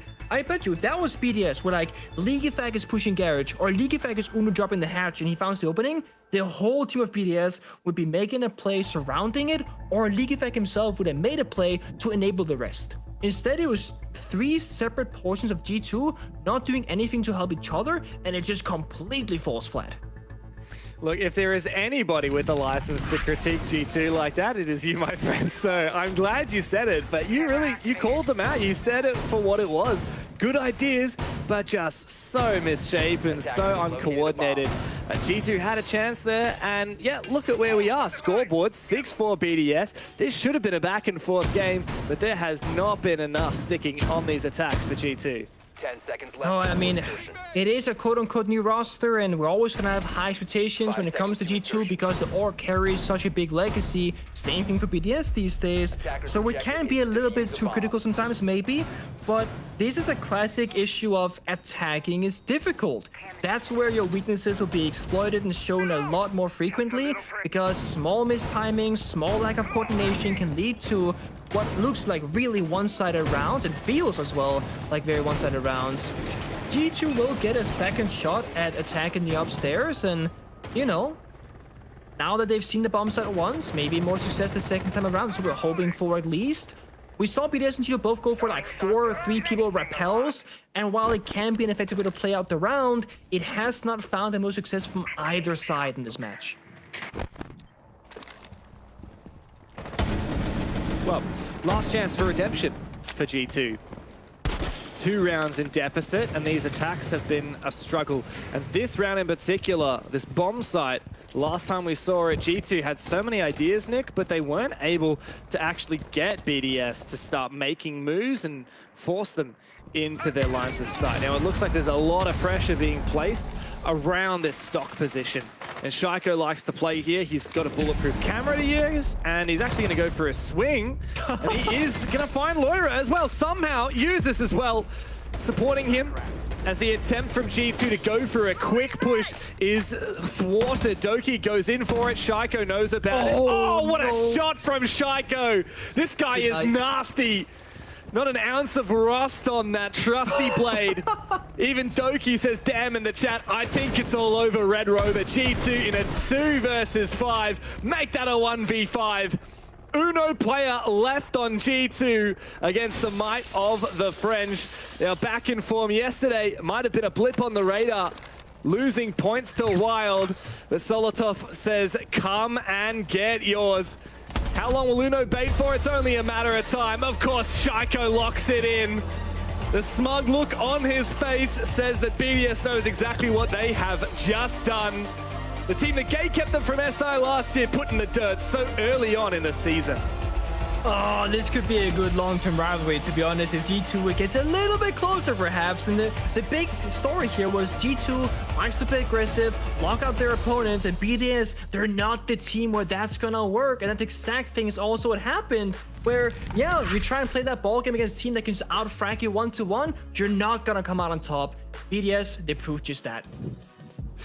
Yeah, that was a rough game from G2. There was some beautiful moments, really lovely moments, but as the game went on, when we saw them flip onto the attack, it was BDS all the way through, and you just cannot count out Shaiko. He was firing on all cylinders tonight, as I'm sure the guys on the desk will be happy to see. Ian, break that down for us. Dev, thank you very much. BDS, well and truly, back on top, taking down G2. I'm standing by with Fresh and, of course, Alfama. Fresh, BDS showing much more than yesterday, a lot more aggressive for sure. Yeah, I thought there was. They came out yesterday. They didn't look like they was really playing as a team. They was maybe taking some things for granted. I think today they punished G2 exceptionally well. I thought Shaiko was, playing well. He was on. We actually saw him on operators that he likes to be on. We saw him playing that Deimos, which he wasn't getting to play yesterday when they were playing Nighthaven Labs. Yesterday we saw him on Flores, and we saw him on some like Nomad, those types of operators. Today, Banks a map where he gets a lot of freedom to go out and find those kills, and Deimos is at the helm of that. I think not only him did get more comfortable on Deimos, but I think overall the team got more comfortable playing on one of the best maps. I know they ban it a lot, but it shows that it's one of their best maps because it streamlines exactly the steps that they should take to win every round. They go slow, methodical, step by step, and know exactly how to counter the roamers. You could see it. They had the right pressure on the roamers, and always someone to cut them, always someone to punish the aggression on G2's side. I know in the end it's a 3-3 split. Arguably, it should have been a 4-2 if it wasn't for the 2v4 in G2's side. But overall, strategically, they were the better team. And once again, playing much better as a team than G2. G2's playstyle, pretty risky, wasn't it, Fresh? But it felt like BDS just had them in the pocket. Yeah, absolutely. I would say that. I think G2 take a style, and you can call it risky, and I did call it risky. What I mean by that is calculated risk. So I think they know that sometimes they're taking 50-50s, 40s, 60s. But if they go their way, it really opens up the round. Today, none of them went their way because BDS were just sat waiting for it. The double repelling we just saw on the CEO attack there. Yeah. Dead, round over. But there is a reason for this. There is actually two reasons. The first reason is BDS is ready to punish that. The second reason is I don't think they set their gunfight for success. I don't think there was enough information on the line. Actually, the only rounds that they won when they had a heavy roam was when they had both Valkyrie and Echo to feed them information. I feel like whenever they were trying to aggress, it was individuals doing it, and they didn't have a trade potential, and they didn't have the information. And that should you should always have either a backup, either intel, or both. That's what I lacked here. So what you're really saying, Leo, is that I owe you an apology.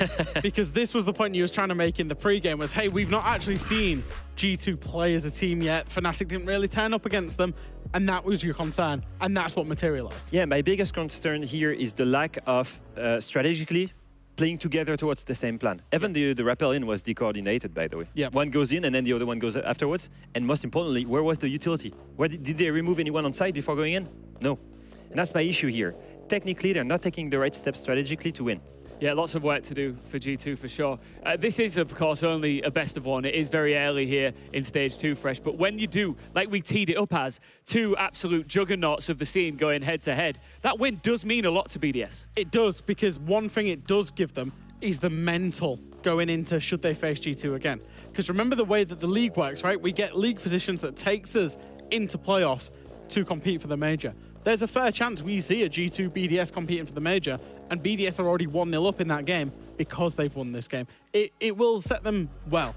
5 points from 6, not ideal for BDS. They'd have wanted 6 from 6, but it's still a great platform to achieve their goals. Leo, we got to shine a spotlight on the monster that is Shaiko. Come on. Man, this guy is incredible. Like, how long has he been in the game, and yet he still performs the way he does? I think out of everything, even that kill on Blue Stairs is super important. It's a 1v1, and it's a key way to take it. But multiple times he had, especially here, the Vault hold, a double kill, and then a third one when he will turn into cash, he will look towards the elevator and get a third one. All of these rounds where he has multi-kills are so important because it's kills that matter, kills that are impactful, kills that turn the tide in every round. He was the real difference maker here and one of the guys that was the most able to punish the aggression on the side of G2 as well. I just want to know what he was doing on his phone. That shows how confident he was. He was so comfortable just being and scrolling on his phone before going in and just smashing triple kills against G2. Absolutely, what a player. We're now joined by Usus, who can now talk us through that win as well. Usus, last time you and I had a conversation, you just had a massive win at EWC. What has preparation been like for EUL since then? It's been the same as the stage 1 and the major and the World Cup. It's just hard work, scrimming a lot, that's it. Don't do much special, I don't think. I mean, I don't know what other teams do, but compared to what we did in M&M and BDS, it's similar. Just a lot of hard work. Hustling hard, Fresh. Yeah. What was the preparation like for G2? Because obviously that's a team that you know well personally, lots of friends on that team. Was there anything different preparing for G2? Not really. As in, you mean different for like a team or different because it's G2? Different because it's G2. Like what did you do to prepare for them? Oh, we just did what we did for every other team, to be honest. So you don't take strikers get 17 kills. Yeah. So you don't look at. Do you just look at every opponent as the same users? Because we really value this as a big win for you guys. But did you treat G2 the exact same way you did Wylde?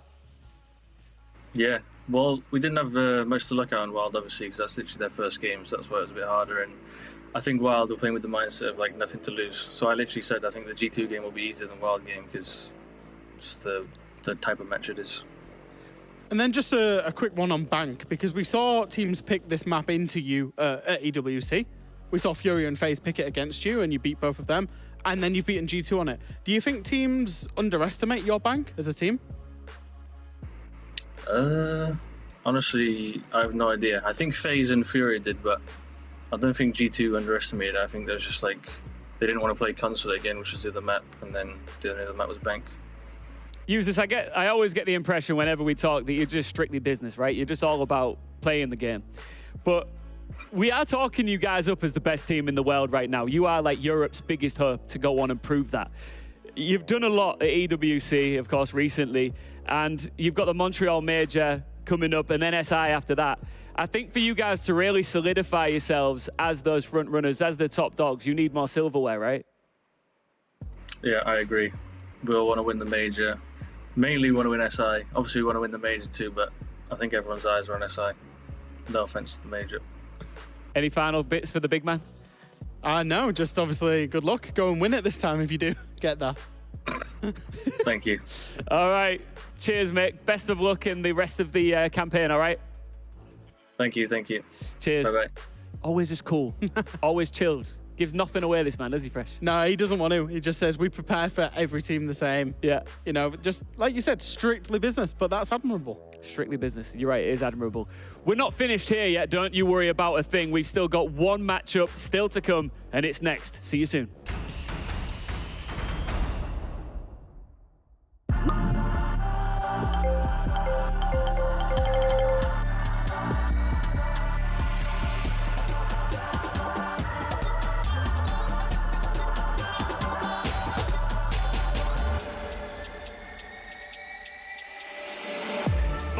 Sao Paulo! You have waited 5 long years for Siege to come back to Brazil. Now,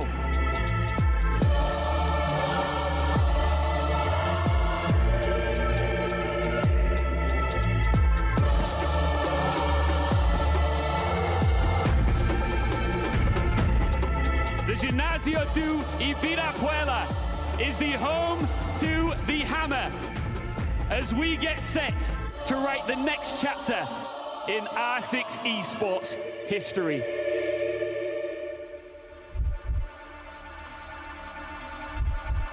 This is the 6th Invitational 2024. Vamos fazer barulho!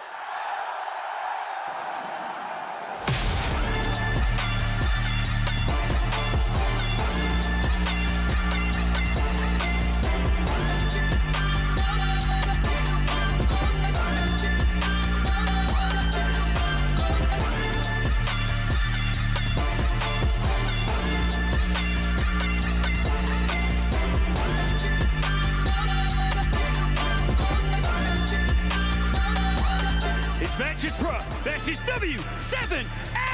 It's a tale can be told. They continue to push, they continue to seek, and they charge into the finals of 6th Invitational 2024.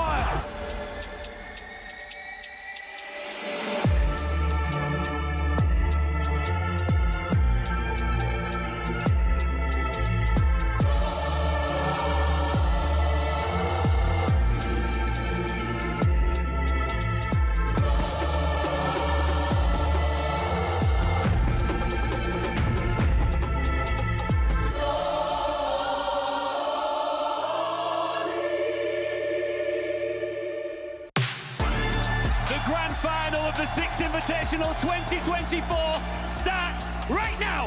Face Clan, W7M, vamos fazer barulho!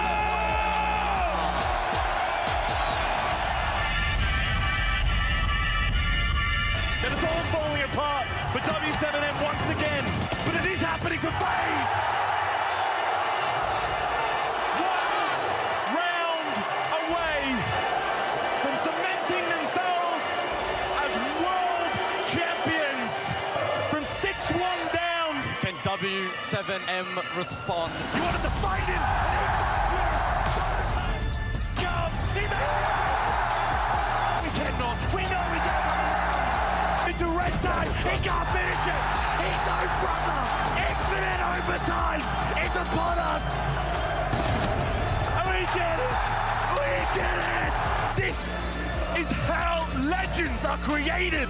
Is this the moment where we can crown a new champion, a new dynasty to be created? And yes we will! Yes we will! W7s! They cement themselves as one of the greatest of all time!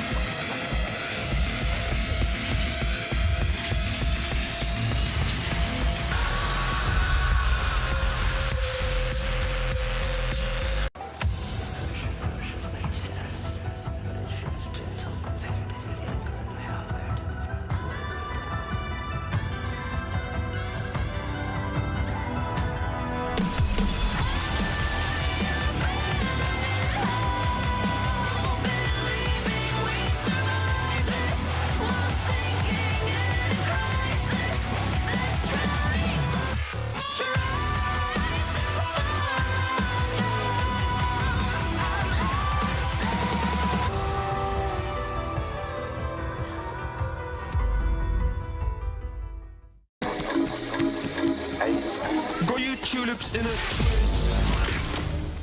Hand up boss like communist.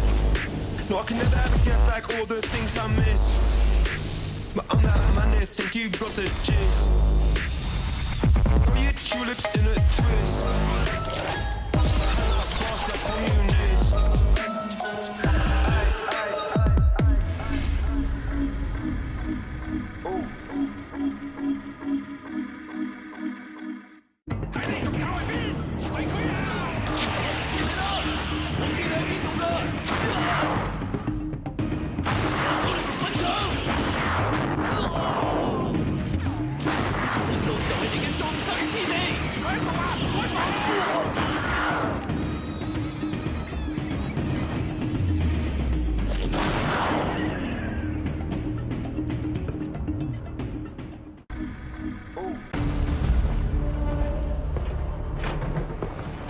This is what we've been training for.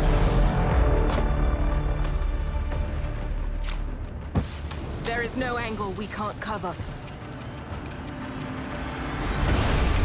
We are Rainbow. Reporting for duty.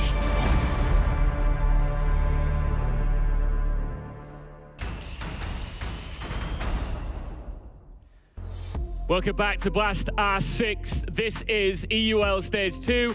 Play Day 2. Look at these two handsome devils on the right. First things first, wherever you are in the world, thank you so much for joining us. I really enjoyed yesterday when I asked you, where are you watching from? And you just dropped it in the chat. Please do that again. I'll have a look retrospectively. And we've got one game left to play. And it's a bit of a redemption matchup. Fnatic versus ITB. Two teams that really struggled yesterday and have a lot to improve on. Am I right, boys? Yeah, you absolutely are, Ian. Thank you very much. We're over by the screen, and we wanted to pull up what our big 3 points were for each team to improve on if they were going to have a chance in this game, because neither team won yesterday, and we want them to improve their performances. So for ITB, we've got the 3 here. I'll move very slightly out the way. The first one is to do what works for them on attack. We know for them, they like to play the power operators. They like to play Dokkaebi, Monty. They like to do direct takes, and I want to see them stay true to that identity. The second one is to disrupt attacks without losing bodies. What I feel we saw yesterday was ITB wanted to waste time for the attackers. They wanted to get in their face, maybe shoot a few drones. But what we were lacking is a safe pathway back to the bomb site. You go there, you waste time, but please do not lose man advantage. Go back safely to bomb site. And that links into the third point as well, which is make coordinated plays to improve refragability. Ultimately, I want to see Creeds getting in the face of the Fnatic guys, but I want to see Noah, Azza, the rest of the team working alongside him in order to do that, and at the very least, they get a refrag onto him. Now, if we move through to Fnatic, Leo, you are going to take away the first one. Yeah, adaptation to early aggression. One of the first things that we saw when they were playing against G2, G2 got in their face. Both G spawn picking, jumping out windows. You have to be ready for that. I'm not saying ITB will play the same, but you cannot lose bodies that early in a round. That's a rookie mistake. Moving through to the second one, very similar vein of form for ITB, but Fnatic have the same. Commit simultaneously in the mid and late round. So many times against G2, we saw Fnatic do something. They got the first thing right, but then they did nothing in the mid and the late round. It was so desynchronized. It wasn't together. So boys, if you're going to do it together and do it simultaneously. And I think overall, what lacked there was the confidence. You could see them, even when G2 was playing aggressive, they would fall back. That's what we needed from them. And the proactivity as well. Control the pace, you control the game. That's what we needed from them. So they're our big 3 tips for both of these teams. But to be honest, in my mind, Leo, it sounds like this Fnatic roster's got a lot of work to do.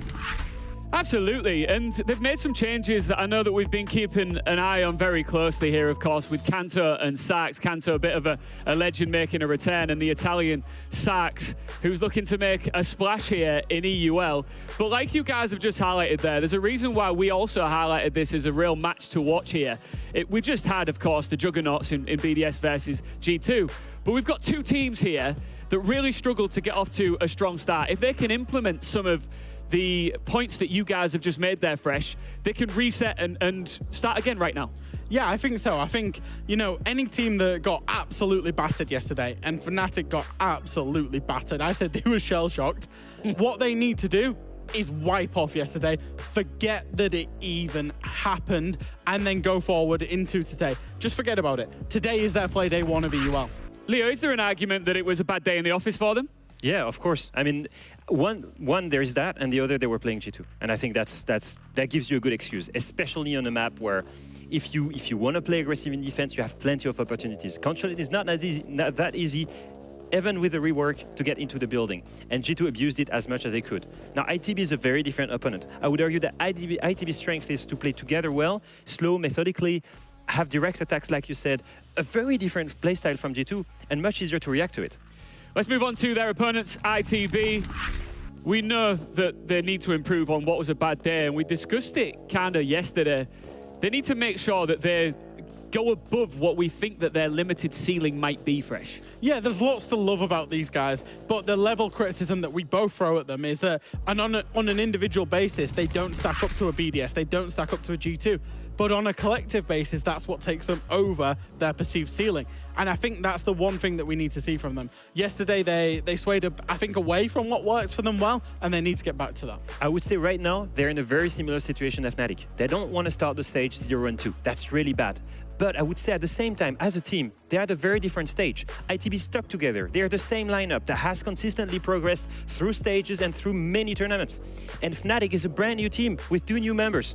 So ideally, ITB should win this one, and they were all also more confident versus Wolves yesterday than Fnatic yesterday versus G2. At the very beginning of the day, we highlighted the fact that we've got a new map, and we've been wanting to see it all day long. It's time for picks and bans. Is this going to be the moment we finally go to Lair? Yes, it is. We are actually going to the brand new map here at clutch moment. The last possible opportunity to go to Lair Fresh. It's time. I felt like you were teasing me there, Ian, and then you were just going to pull it away. But no, we stuck true. We've got the Lair that we all wanted to see. Finally, it took 8 map vetoes and we get there for EU. Now, what we heard out of EU teams is that a lot of EU teams play this map, so it's no surprise that we'll see it. I think it will be a regular. However, for me and you, Leo, this is complete uncharted territory. We don't know whether these two teams are good on this map or not. What I will say from a Fnatic point of view, it forces them to do things a little bit more properly than they tried to do yesterday, and I think that can only be a good thing. Very similar to the way Bank played for BDS, where they knew they needed to clear top floor and clear middle floor and then execute on basement. I feel like it's the same kind of maps where you have to establish multiple step-by-step plays. And Fnatic and ITB are the kind of team that I expect to have the playstyle to play well on these maps. So it will be really interesting, and especially if strategy is the real win condition here, then we're really glad to see it live for the first time, Lair in Europe League. Give me a team. Who's going to win? Let's go. ITB should win. Let's go. Fnatic. Oof. All right, you guys are going head-to-head. It's time to bring in Dev and Pengu. We're going to Lair, baby. We are going to Lair. Yes. So, Nicholas, I have a question for you, mate.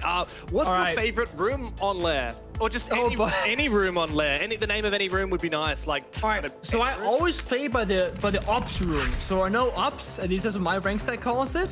It's the room where the mirror window often go. It looks towards a singular door leads to the outside. Does that make sense? You know what that is? Yeah. It's by this bump right here. No, I know that one actually. That's like the external one that everyone always fights over. Yes. All right. My favorite room. So yes, look.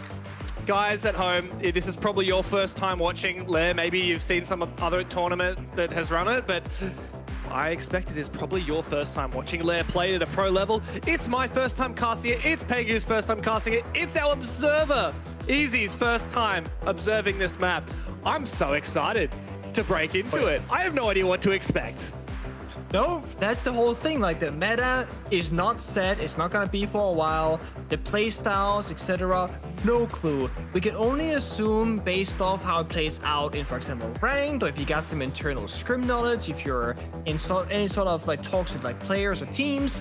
One thing I am not surprised about, however, are the current Arbiter bans. Both the multi and the bits being planned out. This makes perfect sense. Shields are incredibly strong on new maps because you don't know all the perfect angles and map control and the roam clear, etc. Shields just make that so much easier. So both teams saying, you know what, let's play a quote-unquote fair game of Rainbow Six Siege with no shields involved unless they play Fuse.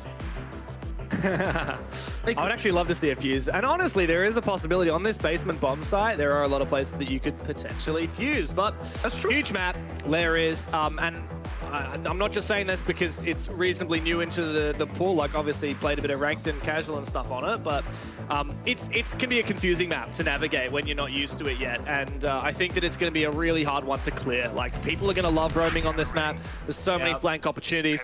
If you're picking that basement bomb site, you're not going to be able to comfortably go for like a map clear. You're just not going to have the time, and you're going to have to constantly worry about flanks. But that said, I think we haven't seen it settle yet, but it seems to me that this top floor bomb site is one of the favorites. Yes, that's my immediate thought as well. Is I could very well assume for the beginning at least that we're gonna see top into basement being number 1 and number 2. I think it's always like a very big comfort thing because you have less floors to work with, less roaming necessary, etc., less, verticality to die to as well. But then as the map will kind of progress over the seasons to come and the months to come, etc., I expect the middle floors might actually increase in pick rate because you start learning the map, the verticality, the roaming a lot better. So always fun to watch a map from the beginning and as it goes on. Very true.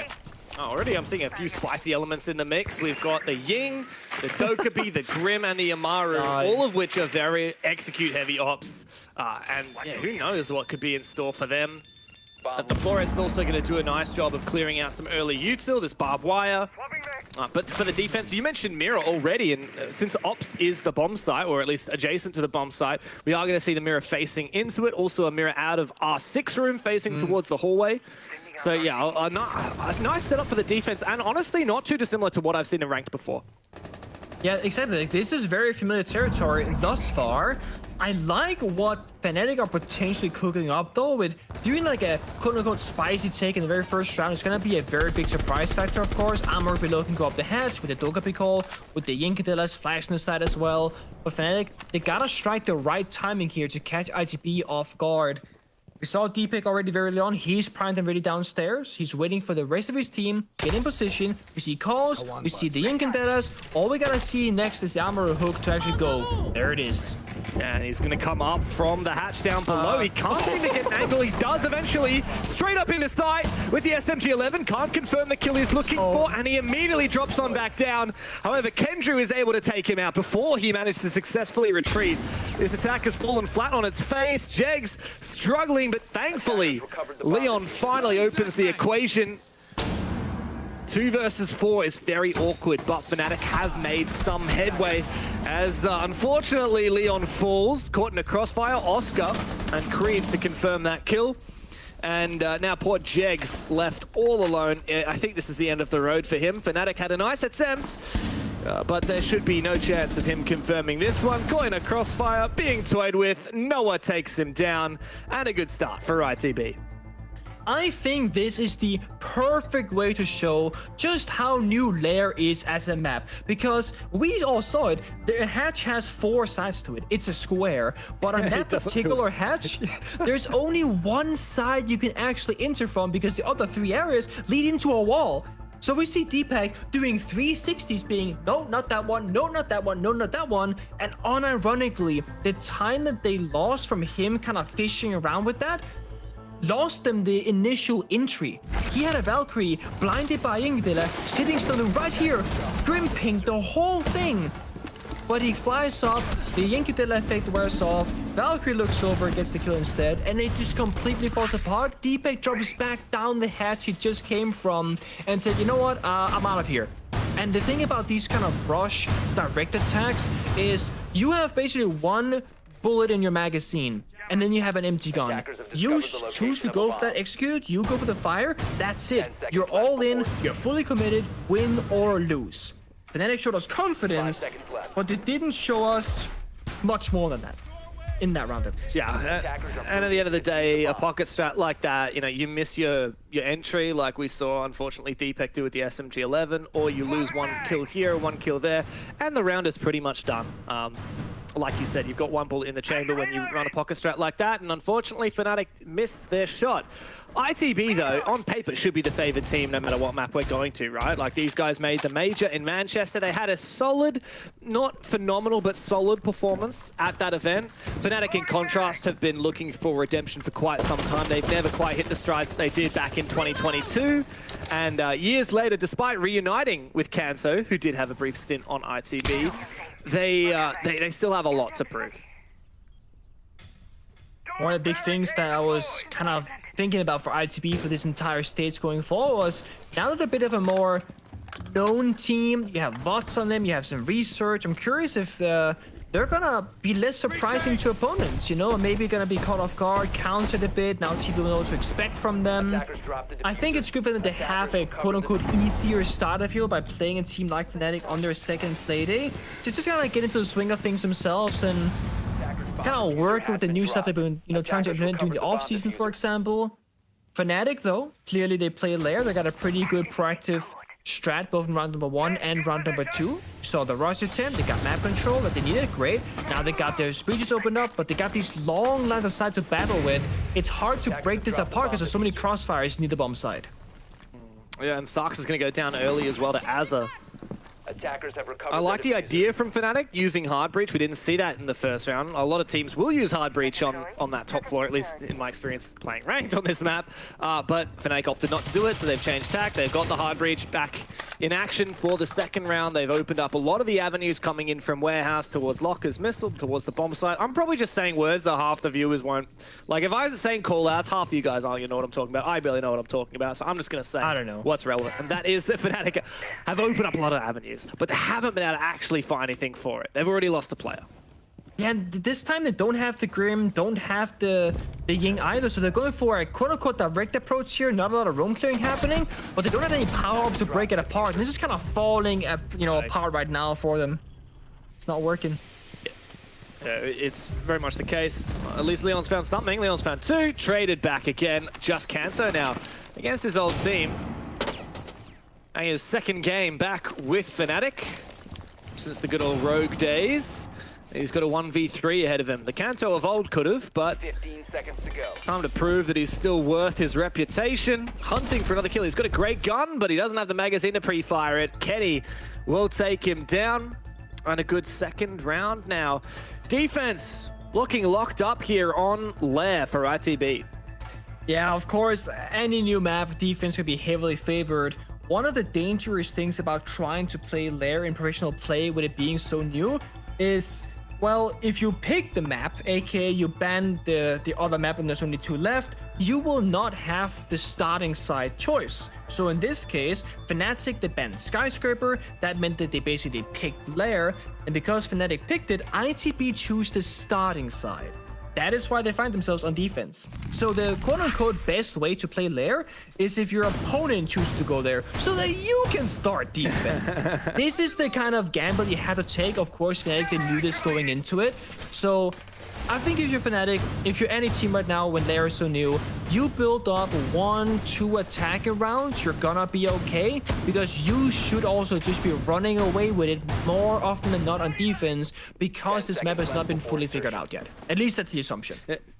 Yeah, but this is exactly why we rarely see new maps played a lot of, and why so many teams opt with the philosophy that Virtus.Pro take. Like Jack was saying earlier today, Virtus.Pro will rarely integrate a new map into their pool. They will wait until the last moment. They're not really like innovators, they're adapters and perfecters. They take what everyone else is doing and they find out a way to perfect it, and so many teams adopt that because it is a safe strategy, right? But Fnatic here, they were the ones that opted to leave Lair in. It gives ITB, as you said, the choice of side. It's a newer map, so it's already going to be defensive favored. Fnatic are taking a huge risk here. They need to weather the storm of this first half, hope for a round or 2, and then come through when it comes to the second half. Not a lot of roam clearing operators here. No Jackal, no Deimos, no Dokkaebi. Just a pretty good old lineup with the Grim, of course, kind of being mixed in there. But they're making good progress so far. Taking the first ops room, now going to the hallway, droning it out. The only issue is the very big map. What they're doing is they're pushing away ITB from the roam game, but they're not meeting them with guns to cut them off anywhere. So they're just like slowly pushing it back, pushing it back, pushing it back. And if ITB wants to, they can just go all the way to back towards the bomb site-ish area. But now they're sticking around though. Kenny C4 in hand, looking for an angle. Nate goes out, he trades with the C4. No damage on either side though. Fnatic, they gotta move first, they gotta strike, they gotta push off these roamers. Dominance of the top floor is essential for moving down onto the ground floor where the bomb site lays. But Fnatic don't want to over-aggress. And ITB haven't felt too much pressure yet. Yeah, Creeds has taken a little bit of damage, but he's still got this crossfire he can sustain. And Leon wants to get in amongst it. Bit of damage done onto this Azami's Keeper barrier. Oh, he knows that player is caught in the room here in gun, but it looks like after a bit of a brawl, seems like Fnatic have weathered the storm. They managed to find 2, but at the cost of Jegs and Sarks falling themselves. Top floor is cleared, but the Buck has survived. And that means that Cancer not only finding another kill, but he can also use that skeleton key to enable the vertical push. However, Azza had been undroned, unaccounted for, and so he punishes onto Leon. 2 versus 2, and still action going down on this roam. He's gonna keep on going. Just need one man stay. No, Kenny finds both kills in a round, and every single kill, every death happened above the bomb site. Bomb site is a whole floor downstairs. They're all brawling it out, and this is the thing. There's so much map to worry about. Their flanks, getting the entries, the bomb site itself. If you look at that from a top-down perspective, you could say Fnatic, they could have just pushed the site for free, but they don't know that because they have so many other things to worry about, and you can't necessarily make these really quick rotations like just dropping down a hatch immediately or jumping back out a window like on Consulate. This is a very closed map. Once you're in it, you are in it, and there's not that many ways to quickly back out like we see on older maps in Siege. Yeah, I'm pretty surprised, to be honest, that ITB managed to keep on fighting for that top floor. Like 2v2, and still the last 2 players are on the top floor, and bomb site's down below. Fnatic thought they had maintained top floor control, and that's why Leon just sprinted on through to his demise, and Kenny had a really solid end to the round. So solid for ITP. I think we will see, like, now that we've had 3 rounds, we've had 3 bomb sites played, Nick. Like, Fnatic are going to have a better idea of what these setups are. And this is where not only are we testing how much have you practiced, Lair, but how much can you adapt on the fly. So what do we think? Like, knowing Leon, knowing this squad, are Fnatic an adaptable team? I'm not sure. Well, whether they are or not, I'm not sure. We'll find out. What I do know is that Fresh and Alphama, they spoke about the things that Fnatic that gotta do to improve. What they need to do to improve is their words, I believe.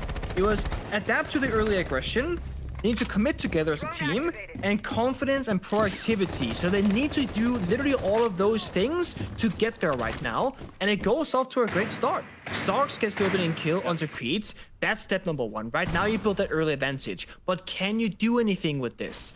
Basically, when you get a kill like this, you buy yourself maybe 20 seconds off the clock because you've now cleared a player position, you got manpower, and you essentially have less utility to worry about potentially the round, especially with that kill being a Sami, of course.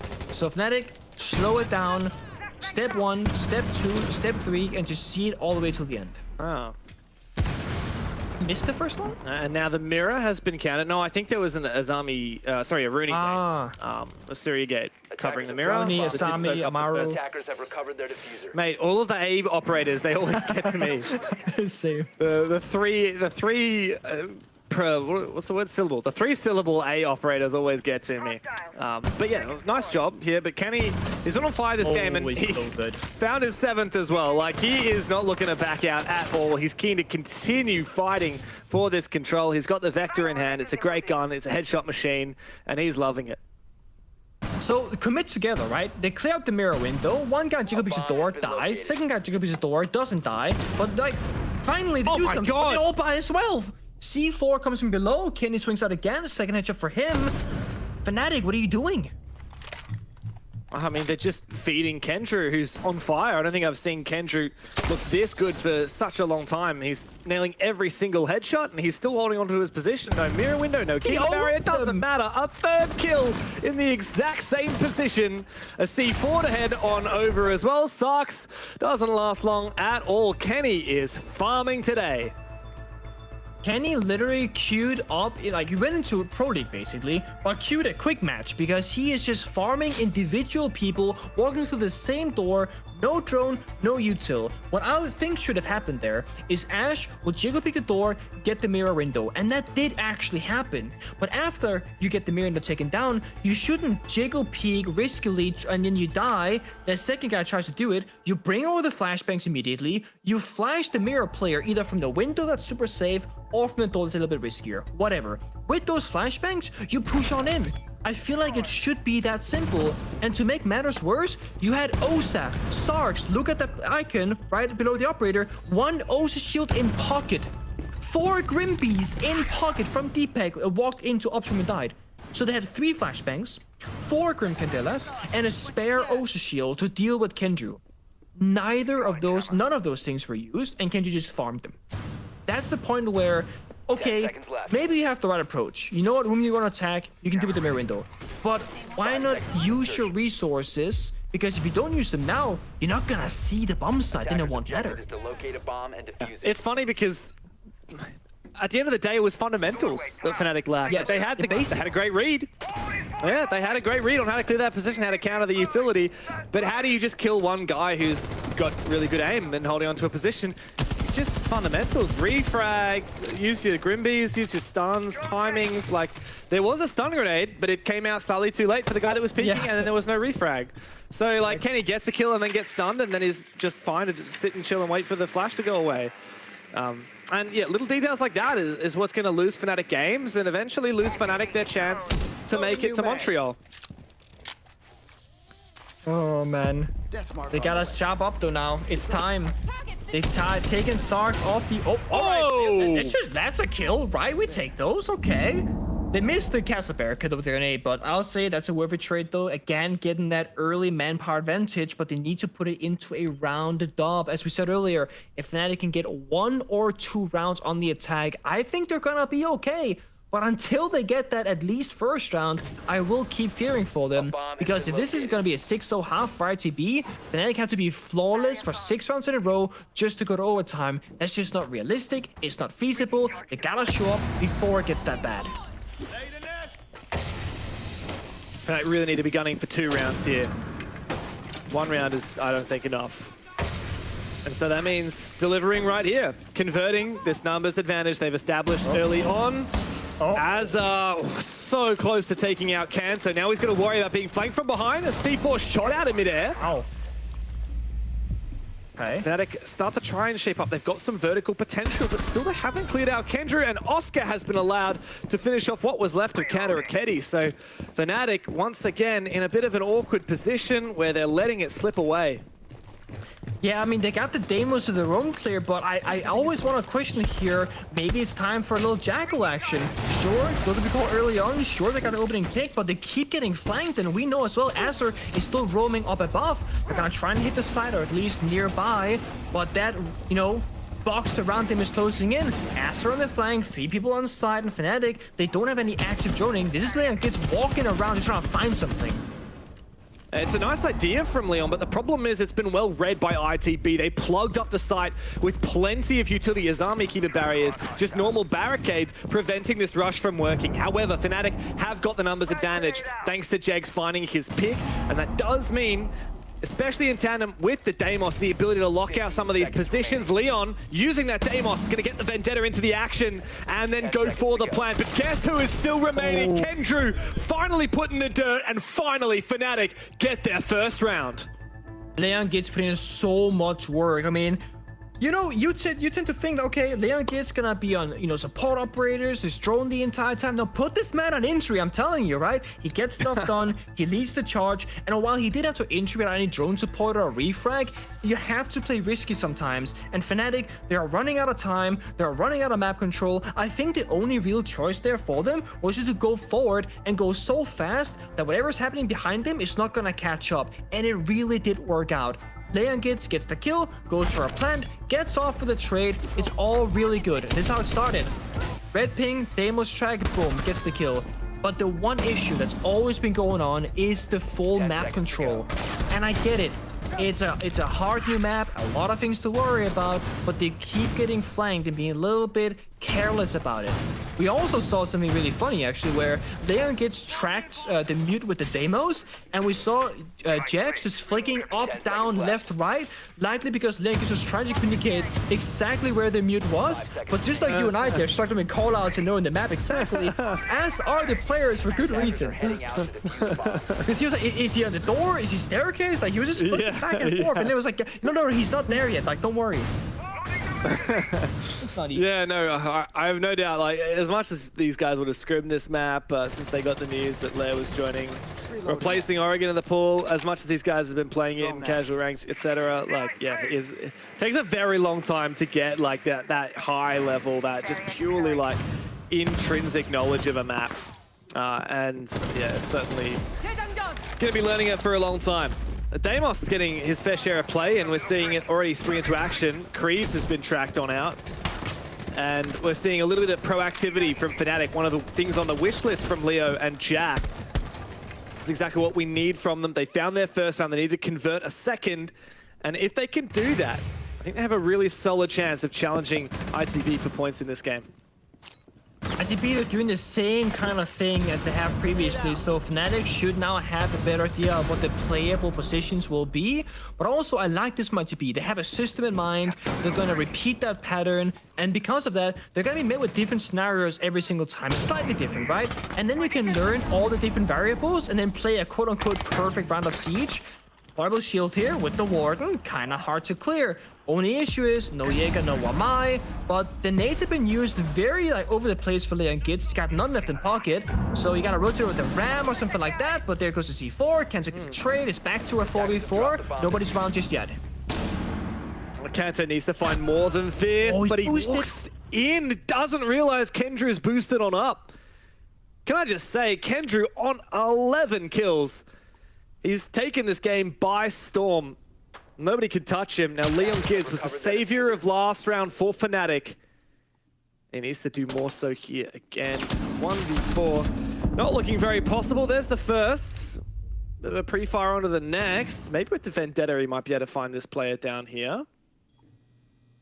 He's actually pretty close, just around the corner from him. And he's got a few sound cues as well. He reveals his position, makes a vaultable hole, but I believe ITB are in a solid position to prevent any 1v1s. They can maintain crossfires. Creeds finds the final kill, and thus the round ends 5-1 in favor of ITB. Fnatic had a brief moment of success, but Nick, it was not to sustain itself to a viable half. Now they move on to their defense, and even a single error means match point for their opponents. Yeah, they gotta put up a really solid performance, and the thing is, the good thing about starting on the attacking side here for Fnatic is they get to take a look at how ITB they're defending and like what their meta game was, what their approach is going to be. And you can now take some inspiration from this and say, okay, they're doing this and it worked really well. Let's try and imitate that. Or, hey, they didn't play this particular bomb set that we actually thought was really strong. Maybe we got that wrong. Not to say you should flip the script on your entire game plan and strategy, but you're learning very valuable things here by actually seeing what the stronger side is and is not doing. So I wouldn't be too surprised if we see a similar thing for Fnatic, but right off the rip, it actually is going to be a bit of a toss-up. No Mirror, for example, more playing about the intel from the Fenrir, trying to pick your 3 areas where those mines will be activated. You can play off of that on contact, of course. Bandit tricking for the wall denial to keep those walls intact on both sides, and just playing, I guess, good guns. I like the Legion here. Get a bit of information, but to be honest, there aren't that many vaultable windows with high impact, I would say, where a Guma is guaranteed to go off. It can be nice on the staircase, but if it gets shot, you're not gonna hear it, then the flank is open. So you have to be very active if you're Fnatic right now. You can't rely too much on just the Fenrir mines or the Guma's a thing to give you the whole story of information. Well, at least Fnatic have found an early advantage, taking down the Deimos at Noah. I actually don't know. Was that an aggressive peek outside? I'm not entirely sure. The thing about this lineup for Fnatic is like it really does rely on still having good gunfights, right? Because it's like a lot of traps to prevent lurks, and it's wall denial and fortification of positions. But it's not like we got, you know, a mirror or something that's really going to guarantee that you're winning these fights. And so yeah, at least they've got numbers advantage, but it's just so hard to have faith in a team that's only won 3 rounds in the league so far. And this is, we're pretty deep into their second game. Careful. All right. Done. He does get the trick off though. Yeah, denies the entry point. It's only a pressure point now. They can peek on in with their heads. So I would say mission accomplished there for Jackson the Bandit. No pathway enabled though. Candelas, can you make a player? Kenny, 11 kills, did so well on defense. But now gonna step on the attack. It's a bit of bait and switch, but he jumps on in. Oh no. Yeah, very risky. And maybe it is just a tale of 2 halves, because Fnatic are looking pretty much lock and loaded on the second half here on defense. ITB don't have a lot to show. They haven't really had success anywhere in the map. Opening death. Unable to breach the wall successfully, unable to make an execute work with the Ying and take control of this other side of the top floor. Not a lot to cling on to here for ITB, at least for Fnatic. A little bit of confidence, perhaps. Oh yeah, if you're Lair, get you saying, I told you boys, all we have to do was get the 1 round and go on defense, we're gonna go flawless. That's like every RGL ever. You don't really believe it, but you have to say it and inspire your teammates, because you know that you're down pretty bad right now, and you need every single round you can get. Come on, Creeds, get one. Nope. Nope, he's not gonna get anything. It's flawless. There we go. All right, you know what Leon Gitz is saying right now? Exactly what you said. Come on, guys, I told you so. Yeah, pep talk time. We got this. 1 minute at a time, boys. that is the story here. I mean, when you play this level, it's always about the upcoming round, or so to speak, like your current round. It doesn't matter what mistake you made before. Don't start doubting yourself because you messed up in round number 1 and now you're in round number 7. It's about what you're doing right now that matters and nothing else. Of course, you should keep track of what bombs enemies playing and what positions they play and what kind of objects they like to bring. But generally speaking, don't worry too much about the past, because it can affect you. You play worse, you play more scared, and it's gonna snowball into a loss more than anything else. That's right. I mean, it's a very well-known sports psychology mantra of you can't change the past, right? So it's actually unproductive. It's not really about like, being super positive or optimistic. It's not about optimism at all. It's about being practical. Like, you literally cannot change what has just happened. All you can change is the next round. So there's no point arguing about what happened last round. Did you end up reading that book you were talking about? The Inner Game of Tennis. I was reading that while I was on vacation last week. Yep. No way, you did. I was laying by the pool reading it, and I was like, okay. And that's so much of what that book had, I could so relate to from like a professional player standpoint, as a athlete, so to speak. It's a very good book. Yeah. Thank you for the I need to recommendation. reread that one again. Yeah.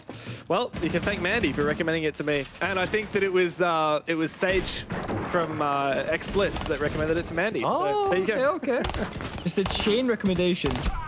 It is. Oh man, Kanto, bro. Like, this isn't 2018. I was gonna say, was that necessary? Again, like, if that was kind of 2018, he wins that every single time, right? Like, no doubt about it. But you're playing defense, you got everything going for you. The one way you lose these rounds, and whether you shouldn't, is throwing bodies and taking these risks aren't worth the reward. Kanto getting the kill there is okay. Kanto dying there is actually pretty bad for the team, because now you play at 4v5, lose a big portion of your own game. The drone confusion with the video scanner, no longer in play either. So I'm gonna say here, not worth it. Yep. If it's plus 10 karma for getting that kill, it's minus 50 karma for losing it. And the same can be said here for Sark's falling.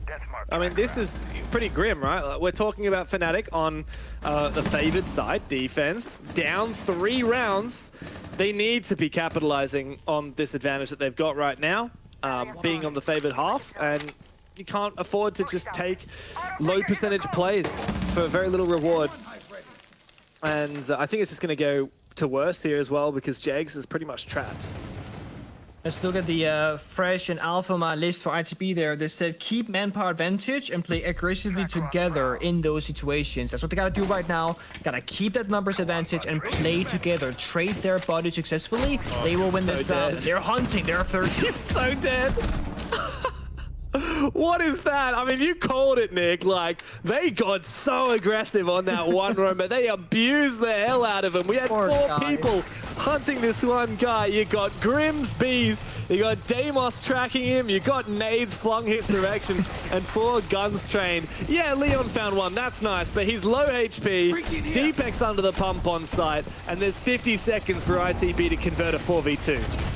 Also, just to go back to the first one of Kanto dying, they're playing Dokkaebi in the attack, so they get to hack the phones that early on as well. It's even a bigger negative than before, and to shoot out their own bulletproof camera on the bomb side. The good thing for Fnatic, 30 seconds left, not that much time. ITB, if they have one slip-up, one mistake happening on the server, that could be the round-turning moment for Fnatic on defense. They say the most dangerous numbers advantage to have is a 4 versus 2 because of how quickly it can slip. We saw it earlier today with G2 and BDS, and now Leon just has to look to deny the plan. He's taken down by Oscar. Deepek with it all to do, and the plan confirmed. Nice headshot onto Creeds, almost a second found. There's a lot of work to be done. There's a player up above, and his Cubit barrier is preventing his path towards this diffuser. He's caught in a crossfire around in the corner. He gets a little bit of information, a bit of a shoulder peek. But he's not going to last at all, can he, to lock it in? And with that, match point is well within the hands of ITB. Fnatic on the ropes for a second playday in a row. And now this is worst case scenario, because now we can talk a bit about the attacking side for Fnatic as well as the defense.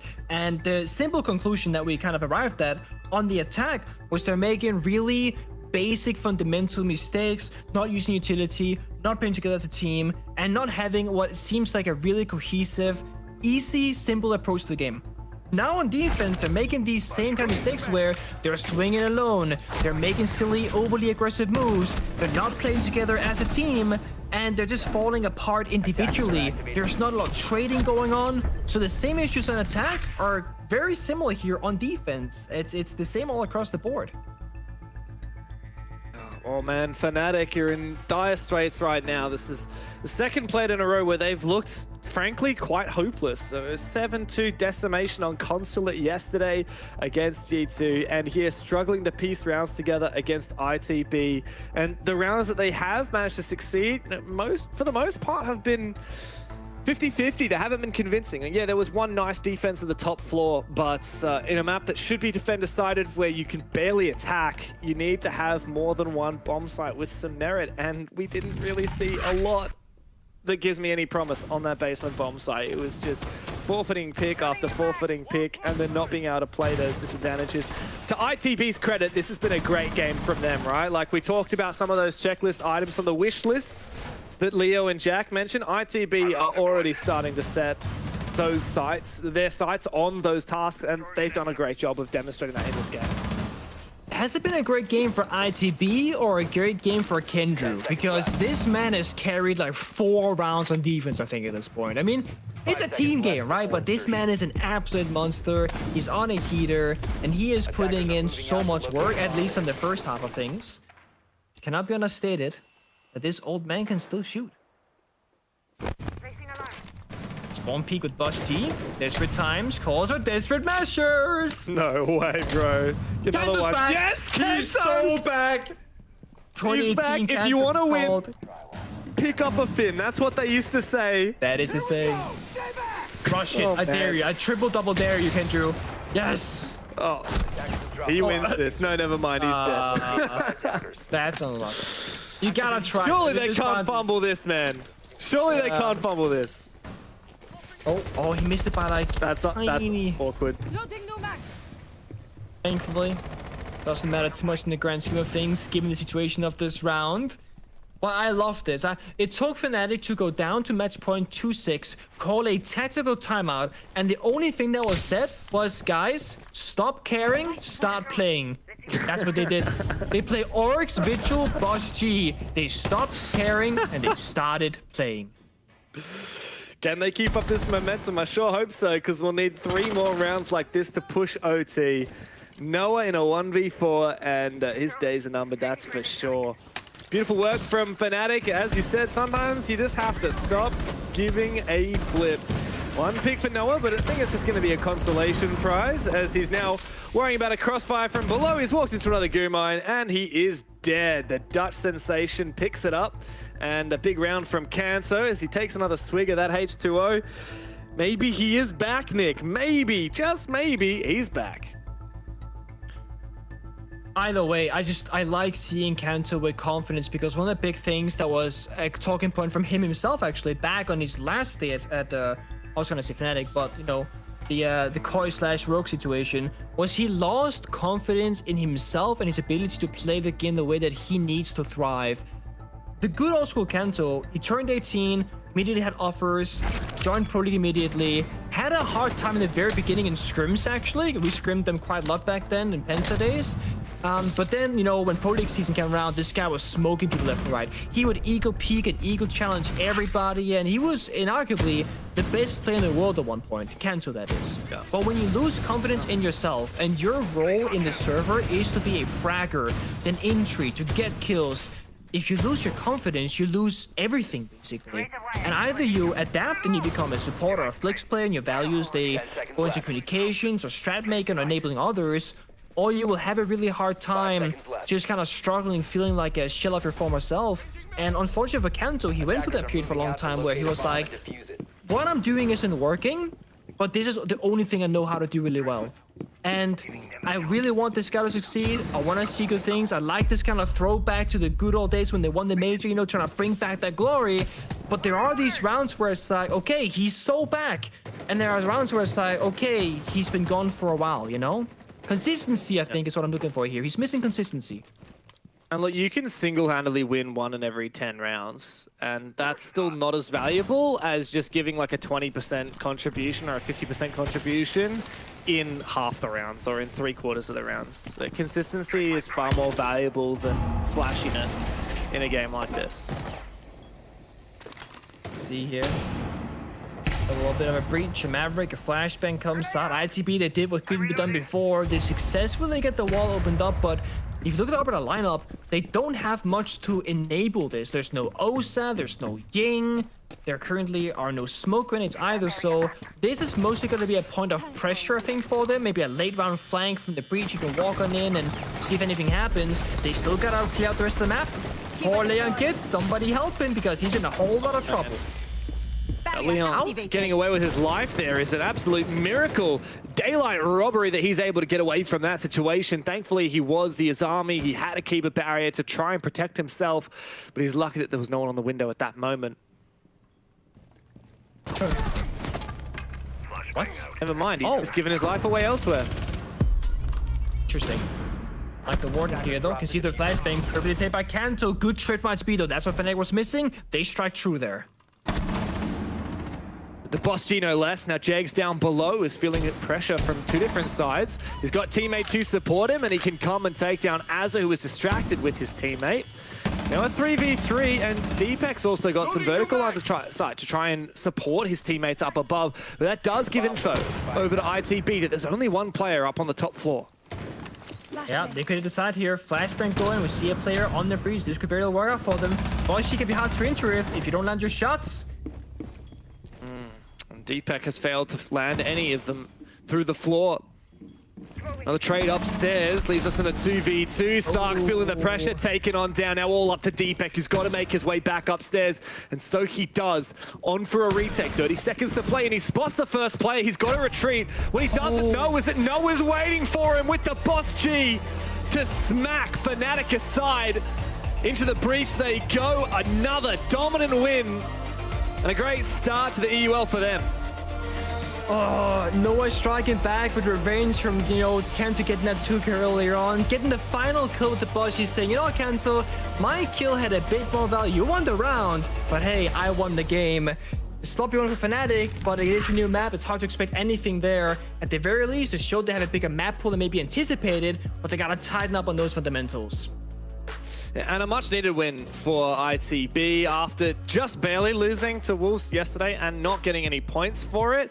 They really were looking to make a statement, of course, making the Manchester Major set their sights on the Montreal Major. They're going to have to prove it. On the flip side, Fnatic, what is going on? A question that I certainly can't answer, but hopefully someone on the desk can.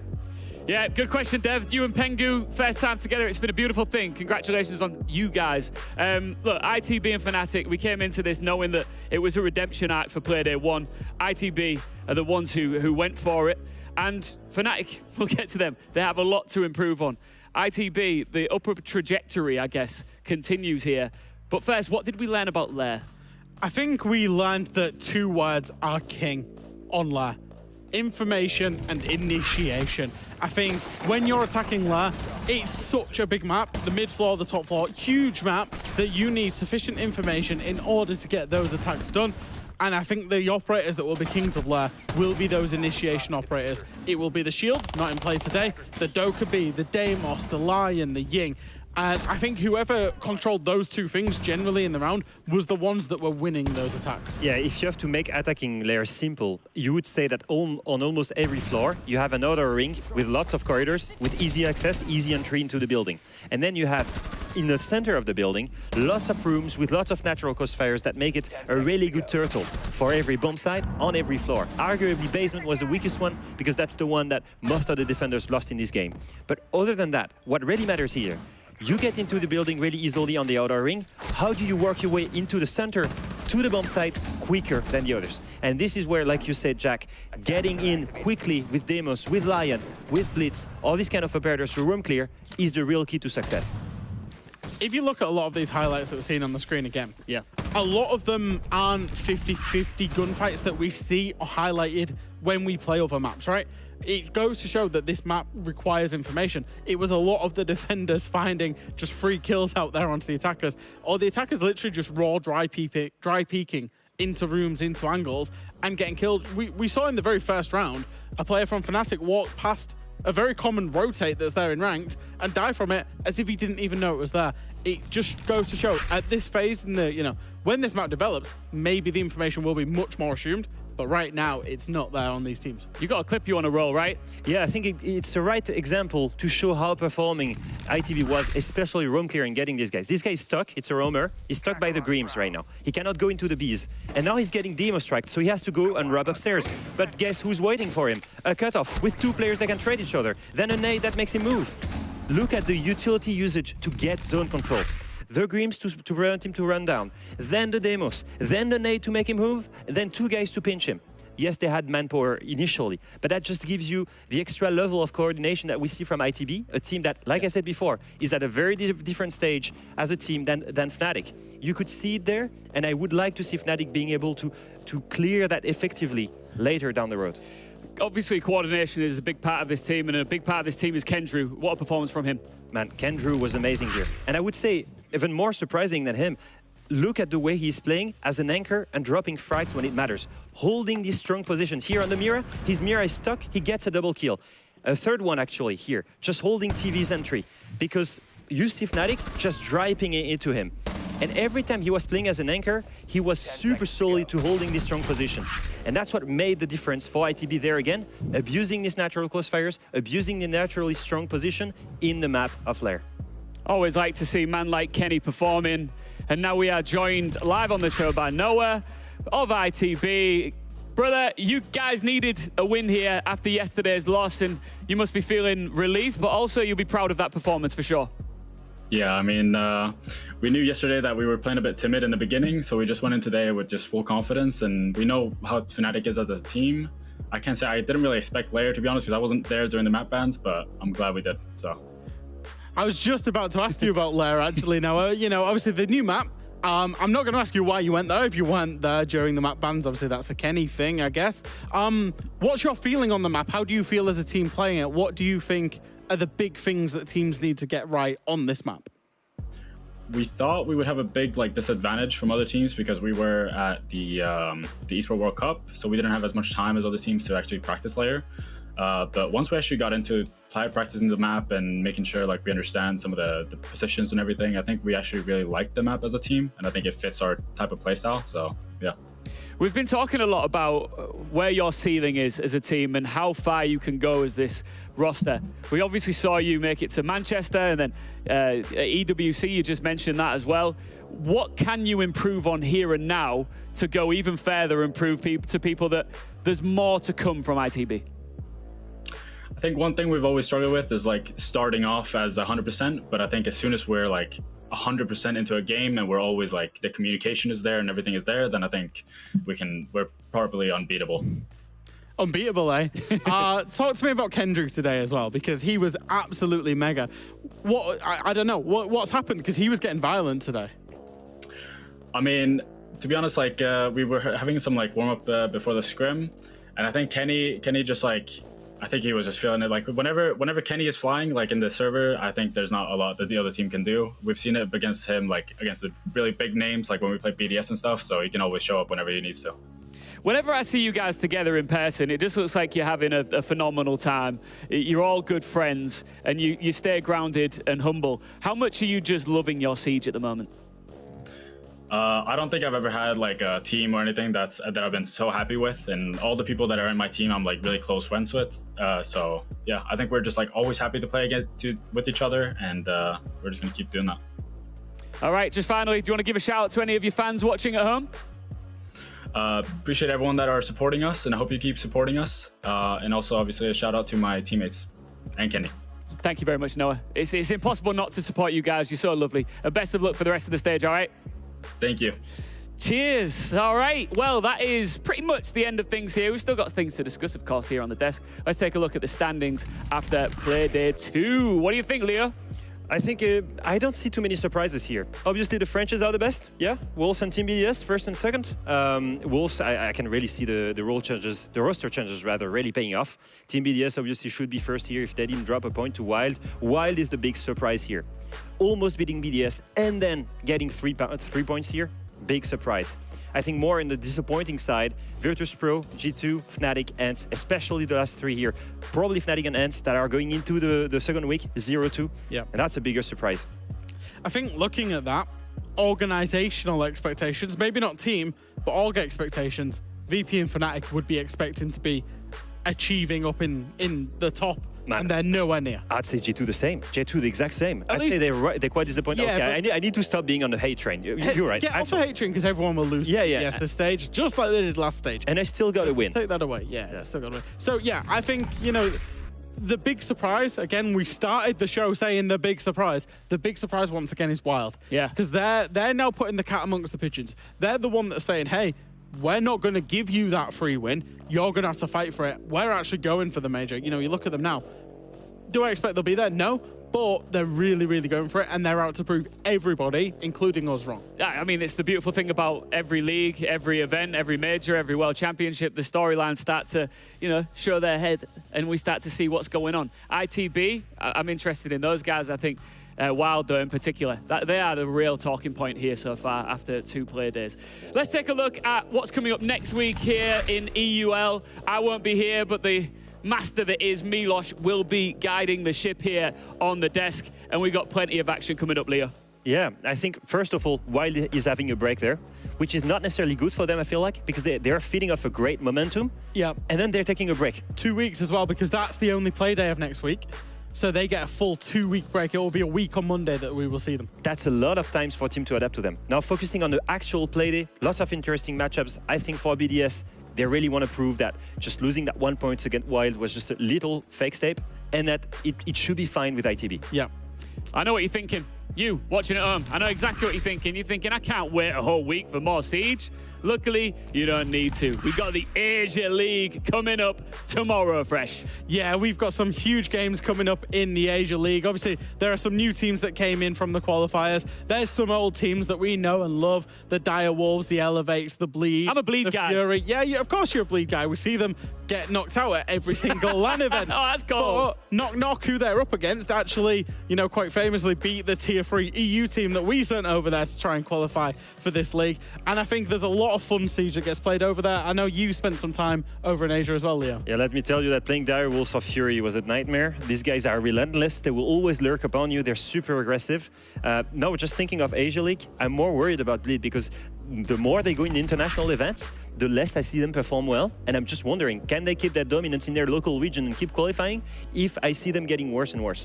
All right, well, that wraps things up for us here on the desk for EUL Stage 2 Play Days 1 and 2. It's been a pleasure.